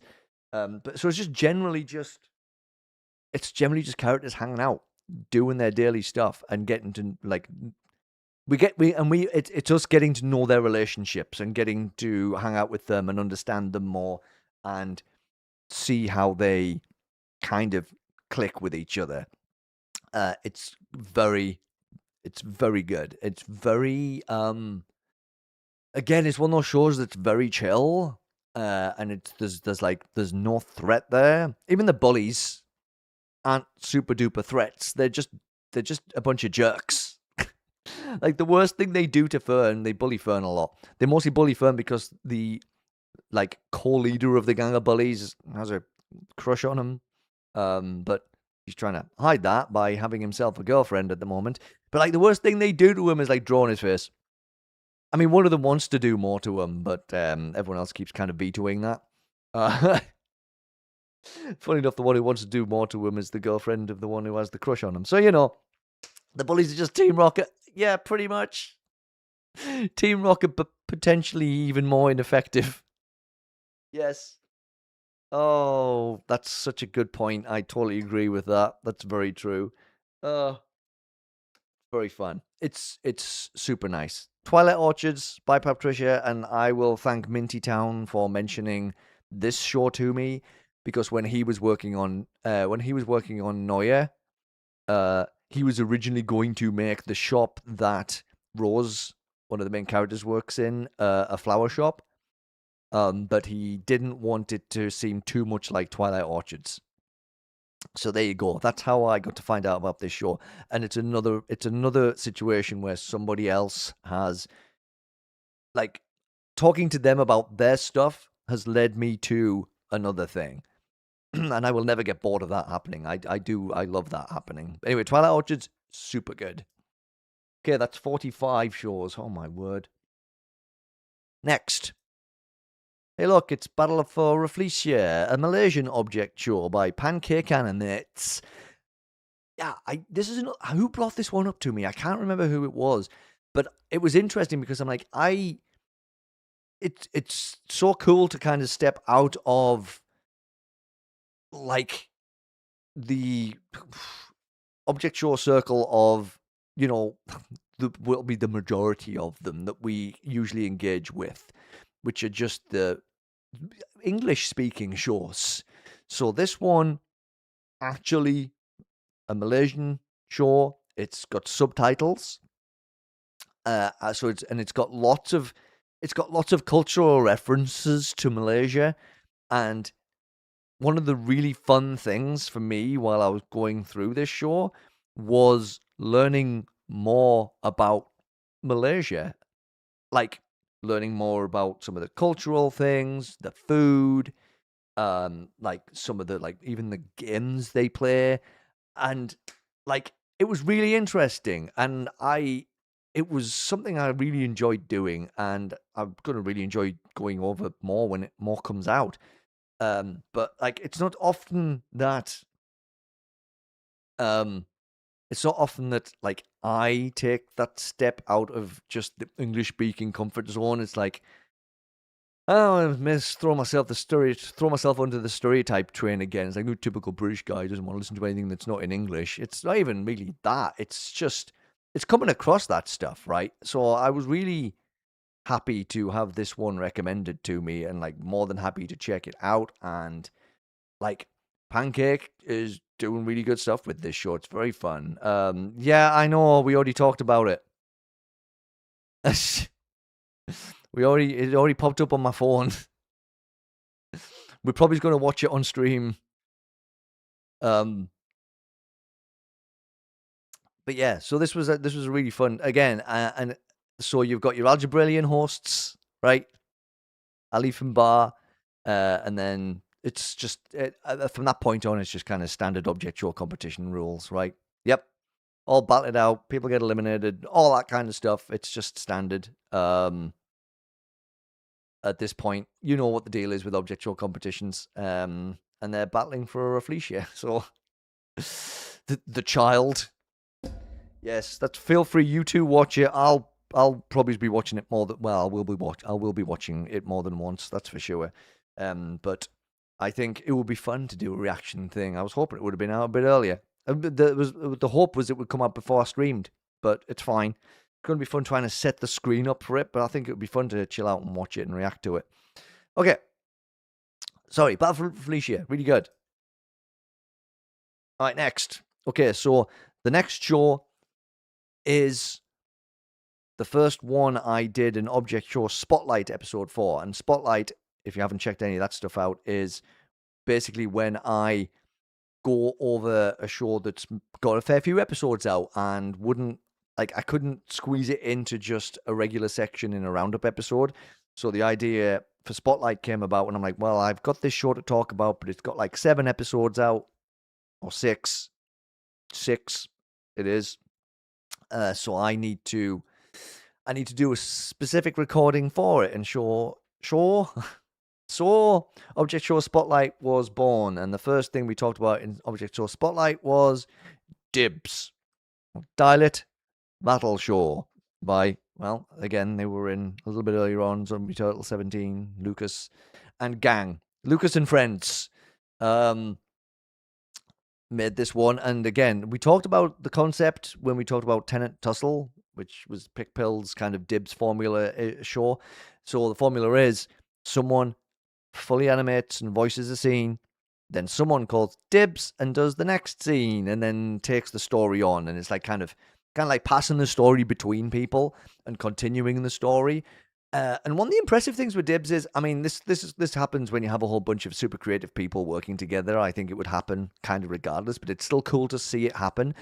Is that the stories they start telling and pass along from one to the other? They've managed to build some really cool long-running storylines just doing that, which is really cool. And there's lots of they've managed to put some lore in there, lots of little background details. There's lots of little stories going off here and there that can all be explored like at any point. Like they could dive into one of these stories anytime they feel like they kind of need to do it for a scene, and I love that. So this show's got so much potential and so many fun characters, and like, well, I mean, look at them all. I mean, how could you dislike any of them? Look how great they all are. They're all really fun. Obviously, some of them aren't in the show anymore because this was before anybody got eliminated, so I'm not going to say anything about who particularly isn't there anymore, but Dibs is really good, and I'm really, really, really excited to see more of it. How are we holding up? We're up to 48 now, and 48 is another TD Oliver show, and it is regular object show. Yes, so we've got 22ndly by TD Oliver, and we've got regular object show as well. There's 2 episodes of this out so far, and they are not super duper long. The first episode's 2 minutes. The second episode is like 4.5 minutes. So again, it's not going to take a whole bunch of your day to go through and just check these first 2 episodes out. There are lots of there are lots of BFDI references. It's just very silly. It's very silly, very goofy, very, very kind of harmless. It's just really, really fun. I'm just catching up on do. Sorry, I was just making sure of that. Oh, yep, need to delete that. Okay. Oh, okay. Whew. So yeah, regular object show by T. Oliver, another good show. I might start having to go through these a bit quicker because I am starting to fade a little bit energy-wise here.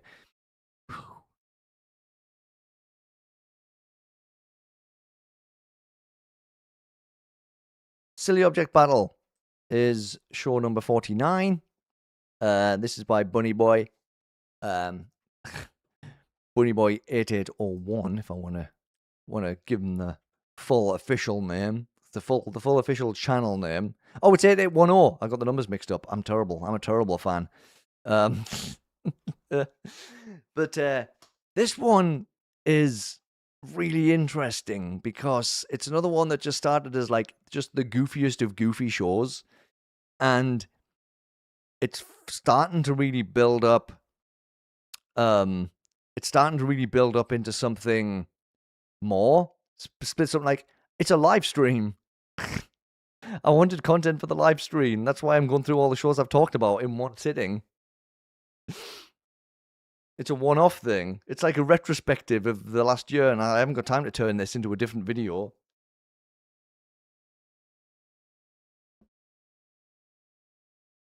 It's just I ended up waffling for longer than I expected. It's on me. Don't worry about it. It's all my fault. I did this to myself, as I always do. But yeah, this ended up being I don't want to say it because it always sounds bad when I say this, but it ended up being a lot more engaging than I initially expected it to be. But again, when I say that, I don't mean I didn't think it was going to be fun. I just didn't think it was going to go the places it's gone to in the last couple of episodes. But it is another really fun show, and it's definitely another really fun show that's well worth checking out. I'm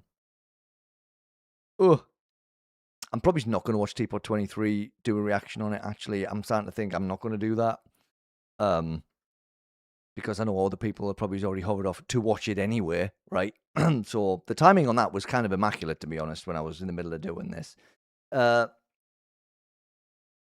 Why don't I just do this? And I kind of feel mean doing it this way, but I really have pushed myself longer than I thought I was going to today, and I know that it's a lot to go over.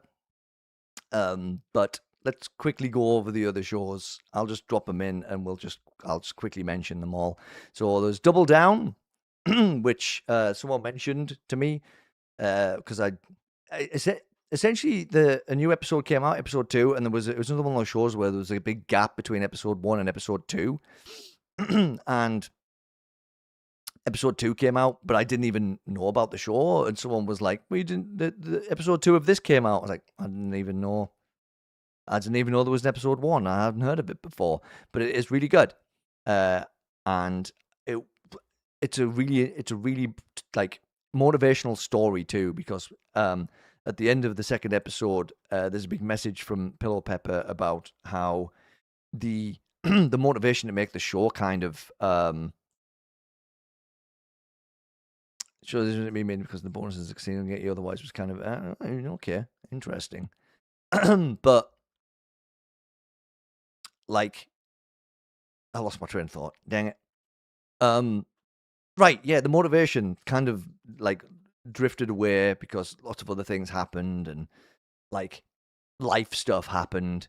But then to have the team kind of support and kind of rally around again to get episode 2 up and done has kind of reignited the motivation and everything. It was just really nice. It's just a really nice little story of like coming back around again after like not feeling like it anymore. So very cool. I really like that little side story of that, and it's really cool to know that the show's up and ticking again now. We're straight back to Bunny Boy again now. This sometimes happens if I do cover a show by somebody, and then I find out they've got another show. This is Bunny Boy again. It's just called The Showtime. It's silly, very straightforward competition-based show. It's good. There's 2 episodes out so far. Again, not a super long show. You could get through it pretty quickly. And then we've got Bottom of the Barrel by Rodako Animations. I found Rodako Animations through TD Oliver because Rodako did one of the 22ndly Object Show episodes, and Rodako kind of mentioned, "Hey, I've got a show called Bottom of the Barrel," and so I went and checked it out. And again, very interesting concept. A bunch of characters just randomly appear in a place, and the host, toilet paper. The host is toilet paper. Basically gives them a competition to take part in because he just wants them to be entertained and not panicky about being somewhere random. But they start leaning into the whole aspect of how do they get out of this place. So I think that's going to become one of the focuses. But I think some of the characters are like, I don't mind doing a competition. So some of them are still going to kind of take part in the competition. Others are going to keep figuring out how to get out of this place. So that's going to be an interesting thing to see how the characters split that way around. And then the Object comic by Toasted Noodle. This was recommended to me by, I think I mentioned this earlier, Swag Broski mentioned the Object comic to me. So, and episode 1 came out like a year ago, and I think Swag kind of snuck up and was like, "Hey, you should check out episode 1 of this because episode 2 is going to be coming out soon." So managed to get me ahead of the game on that one. This is super short episodes again. It's just an Object Show competition. The colors are interesting because all the characters are just like outlined like that. They're not filled in, so they're all like just the colored outlines with the white fill, and then there's very simple white and gray backgrounds. But very fun. Oh yay! Look, it's App and BFPOR. So BFPOR was my second Object Show Spotlight episode that I did, and I tried to be smart about planning this one because I knew the new episode was going to be coming out at the Colorado Object Hangout. So it's like, if I can get all of this done and the Spotlight episode done before the Hangout happens, I can be ready for the new episode. And hey, look at that. I managed to actually do it. Oh, wow. How do you know that one? I thought this was a super small show that not many people talked about. Oh, what the heck? But yeah, it ended up being such a fun, like, one of the fun things about the Spotlight episodes, whenever I get the time to do another one, I don't know when that's going to be, but whenever I do, is it's so much fun to sit down with a show that you haven't watched and then do a front to back watch and then do another front to back watch and then do notes and then do a big video where you're editing clips and screenshots into it, because you feel like you really get to know the show. And geez, seeing how BFPOR went from what it was to what it's becoming was such a journey to watch, and well, it's super impressive. I'm loving the heck out of it.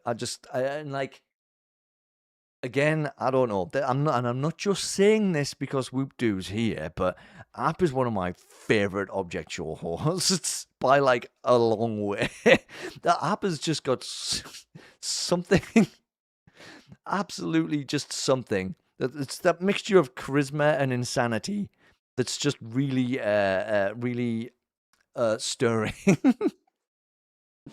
Absolutely, just so fun, and that's why I had to use this screenshot for talking about BFPOR, by the way, because the super spiffy game show host outfit, fantastic.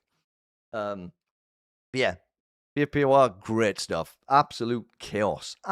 You want an object show with no rules?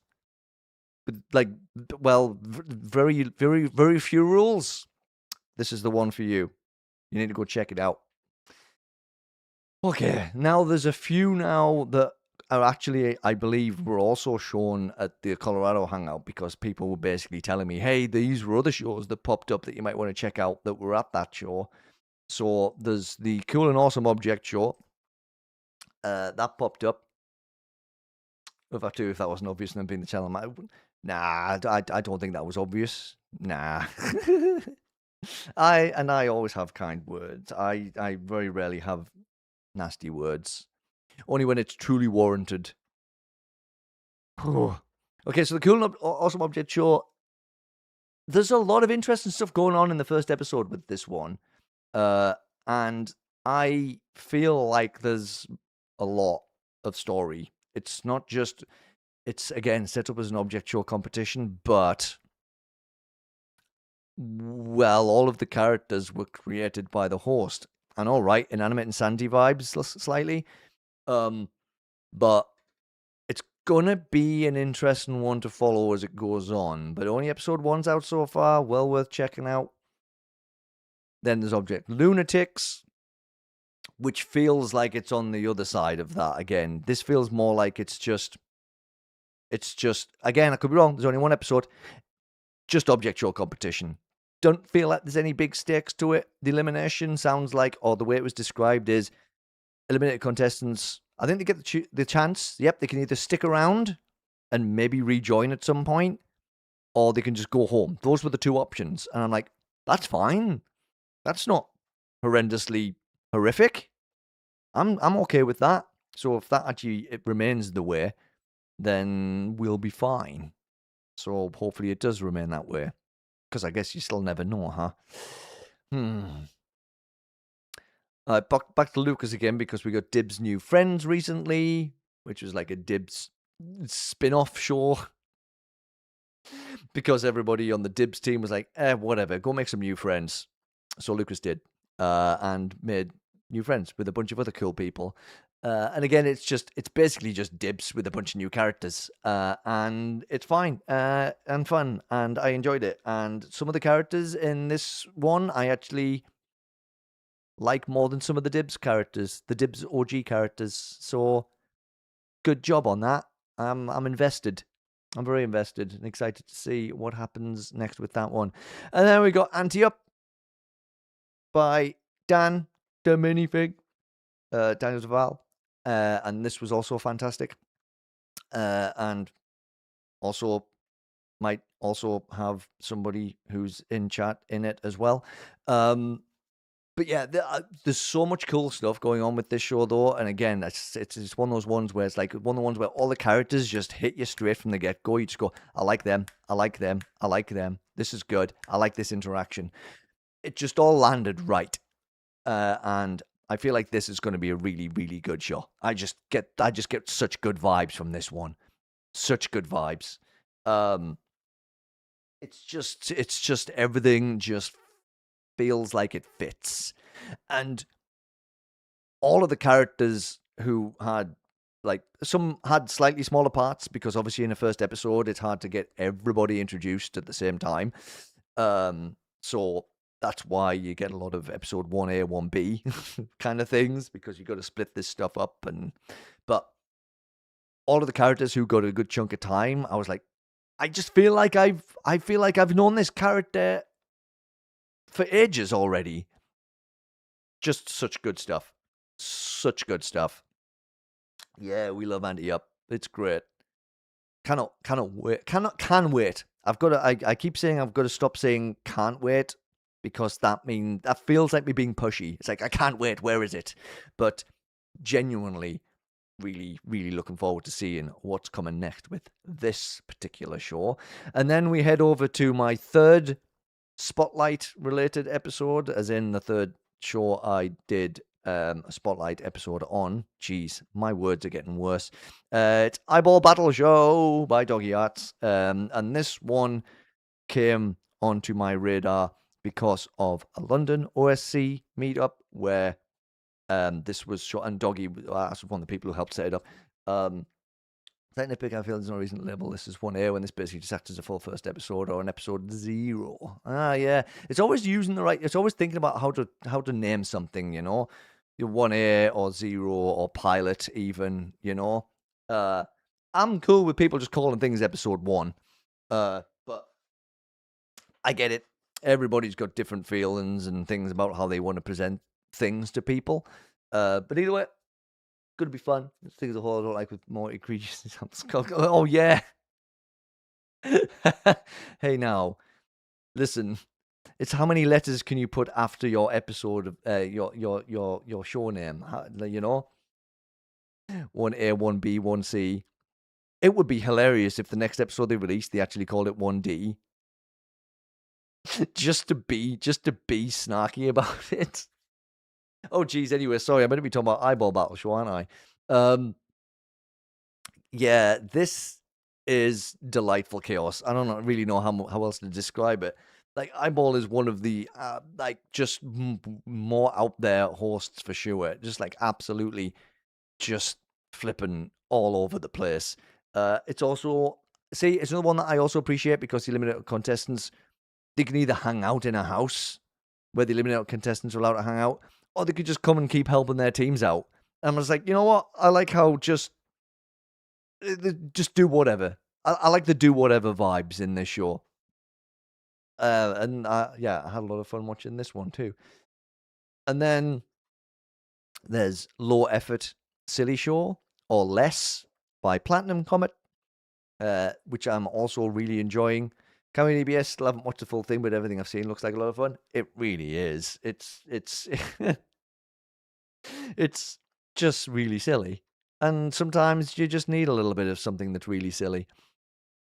But Low Effort Silly Show has silly in the name. Clearly very silly. And only 5 contestants in this. 5 contestants and the host.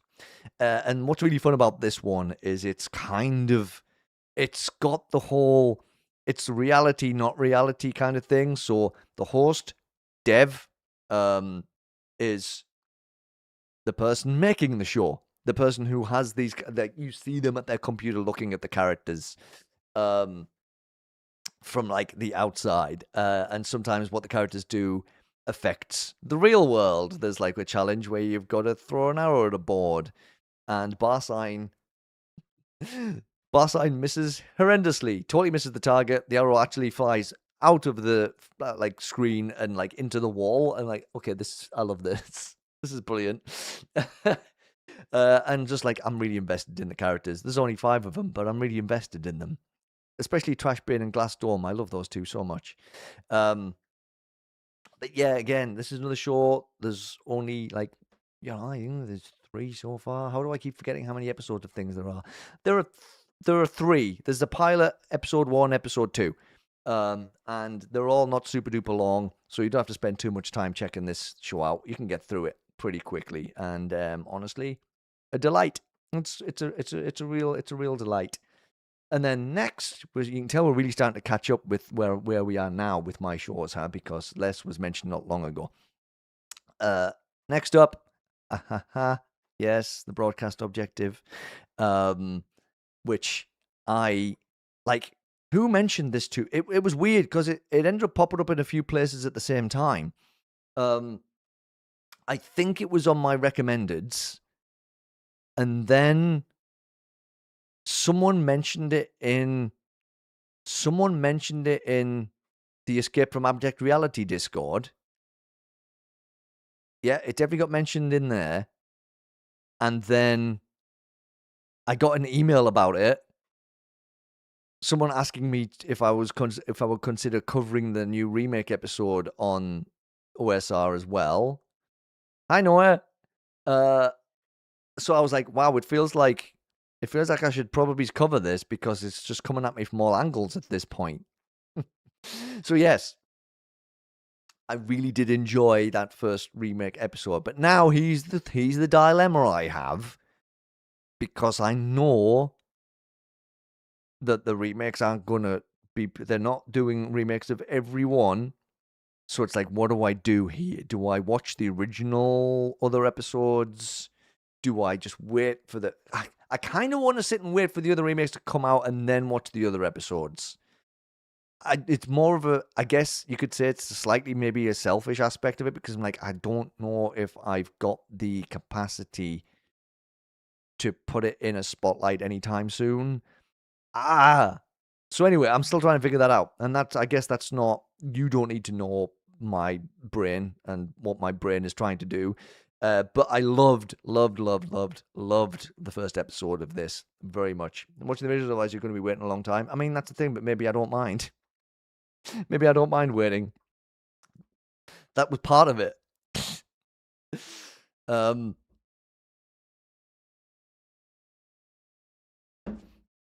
Because I have such a list already. So if I do watch the originals, I probably won't be talking about them for a long time either way. I don't know. I don't want to overthink it. I just want to have fun and not get stressed out about stuff. I'll figure it out eventually. But either way, yes, love this very much. Very fun. Very good. Very much going to hurt me emotionally, I think, a lot. Which might be another reason I don't want to watch the originals quite yet. Don't know if I'm quite ready for that. Several non-remake episodes come out in the time between remakes. All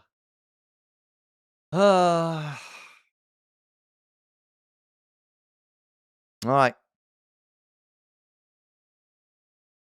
Maybe then. But then here's the thing: I didn't know all the ins and outs of it. All I knew was that the remake of episode 1 had been released, and I didn't know all the ins and outs of how many episodes were being remade. I didn't know how much of the show had already been done and how many episodes were being planned in total. So I feel like, and this isn't anybody. This isn't on anybody, but it's on me for not doing my research properly. It would have been better if I'd done a spotlight episode before I watched the first remake episode and mentioned it in a regular Roundup episode. That's what I'm thinking now. But I've already talked about episode 1, and I don't want to do a spotlight episode that does 2 to 6. So I still need to figure it out. Because as much as I just try and keep things easy on myself, I still have to plan things. But regardless, I can't judge the whole show because I've slowly watched that first episode. But based on the first episode, very good. Oh, all right. 2 more. This one is Battle for Kurapola Court by Aura, who this is another Malaysian object show. So this one was recommended by Pancake Animates, and this is like very Sakri coded, very Battle for Grandma coded.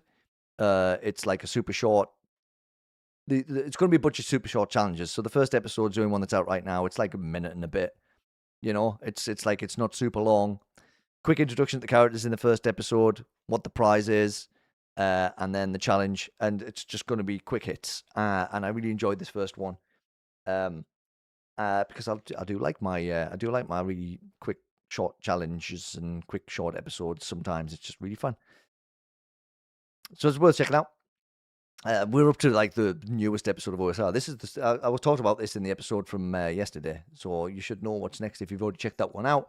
It's Battle for Hypixel, which is well, as if it wasn't obvious, I guess, a Minecraft Minecraft related object show. So I don't know tons about Minecraft. I really don't know much at all, but the characters were fun. And the idea is fun.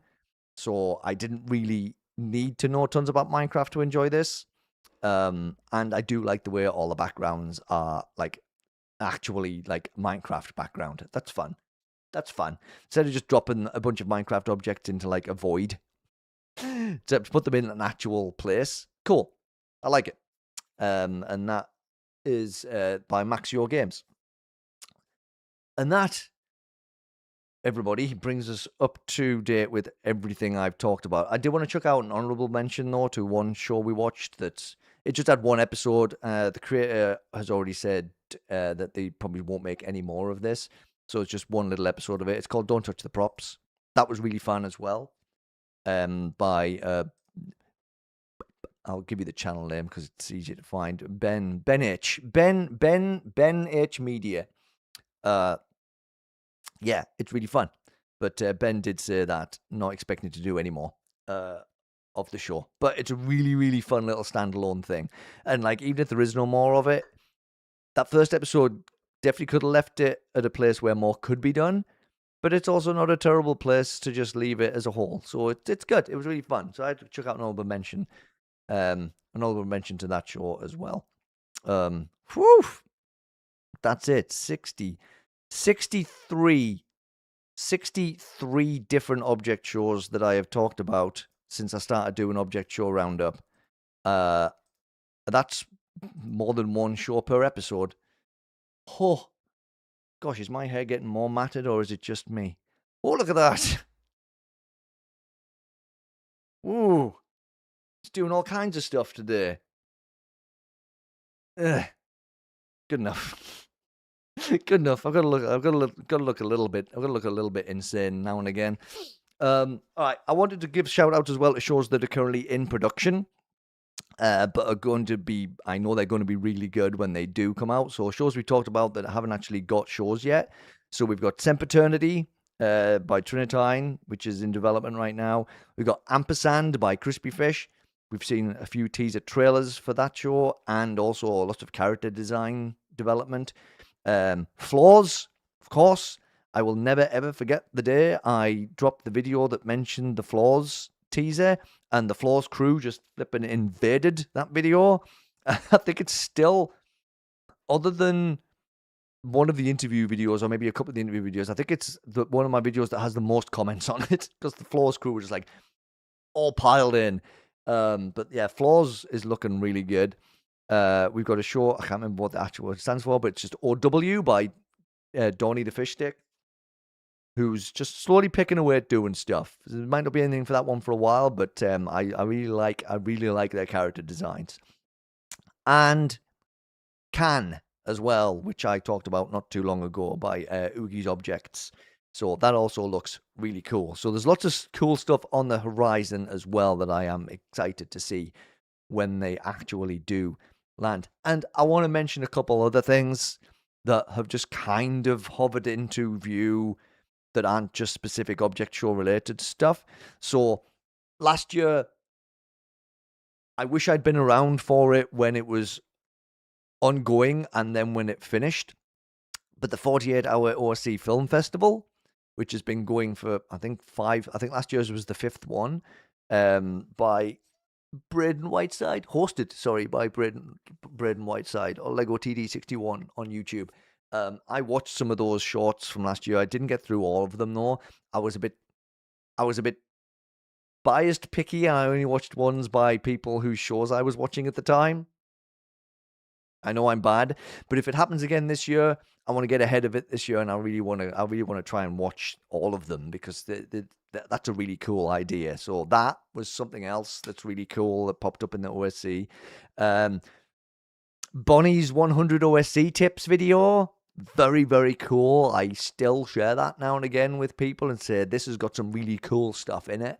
If you're looking to get started on doing your own show, and a lot of those tips are actually really handy even if you're not doing object show stuff. That was a really, really cool thing and really well put together, and so many amazing people offering advice in that video. And Bonnie in general is just awesome. I'm just going to shout out Bonnie any day of the week, to be honest. And also, it feels kind of not mean, but singling out one specific musician because so many people make cool stuff and cool music. But Nate Bate just has made some amazing pieces of music over the last little while, and just one of those people who just kept popping up again on that recommended feed, and just really awesome music. There's so many other things I could throw out there, like the Object Show medleys as well. They're really fun. Just lots of other little things, right, that have just popped up as this last year has gone by, and I'm just really excited to see what happens in the rest of this year as we get into 2027. I'm excited to start doing more stuff myself now. I've got those VA roles coming up. I can't, the Lunchbox Kids on Friday. That's just the beginning. You ain't ready for how much more Mikey you're going to be getting. That sounded threatening. It wasn't meant to sound threatening. I was meant to be a positive thing. But I guess if you don't like my stuff, then it's bad for you because that means you'll be hearing my voice more. Apologies. I'm sorry. What can I say? It's just the way it is. But yeah, I am excited to start doing more stuff that's not just in this arena, right? Shout out Earth on the Line from Christbluey and Dream Eaters from Sweet Horrors, which both have teasers for their first episode a few months ago. I've been keeping tabs since they started production. Oh, let me make Earth, whoops, on the Line. All right, okay. I will. Why did I get Earth on the Line? Okay. All right. Okay, I've heard both of those. Not the show names. I've heard both of those people's usernames before. Feel like I'm falling behind on things now. I'm never gonna be up to date with everything. That's just not a possibility. I'm not even gonna try and pretend I can do that. But I always just say I will do the best I can. Okay.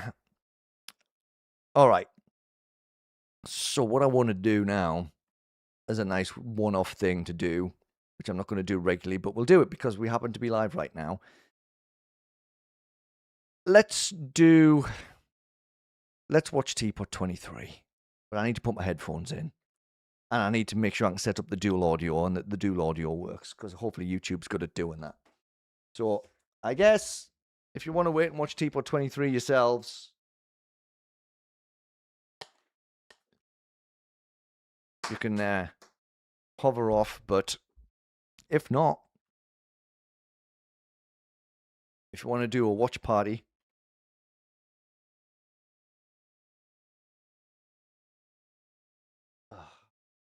okay. How the heck am I going to do this on the fly? Okay, wait a minute.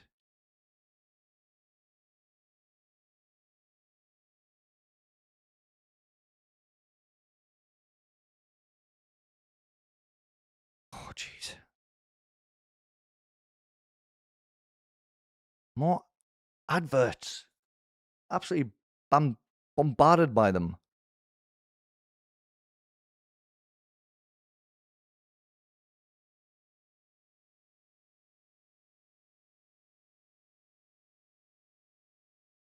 Oh, you know what? Nope. I think I'm too warm to sit with my headphones on for this entire thing. All right. I'm not. I'm gonna go let everybody enjoy Teapot 23 that wants to go watch it. Nope. You don't need my. You don't need my stupid face next to the episode. Nope. No, I'm not gonna do it. But it's gonna be. It's going to be interesting to see what happens in it. That's what I'm going to do. I'm going to go and sit on the couch and I'm going to watch that and see what the deal is. And then, I guess starting tomorrow, I will be starting on notes for the next Object Show Roundup episode. We just keep on rolling. That's the 1 year anniversary done. 1K subscribers special done. Thank you, everybody. I can't believe it's been nearly 5 hours. How the heck did that happen? Good grief. Please go check out some of those shows I talked about if you want to. I would say check them all out, but obviously you don't have to. But I did feel the need to mention everything that we've talked about because, heck, I wouldn't have a show myself if it wasn't for all of these other amazing shows that I have to talk about.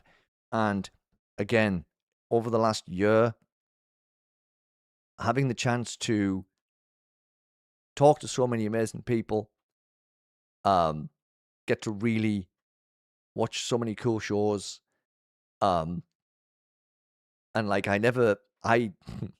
when I started doing OSR, I didn't really have any big plans or anything. I was like, I'm just going to just do a show where I just talk about object shows. That seems like a cool thing to do.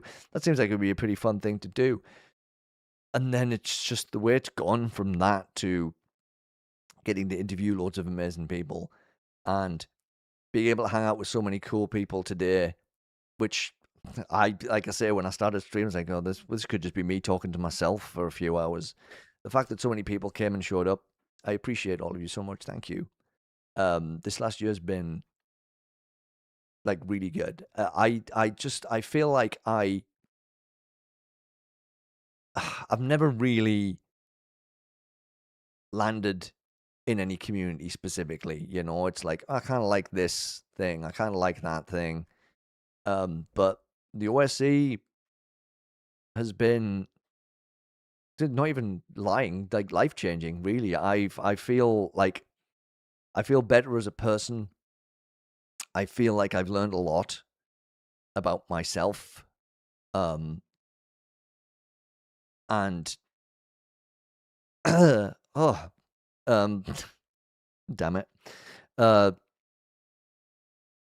And like just to see not just people's amazing creativity in the shows they make, but their determination, the positivity, despite everything, just you know, and just the what's the other word I'm thinking of? You know, the resilience. That's it. The resilience of people. And I mean, I know you could just sit here and go, Mikey, what are you talking about? This is just a bunch of object shows. The people behind the shows, okay, are just amazing people. And like, obviously, I haven't talked to all of them. I've only interviewed certain ones. I've only interacted with other people in comments. But just genuinely just seems like a rock solid place. And I've never felt anything but welcomed in it. And just genuinely, thank you, everybody. I don't want to say I didn't see myself doing this for a year. It was just something I wanted to see what happened with, and the year's been kind of bonkers. So just gone from doing like we've gone from OSR to interviews to spotlight episodes, to going to New York twice as of like a week and a bit from now, to getting roles in shows, and just to who knows from there. Actually, you know, that's kind of it for now. But I never in a million years expected things to kind of go the way I was like expecting to maybe just do OSR and that would have been it, right? But it kind of turned into so much more, and you know, have actually made a couple of like friendships as well, because I know it's one of those things, because people on a screen and just having a few interactions. That's not, you can't call, I don't throw the word friends around easily like that, right? But there's definitely a couple of people I would consider friends. So just, yeah, it's been fantastic. And onwards and upwards, we keep going. I guess maybe we will do another live stream for the 2nd anniversary, maybe. We'll see. What is June the 28th next year? You want to put that in the calendar already? It's probably midweek, right? Probably not a day I would normally stream on anyway. It's a Monday. Gross. Ugh. Not fun. I guess not. That makes sense. It's always usually a day after it. But leap years kind of messed that up a little bit. But yeah, we'll see. But it's been fun to do the first OSR live stream for sure. And I'm also really bad at ending streams. Can you tell? Why do you think I quit streaming to begin with over on Twitch? Because I'm absolutely useless at stopping them. Okay.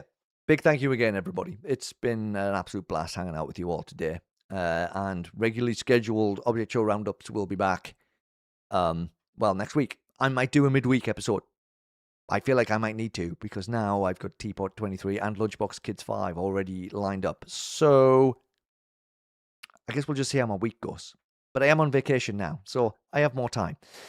All right. Hope you all have an amazing rest of your day. Have an awesome rest of June, which is nearly done, which is ridiculous. Happy Pride. I know the month's nearly done, but I haven't had the chance to say it live. So I'm going to throw that out there. And that'll do it for me for now. I will be updating you with Object Show Roundup stuff soon. Obviously, after we've been to New York and back, I will give updates on that. There'll be pictures, no doubt. And yeah, that's that. Take care, everyone. I need to go eat because it's 8 p.m. and I have not had supper yet. So I better go do that too. Okay. Thank you. Love and appreciate you all. Take care of yourselves. Bye. Toodaloo again. Bye.